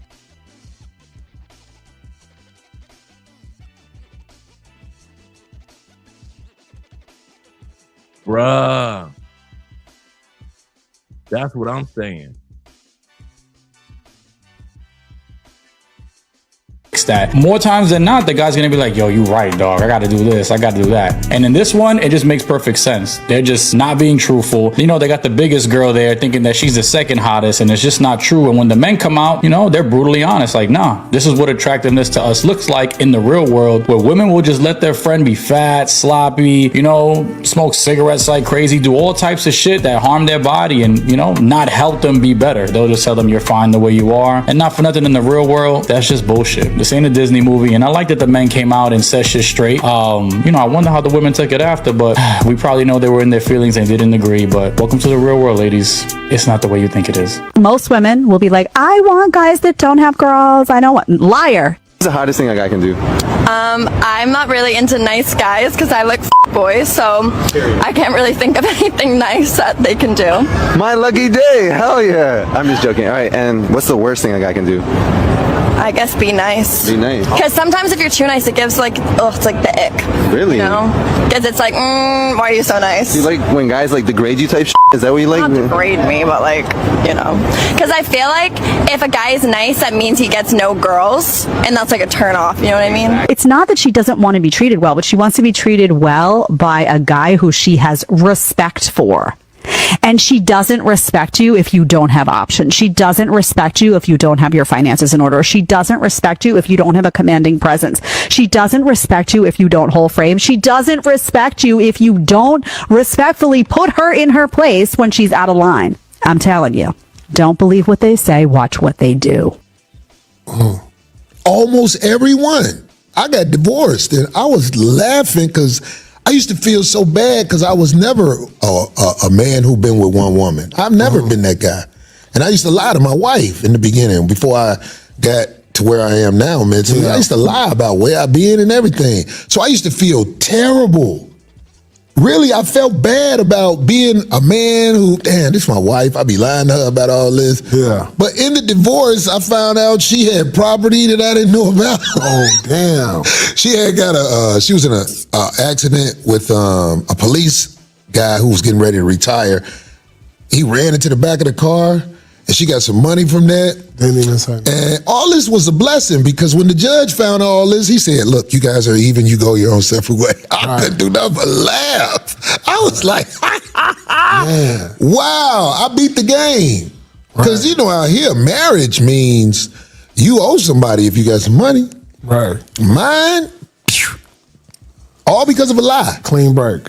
All because of a lie. The judge didn't like that. So I don't get mad when people even lie to me. It's so rare that something happened where I really didn't know it was happening. And most of us who have common sense, you just got to think about that. You did not know. Most of the times, you just be like, okay, I don't want to stop messing with this person. For real. I don't want to stop messing with this person. So we let stuff go. Oh, damn. I'm trying to think. Have I been in something like that? I don't know. Hell yeah, you've been in stuff like that, man. no. Some of these girls, when you get attached to them, you tolerate stuff that you be like, this is crazy. Right. But I don't want to leave this person alone right now. That got more to do with probably something sexual. That ain't got nothing to do about her. You might have a point, but it ain't just because you sleeping with them. Sometimes you have a woman and you begin to care about her and you don't want her nowhere else. You don't want her in the streets passing the box out. So the stuff you tolerate, you really humiliate yourself, but you can't get out of it. That's the power a woman has over a man. When you start to care about them, the stuff you let go, you be like, damn, I know I shouldn't tolerate this, but I just don't want this person to go. Oh, no, I ever done that. And it ain't no reason to feel stupid about it. You're a human being. Women do that for men too. Yeah, I've tolerated cheating, but not knowing who it was and all of that. I know I tolerated cheating one time, but I don't know the details or nothing, but I know it was some cheating going on and I tolerated it. You bold to admit that, because most people ain't got the courage to admit that. Yeah, but only one time though. A large number of high-value men have already tolerated female disloyalty before. They just don't talk about it publicly because online men love saying things like, if she cheats once, I leave immediately. Sounds powerful, sounds masculine, but real life is very different. I've personally handled cases where the husband already found out everything, the messages, the other man, everything exposed. And after we changed the dynamic and rebuilt her value inside the relationship, he still came back. That's when you realize something very important. Many men in long-term relationships are not making purely emotional decisions. They are calculating value. A huge number of men, especially successful men, have already tolerated some form of disloyalty before. What does that usually look like? She suddenly stops answering calls, disappears, blocks you, becomes emotionally cold. Then That's true. That's true. I hate to say it, but most of the wives or the girlfriends that I smashed, you guys were successful. I've never smashed a wife or a girlfriend that you guys were broke. You were a buster. You didn't have any job. You didn't have any ambition. Most of you guys, in your own right, were successful. That's true. A lot of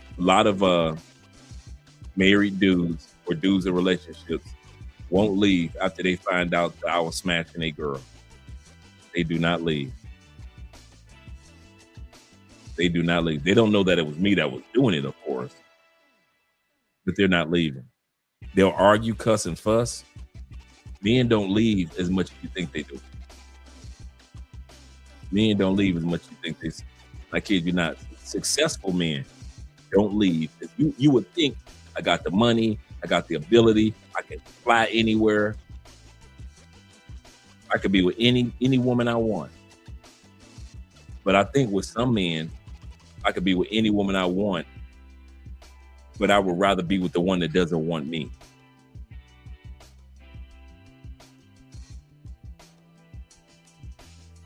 Statistically, yeah. Seems like the more successful a man is, the more likely his wife is. Statistically, that's true. I came across that stat yesterday, but I forgot what the numbers are. So don't let me misquote something.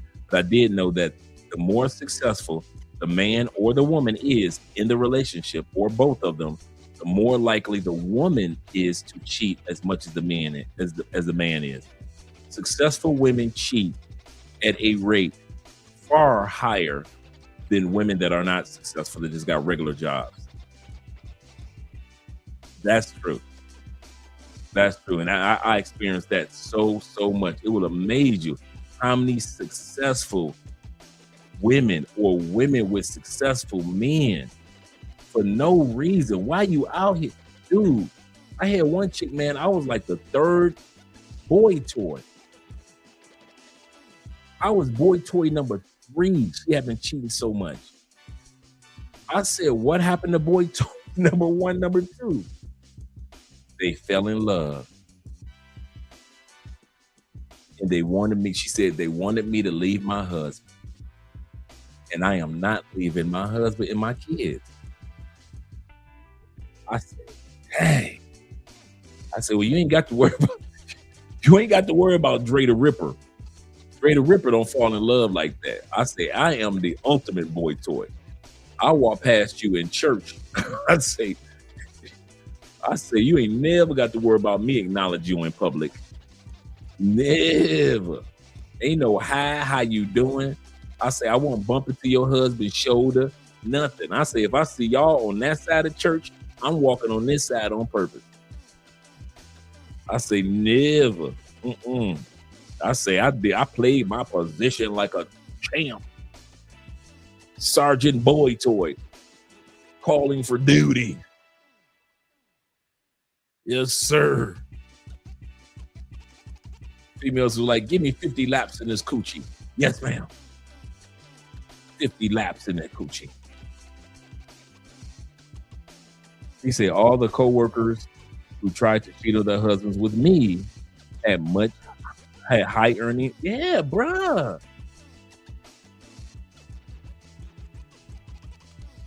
He said Andre is that mountain water or Heineken? Heineken. All right, we're drinking. It's Friday night drinking hand. We're drinking tonight.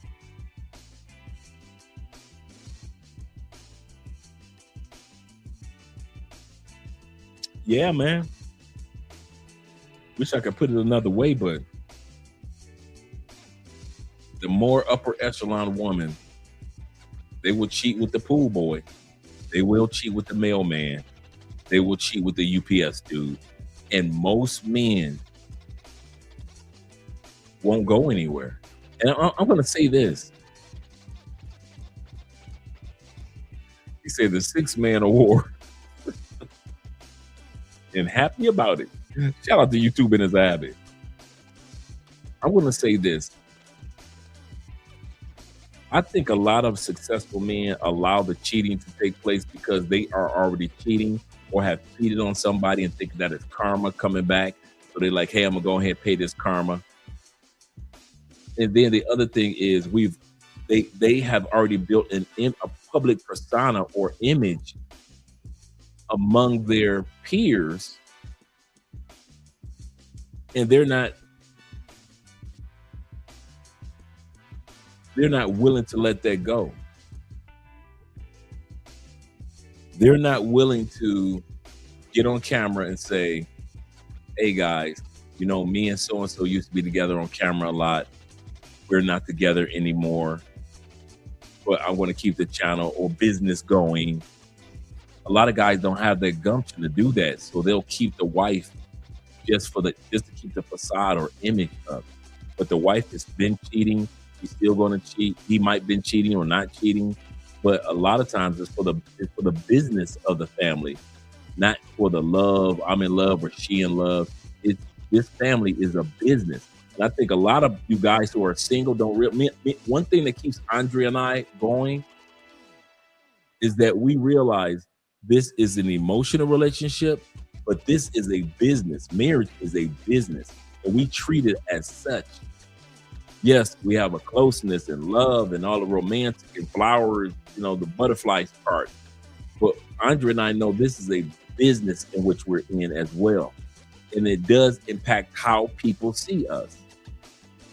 Not saying that we're out there cheating, but I'm saying that a lot of guys don't leave their wives because they built a brand in their community, in their business community. And a lot of times, and I'm going to say this, and this is a lot of you guys who have been in business or in corporate America, you realize this.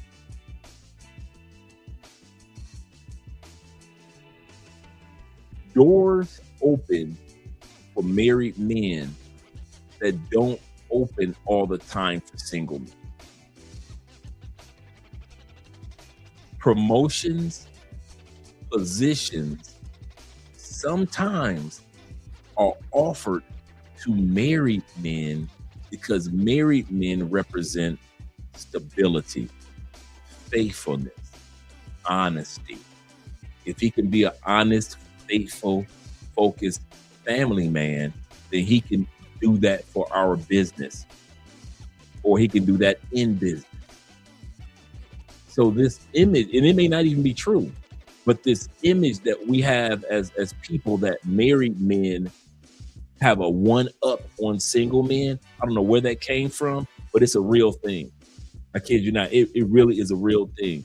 People look at you differently as a married man compared to if you were single. You guys look at me, let's be honest, you guys look at me when it comes to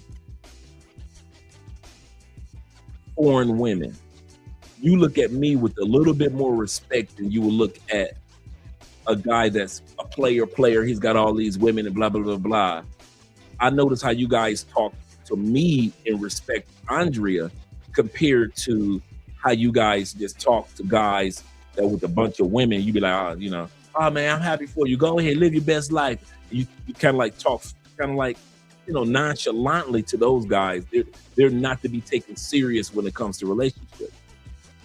And I'm not saying that it's a good or bad thing. I'm just saying I notice how on social media, how guys talk to men who travel the world and have sex with a bunch of women compared to those of us who have a girlfriend or are in serious relationships or married.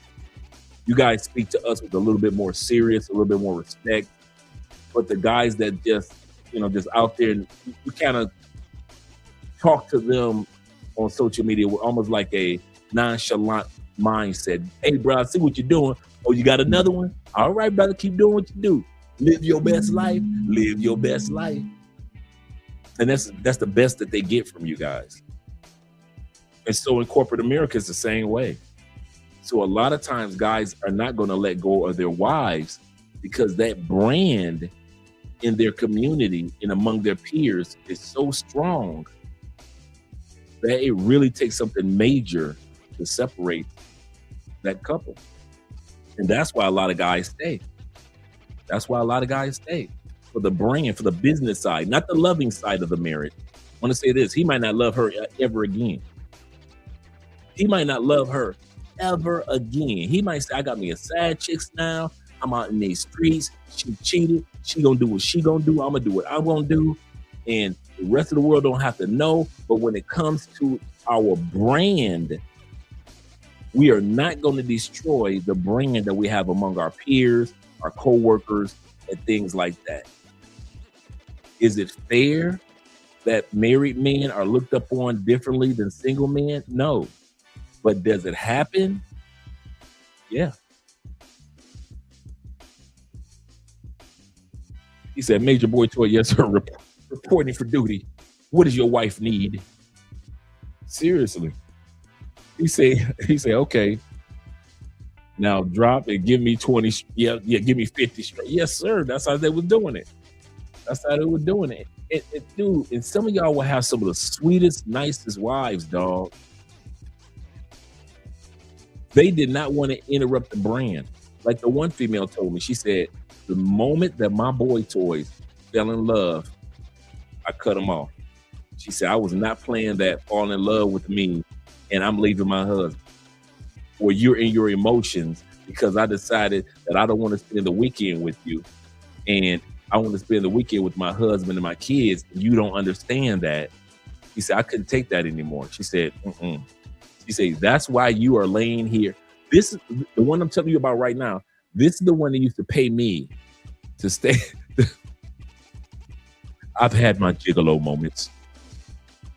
Don't look at me like that. I've had my gigolo moments. I had to get paid somehow. This is the one that used to pay me to stay home from work. She was the one that would go get a really nice hotel downtown or wherever she was giving a lecture somewhere. And she paid for the hotel room, and she paid me 3 times as much I was getting paid that day on my job. And she'd paid for my breakfast, lunch, dinner. All I had to do was just call in to work. And she was tearing your boy off. Don't judge me. Don't judge. Jay-Z was not the first jigger. Jay-Z was not the first. Actually, my nickname used to be, way back in the day, Jigga Dre. Meaning short for Gigolo, Gigolo Dre, Jigga Dre. So in Detroit, I was Jigga Dre on the east side. Jeffrey never knew this. He's just hearing this for the first time. I was Jigga Dre, and then it moved over to Thrill. So Thrill was my nickname for years, like years. That was my bike name too. But yeah, so when Jay-Z started calling himself Jigga, I was like, you do realize you're not the original Jigga. It was originally Jigga Dre. And so, right, we listen, we don't judge. Shout out to you, Cortez. But she was the one that told me. 2 of the boy toys before me fell in love. She was gorgeous. She was successful. She was very sweet. I could see how a guy could fall in love with her and want to take her from her husband. I kid you not. I can actually see that. Very successful.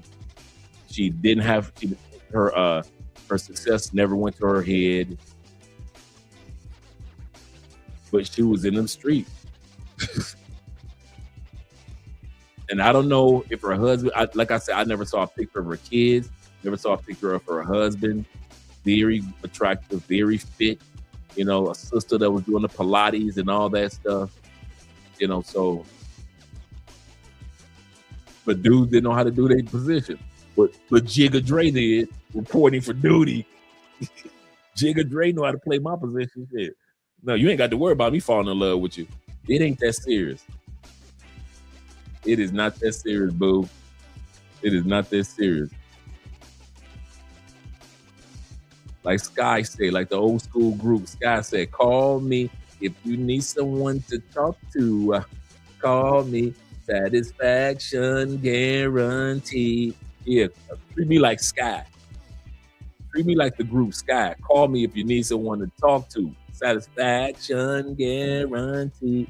Call me if you need someone. Yeah, Deuce. Yeah, I was on my Deuce Bigelow. Male gigolo. Yes, I was. I ain't gonna even lie. Yeah, Richard Gere taught me how to be gigolo. American Gigolo movie. Yes, sir. Hey, man, you know what? We need to put that on our Saturday list. Yes, we do. Good call, Jeff. Good call. Good call, Jeff. We need to put that on our Saturday movie.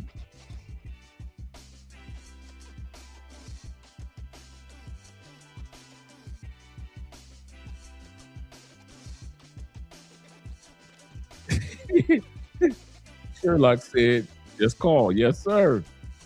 Yes, sir. Just call. You got to do what you got to do. Trey, get that back. I kid you not, man. The first time she said it, she said, how much you make? I told her how much I make. She said, well, how much you make a day? I said, about blah, blah, blah, blah. She said, I'll pay you 3 times as much. Just call in.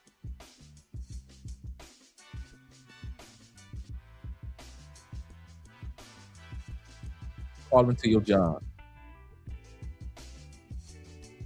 Okay.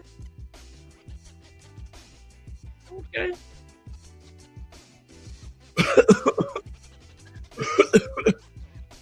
I can't make it in. I can't. And my job knew I was never one to call in. I can't make it. I can't talk. I'll be in tomorrow. He said you described Bill Clinton to be exact. Yeah, actually.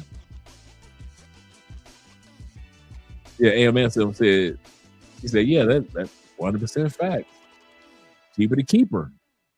Yep, cheaper to keep her has more than one meaning. That's true, man. You say that's true. A lot more doors open for married men, and that's true, bro. I often say this on camera and to Andrea off camera. I know Love Crossing Borders would not be the channel, and we would have never accomplished any of what we accomplished if it wasn't for her and I together. Like, you guys see me all the time, but the first 3 years was Andrea and Andrea all the time. I've just been on here like the last 2 years, but the first 5 years was Andrea and Andrea all the time. And now Andrea's got her channel, but I kid you not, man. I know how men look at men who are in serious relationships, especially if it's not phony or fake. So a lot of you guys are like, okay, cool, Andre real, he's good people, his wife good people, they down to earth, all right, cool. But if it was just me, you guys would have supported, but I don't think you guys would look at it the same way.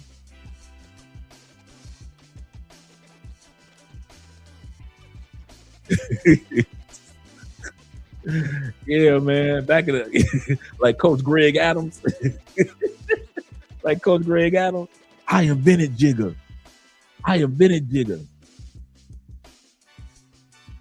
Sharik the singer.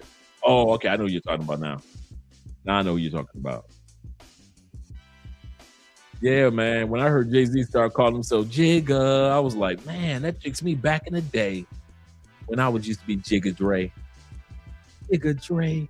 What's up, Jig? What's up, Jigga Dre? Let's go ahead and continue on. We're almost done with the video. Hope you guys are having a good Saturday. Let's bring this back just a little bit. And after we changed the dynamic and rebuilt her value inside the relationship, he still came back. That's when you realize something very important. Many men in long-term relationships are not making purely emotional decisions. They are calculating value. A huge number of men, especially successful men, have already tolerated some form of disloyalty before. What does that usually look like? She suddenly stops answering calls, disappears, blocks you, becomes emotionally cold, then comes back later saying, I've been stressed. I've been going through something. My phone broke. I fell asleep early. Come on. When behavior suddenly changes, there is usually another person involved. People just don't say it directly, and men almost never tell you, I became emotionally distracted by another woman. They always create another explanation because everybody wants to look like a good person, but many women already see the signs. They just choose to believe the story. That's why I always say, stop looking for certainty in relationships. Human nature is dynamic. Relationships are dynamic too. Your job is not to control people. Your job is to stay emotionally clear and take responsibility for your choices. A lot of women think relationships end because I said the wrong thing. I upset him. I wasn't feminine. When a man forgives a female cheat, she can't respect you the same way. You got to remember, we like alpha men. Alpha men don't accept promiscuity. So what happens when you accept a woman back? A part of her will always feel like you're weak and you don't have the willingness to walk away, because there's nothing that can push a man to walk away more than infidelity. And if that didn't do it, nothing will. So now she's lawless. Why didn't you tell me? I asked you. Was there anybody else? No. That this dude's just a stalker. She cheated on him 5 times. He kept taking her back, only to catch her cheating again.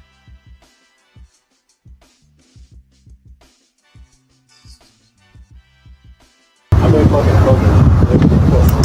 Someone else. What women can sense when a man will forgive her for cheating and a man wouldn't. The men that accept cheating and always get cheated on, and they tolerate the footsteps to cheating. And what I mean by that is they don't mind that your Instagram is very provocative. They don't mind that you're a bit secretive with your phone. They know that you're still talking to an ex. And the woman controls you, but you can't control her in anything. Most of the time you sitting next to a motherfucker that's trying to control you, and when you don't allow them to control you, they really become mad at you. So once I start talking to you like I need to talk to you, understand that word need, like I need to talk to you, I understand it's probably finna be over. Cause if you got an attractive woman, she got other options besides you. And I'm gonna tell you what you need to hear. So most of the time, every time I say bye, I think it's the last time I'm gonna see you. It could be though. That's a good mindset. Cause I ain't finna switch it out. If I thought I could switch it up, I would. There you have it. Love that. The one and only Raw and Uncut, Corey Holcomb. Thank you. Yeah. All right, shout out to Corey. Shout out to Corey. Shout out to O'Shea B. Jackson. And shout out to you guys that have been here rocking with us for the last 4.5 hours. See you guys tomorrow with an interview with our brother DMT, Aaron from Passport Bros app, as well as the Passport Bro group. Appreciate all you guys. And we're gonna get together right around live at 7 o'clock Eastern, like 6:30 Eastern. Aaron will join us at 7 o'clock. We're going to be talking about the evolution and the growth of many of the men that are part of the Passport Bro movement. Shout out to all you guys that are here. Let's get us an outro video in. I know some of you guys are ready to lay it down like I am. Let's go here.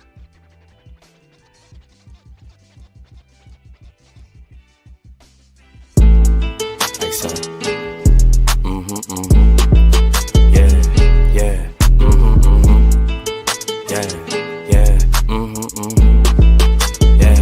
Yeah. Like it or love it, it's double or nothing. You ain't getting money, then you bugging. Damn fat, you know I'ma hug it. Lows by the truck. Up the budget, cashing it in, damn I'm a bucket. OD, you know I overdoes it. If it ain't moolah, we cannot discuss it. Her name ain't Erica, she finna bust it. Her name ain't Mega, but yeah, she a stallion. The way that we dressin' ran out of Italian. New chain bustin', keep the medallion. Pour your own troubles out by the gallon. Her name ain't Lotta, but she from the south. Her name ain't Ruby, she got a big mouth. Putting it in, she sticking it out. Putting it in, she sticking it out. She like salsa, one in a hole, just like a golfer. If you ain't leeching, what can you offer? Ain't got it, they just be talking. Ain't got it, they just be talking. They gon' tell you what you wanna hear. Yeah, put you in a nice pair. Best if you don't listen. All this shit from me, I'm making her wet. It's double line, they know we the set. They know we up next, that's why they upset. Diamonds on me, and you know it's baguettes. Ballin' so hot, man, I need me a rap. If you ain't on time, then you can't let. Can't live in the past, ain't got no regrets. Ain't looking for love, just want me. Like it or love it, still gotta respect it. How you in first, but you coming in second. They watching you next, so you gotta protect it. Running it up and we breaking the records. You gave us your last, you should've just kept it. Eyes on me as soon as I step in. The eye on me, you know what I'm reppin'. It's eyes, so yeah, you know what we dressin'. Our blessings is coming, they know that we destined. Like it or love it, they know how we coming. Just send us the budget, She wanna suck in my hands on weed, she tell me don't touch it. What you doing? We bringing them vibes, they know we don't force it. Tell them don't rush us. Don't rush us at all. Hate us or love us, it really don't matter. Ain't holding no grudges. Like it or love it, it's double or nothing. You ain't getting money, then you bugging. Damn fat, you know I'ma hug it. Lows by the truck, up the budget, cashing it in. Damn I'm a bucket. OD, you know I overdoes it. If it ain't moolah, we cannot discuss it. Her name ain't Erica, she finna bust it. She want me to touch it, I'm making her cream. Like she a Russian, she for the team. She bring her cousins, I'm bringing my brothers. Now it's the scene and we are for being. Like it or love it, I had to just dub it. Ain't no in between, no in between. She for the streets, feeling so geek. She for the streets, feeling so geek. Like it or love it, they know